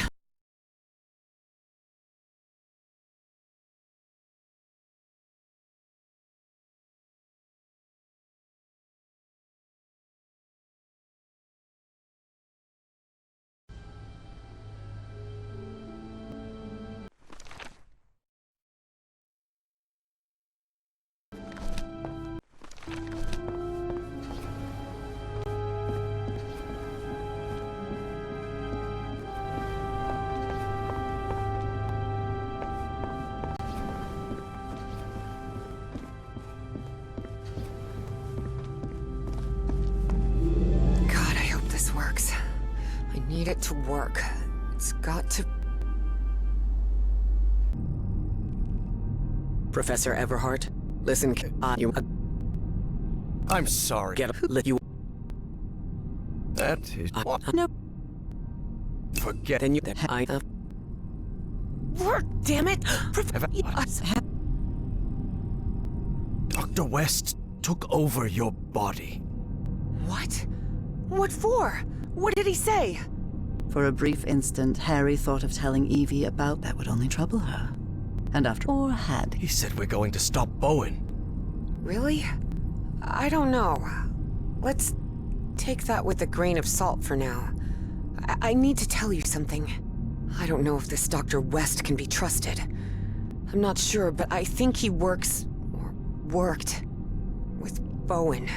Was that true? If it was, that changed everything. Harry had to tell Evie the truth, right now. Evangeline, listen. Professor, look! The ship's slowing down! We're descending! This looks like... The Pacific Ocean. Nakotis is somewhere in the Pacific? Looks like it. Hold on, Professor. I think we're about to land.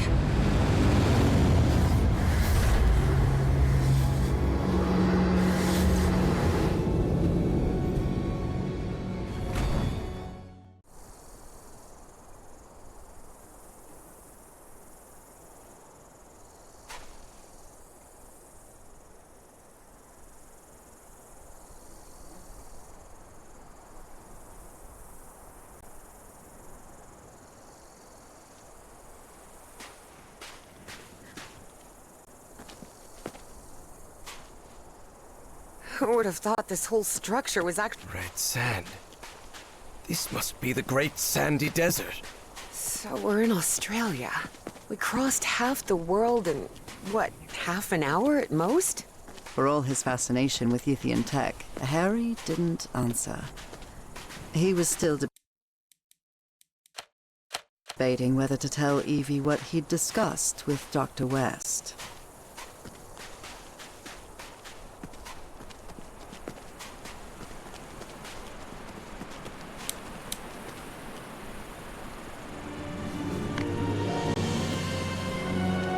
We are. This is Nakotis. Wow.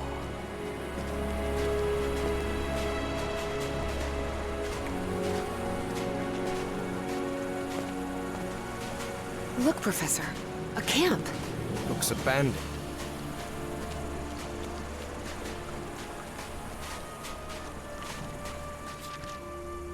What a fool.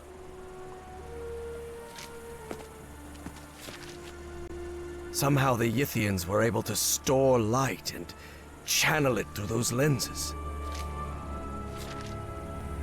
Apparently, Bowen's goons spent a good long while trying to force this massive stone... Thank you, Sherlock.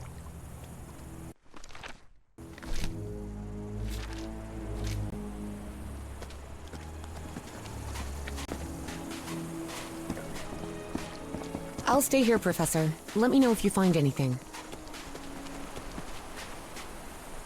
There are some carved symbols. That really looks like Nakal architecture.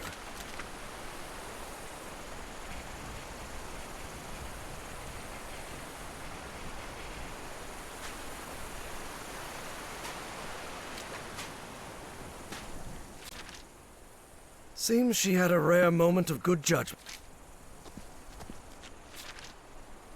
This looks similar to the platform I used.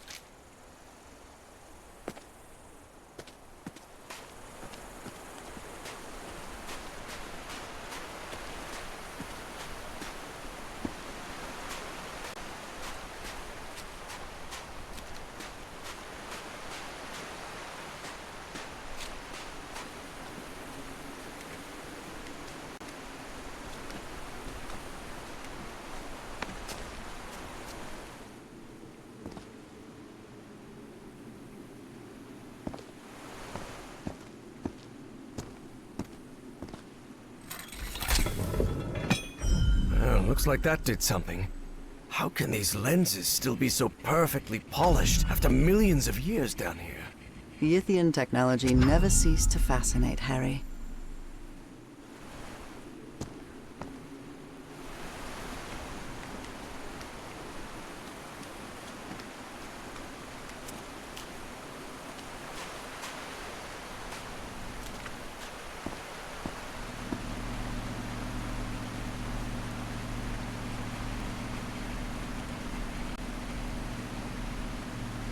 Did you see anything like this in your visions of Nakotis, Evangeline? The Yithian use technology based on mirrors and light, but this is the first time I've seen a system. These symbols must mean something.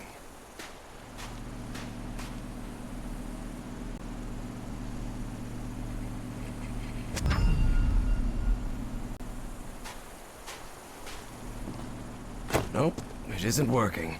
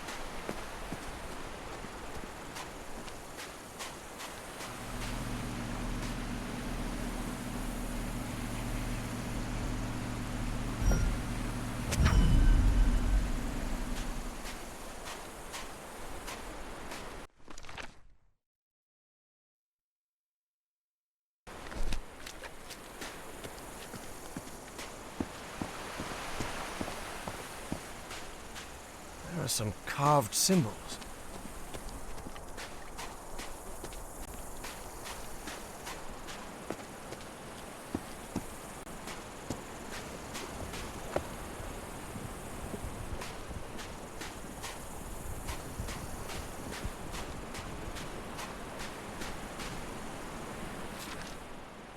So Stahl and Bowen had an argument.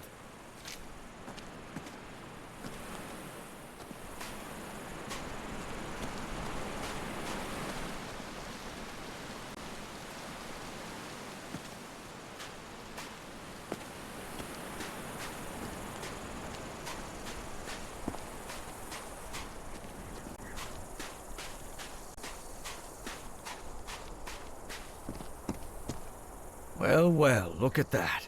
Ever since he got some black ooze on him back at Harry's house, Eugene Kingsley's health had collapsed, and he died not long after reaching Australia. This is the nut. Does this manipulate the shapes?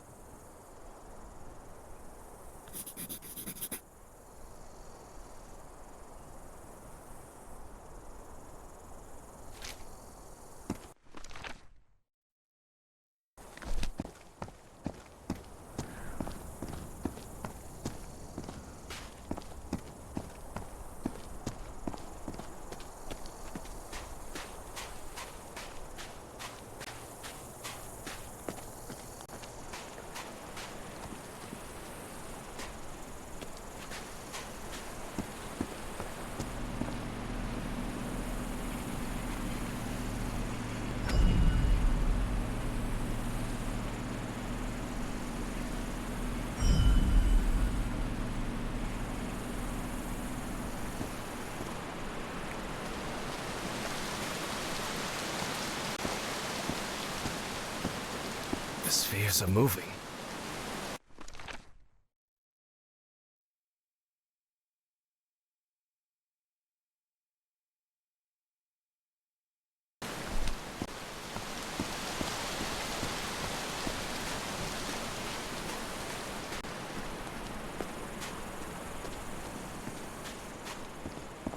Symbols.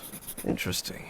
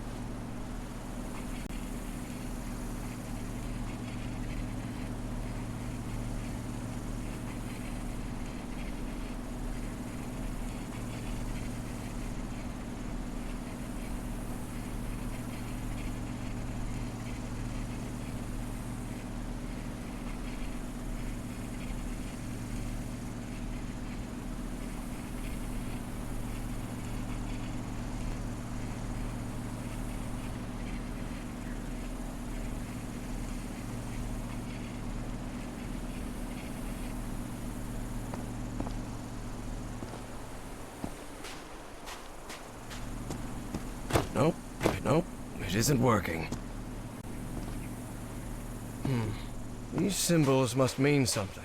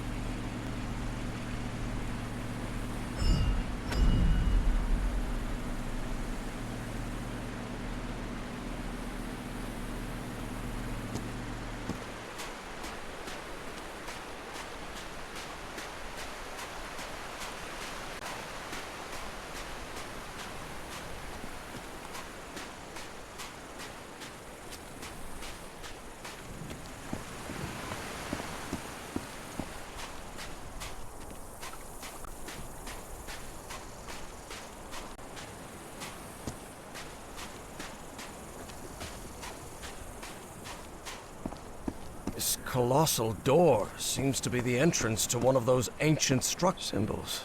Interesting.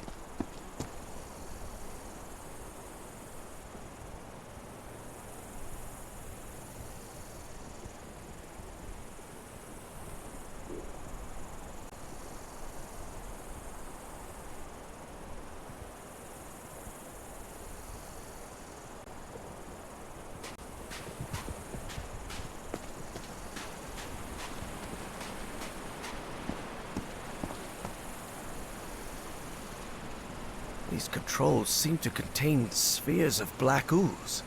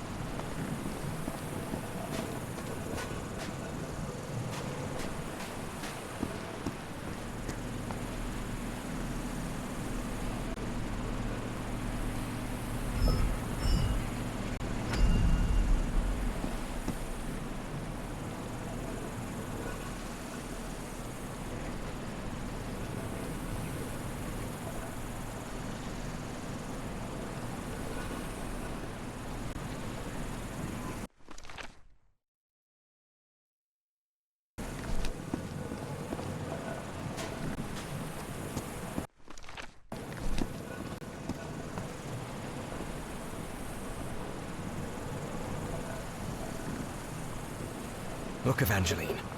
I can rotate the shapes using these controls.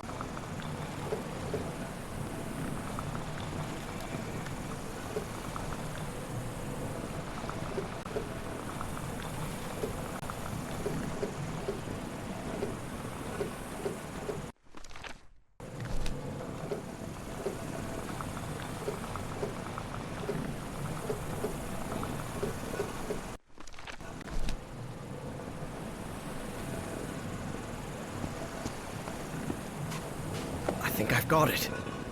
Sort of.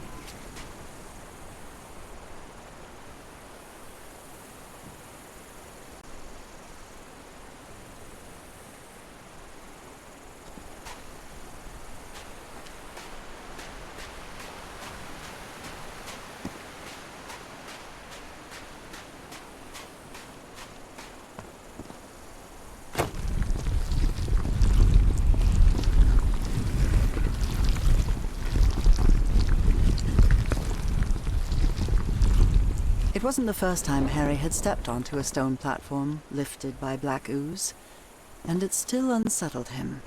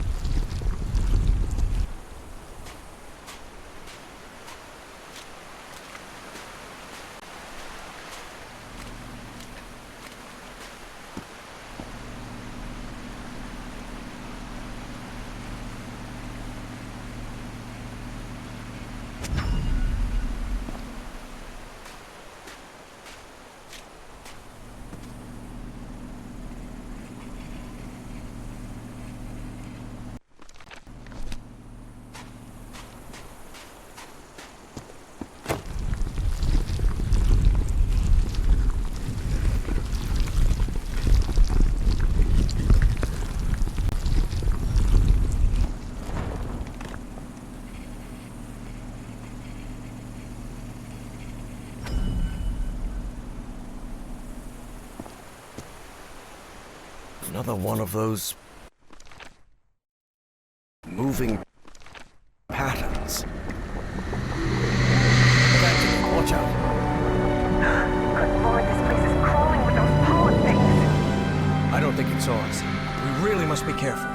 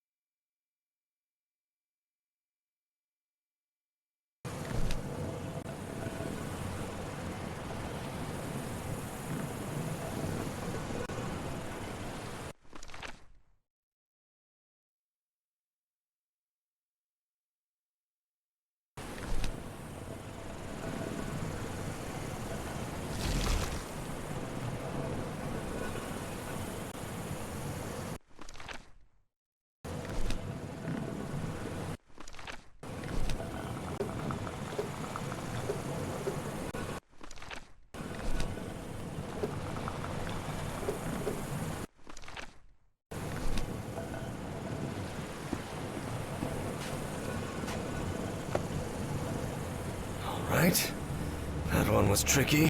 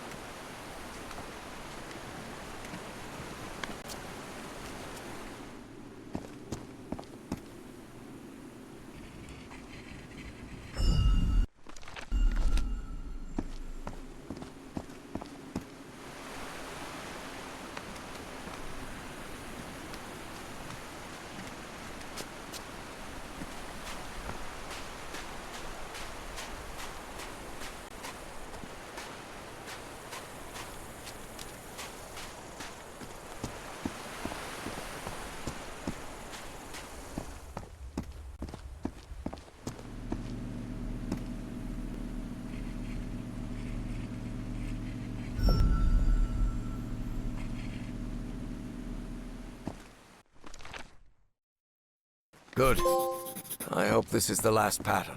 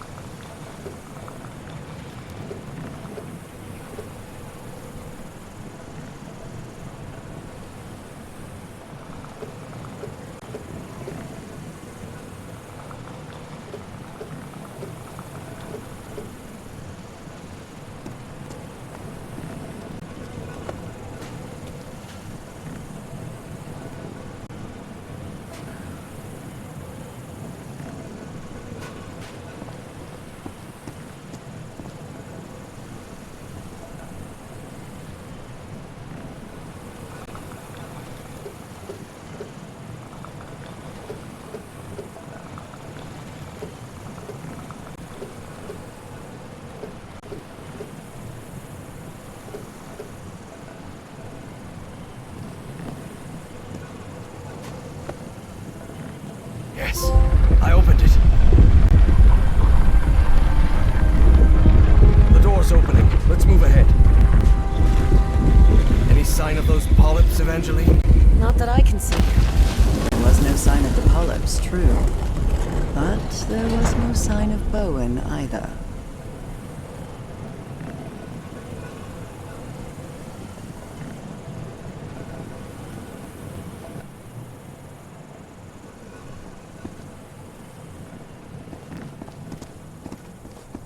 Good lord, what happened here? Looks like they ran into those smoke things.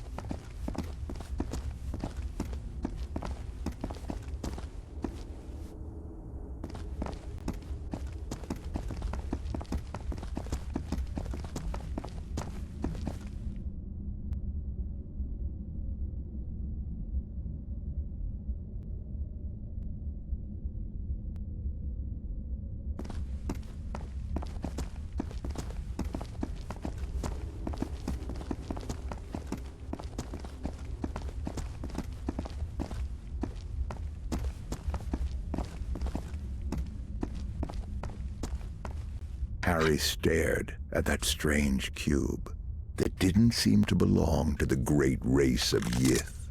What was that?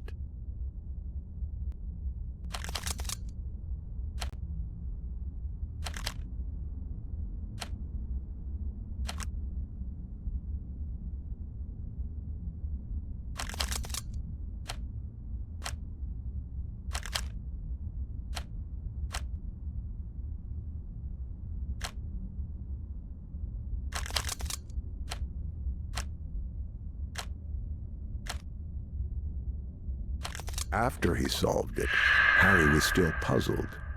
What did that... Excuse me, who do you think you are, sir? I'm the narrator of this story. Oh, my bad. Sorry, wrong game.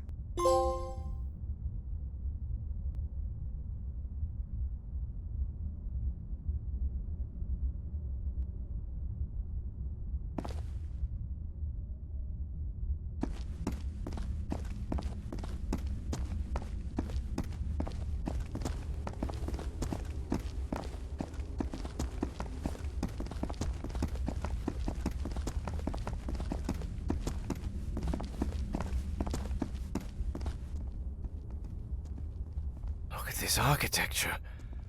Does it look familiar to you? Professor, this looks like the archives. The great library from my memories, but back then it was full of life. This place is in ruins. Makes sense, Evangeline. Millions of years have passed since you were here.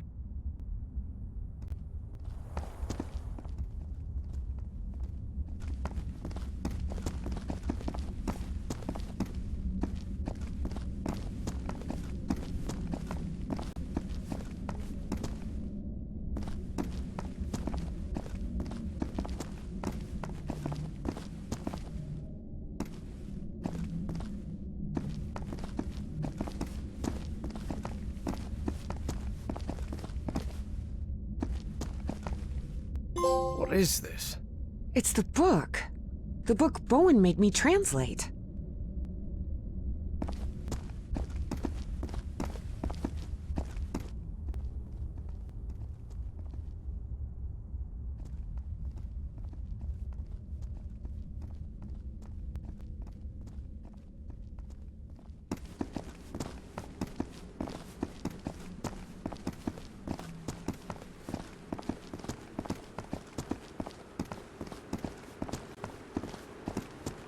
This is breathtaking. If this is the place where I was millions of years ago, the mind-swapping device must be at the top of that basalt tower.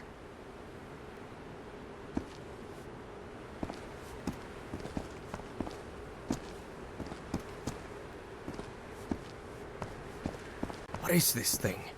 Looks like a ray of light.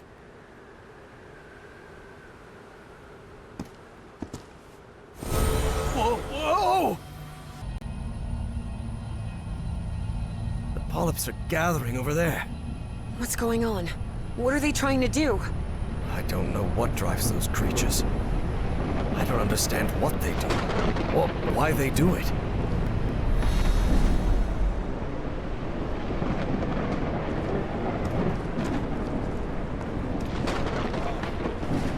Professor, do you hear some kind of chanting? Yes, and I believe I recognize the one chanting. I don't like this.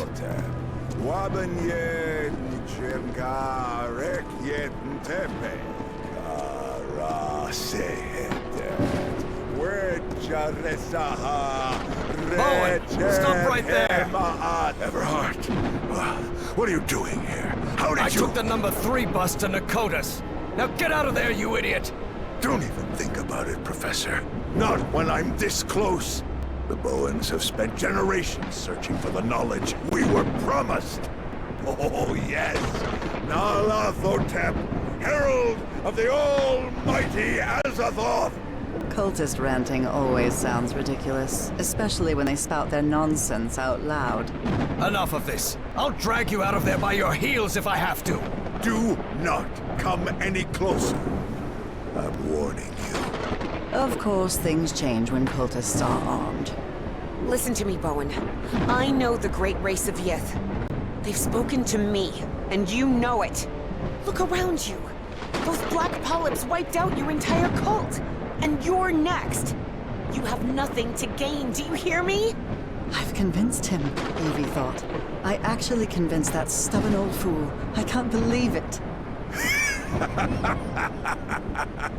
You think you're gonna stop me with your empty talk, girl? I've no time for your foolishness. The Black Pharaoh awaits. Ugh, figures, Evie thought. And when Bowen powered up the mind-swapping device, she realized she'd have to do something, and fast.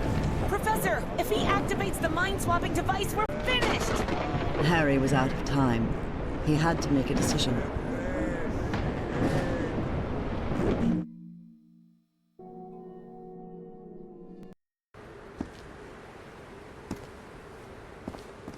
What is this thing?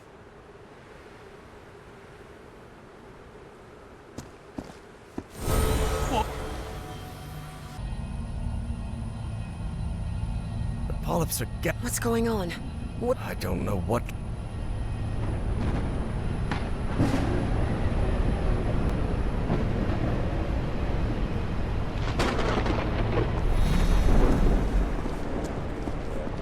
Professor?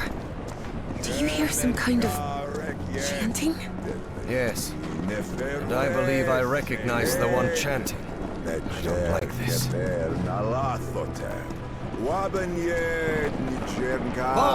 stop right there!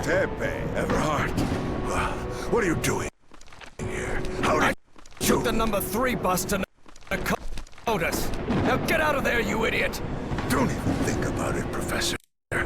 Not when I'm this close. Cult Enough of this. And when Bowen powered up the mind-swapping device, she realized she'd have to do something, and fast. Professor!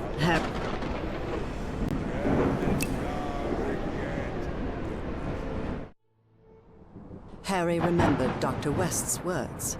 Evangeline has to sacrifice herself, Professor. It's the only way to stop Bowen and preserve the space-time continuum. But he didn't give a rat's ass what Dr. West had to say. Harry wasn't going to let Frank Drayton's daughter meet the same fate as her father. There had to be another way. Professor? Professor! I'm sorry, kid. I'm really sorry. For everything. Harry! And as she screamed, Evie watched the stubborn old grouchy archaeology professor sacrifice his life to save hers and all of humanity. Harry found himself in the ooze pool, completely covered in the substance he feared most. He knew this was his death sentence, but at least he was going to make sure Caleb didn't swap his mind with anyone. Are you out of your mind, Everhart?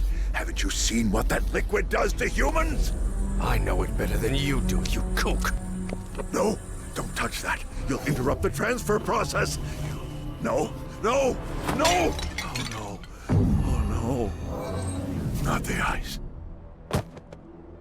And so, on November 6th, 1957, in that basalt tower of the city that millions of years earlier had been Nicotis, my husband, Harry Everhart, was consumed by the black ooze.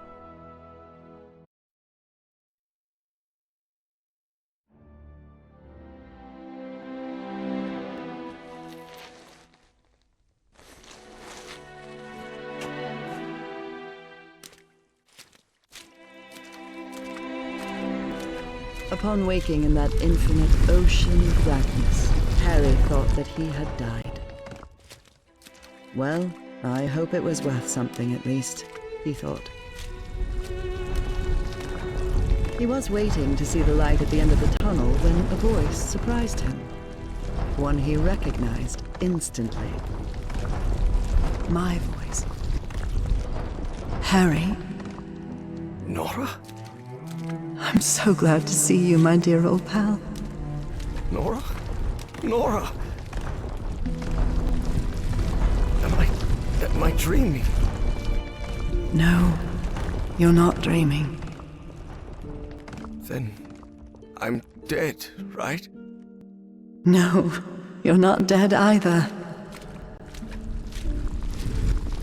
I don't understand, Nora. Everything is so confusing. Easy, Harry. We've got plenty of time. Ask whatever you need to ask.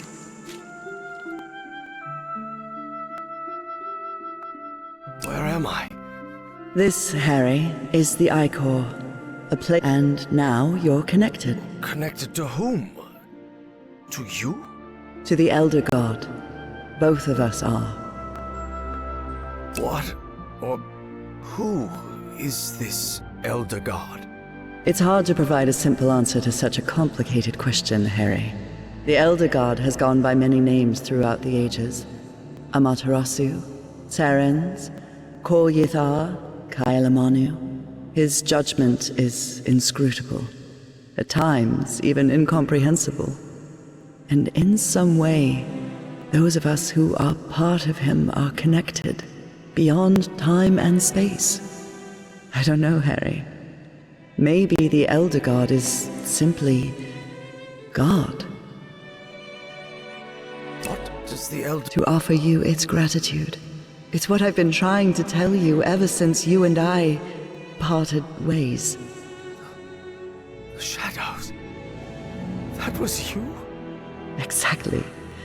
But it isn't easy to communicate with someone outside the Ichor.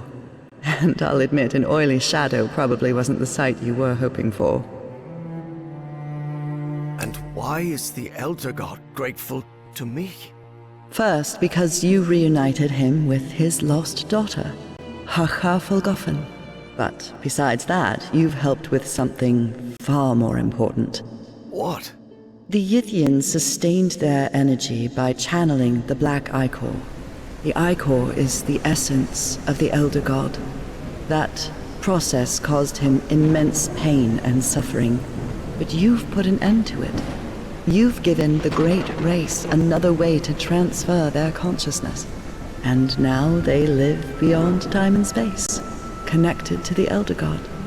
But Nora, I haven't done anything beyond stopping that kook Bowen. Ah, but you will. And at the same time, you've already done it. Nora, I don't think I follow. Harry, it takes a while to understand what beyond time and space means. But you will, my love. Believe me. How is it possible that... The blood of the Elder God does not harm those who are connected to him. That's why it didn't harm me on the island. That's why you sent me there, remember? To be who I really was? Now he can't, and won't, hurt you either.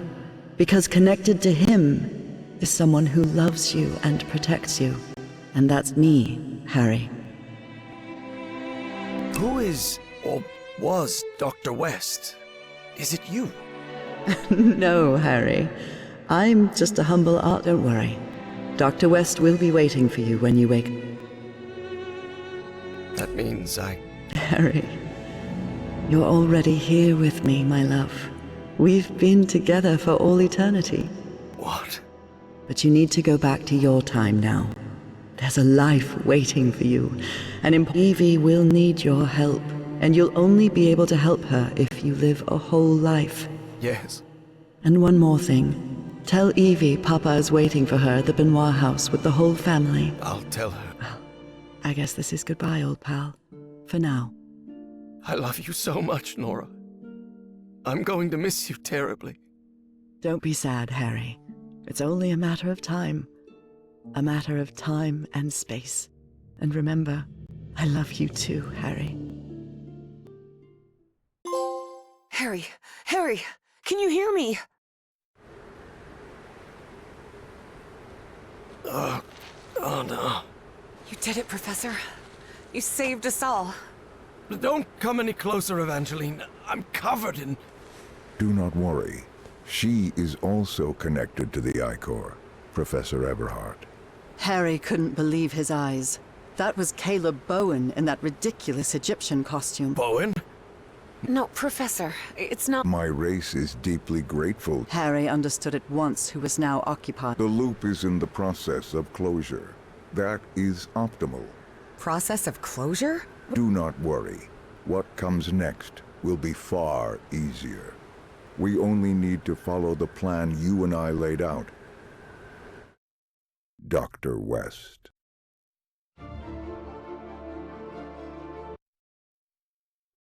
Harry Everhart died at 12:30 on May 6, 1983. Days later, Dr. Evangeline West took his ashes to the Atlantic coast. Well, Harry, there we are. I just wanted to thank you for everything you did. You were a grumpy and stubborn old man, and honestly a very difficult person to deal with at times, but I'm no good at this. I promised I'd bring your ashes to the sea, so goodbye, Professor Everhart. Thank you for everything. Before she turned away, Evie thought she saw something move in the depths of the sea. She felt as if she had finally brought together two souls that had been separated for a very long time. But it was probably just her imagination.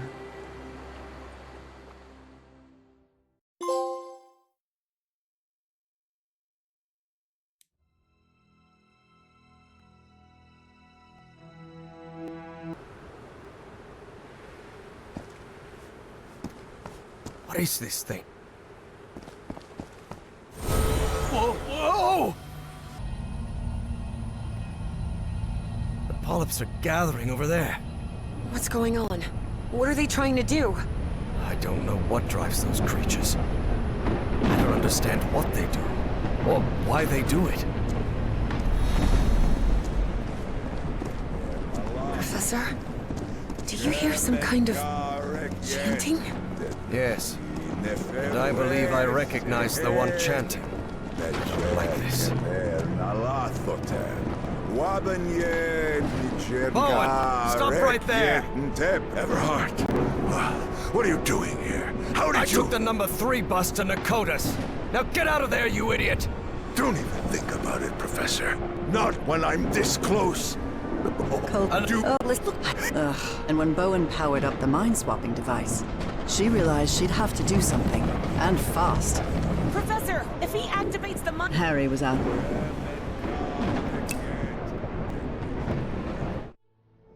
Harry remembered Dr. West's words. Evangeline has to sacrifice herself, Professor. It's the only way to stop Bowen and preserve the space-time continuum. Dr. West had to know what he was talking about.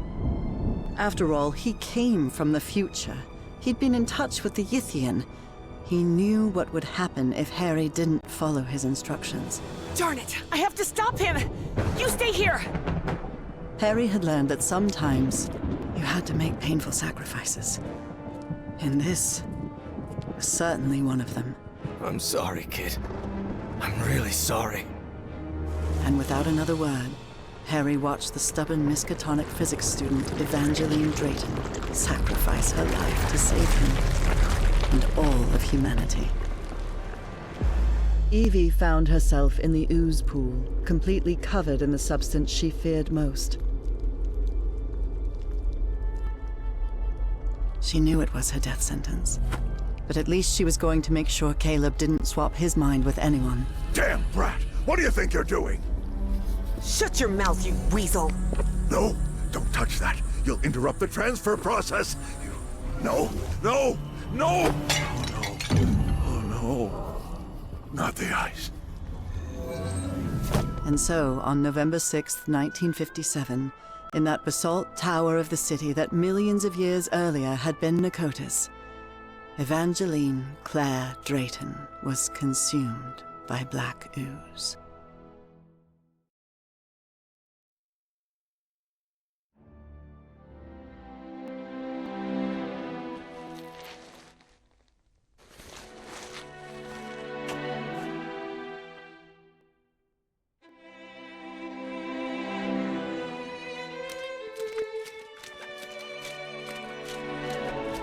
Upon waking in that infinite ocean of blackness, Evie thought that she had died. Well, I hope it was worth something at least, she thought. She was waiting to see the light at the end of the tunnel. when a voice surprised her. One she recognized instantly. Her father's voice. Hey, Jitterbug. Papa? How's everything going, sweetie? What is this? Am I dreaming? No. Then, am I dead? No, Evie? No, you're not dead. And neither am I. Well, not exactly. I don't understand anything, Papa. I have so many questions. Yeah, I know. Easy, sweetheart. We have all the time in the world.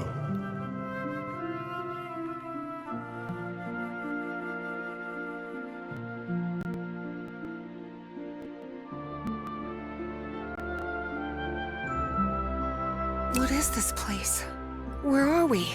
Well, this is the I-Core, kid. The core of the Elder God.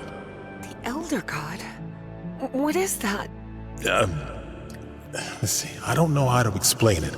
You know, I've never been too good with words, Evie.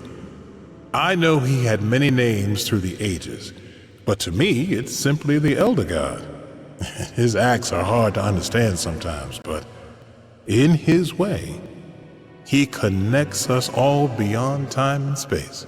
Yeah, but these are just, words.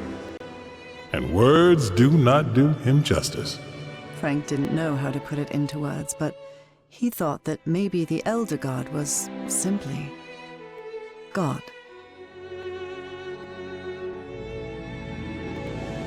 And what does that To offer you his gratitude? You've contributed something. The Yithians sustain their energy by channeling the Black I-Core. That's the essence of the Elder God. And that process caused him immense pain and suffering. But you've put an end to it. You've given the great race another way to transfer their consciousness. And now, they live beyond time and space, connected to the Elder God. But Papa, I haven't done anything. Maybe not in your... What?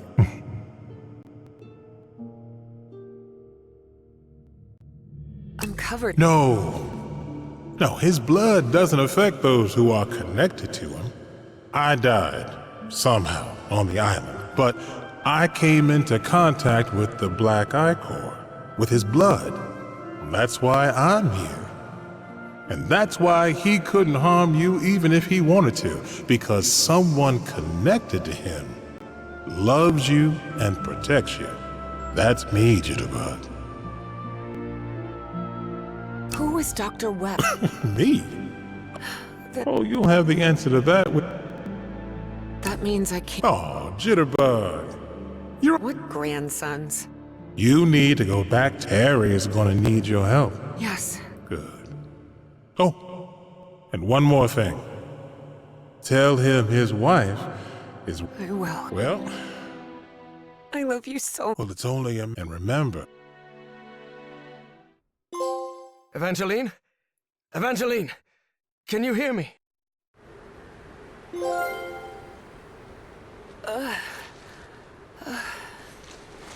You did it, Evangeline.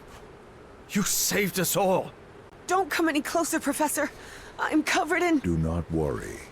He is also connected to the I-Core, Evie. Evangeline couldn't believe her eyes. That was Caleb Bowen in that ridiculous Egyptian costume. Somehow he had survived the consciousness transfer. Bowen! No! What is he doing here? No, Evangeline. It's not what it looks like. It's... My race is deeply grateful to you both. Evie understood at once who was now occupying Caleb Bowen's body. The loop is in the process of closure.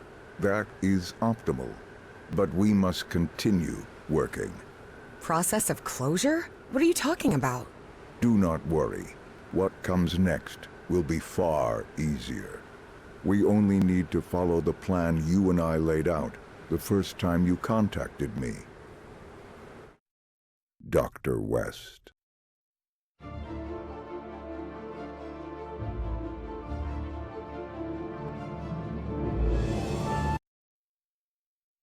Harry Everhart died at 12:30 on May 6, 1983. Days later, Dr. Evangeline West took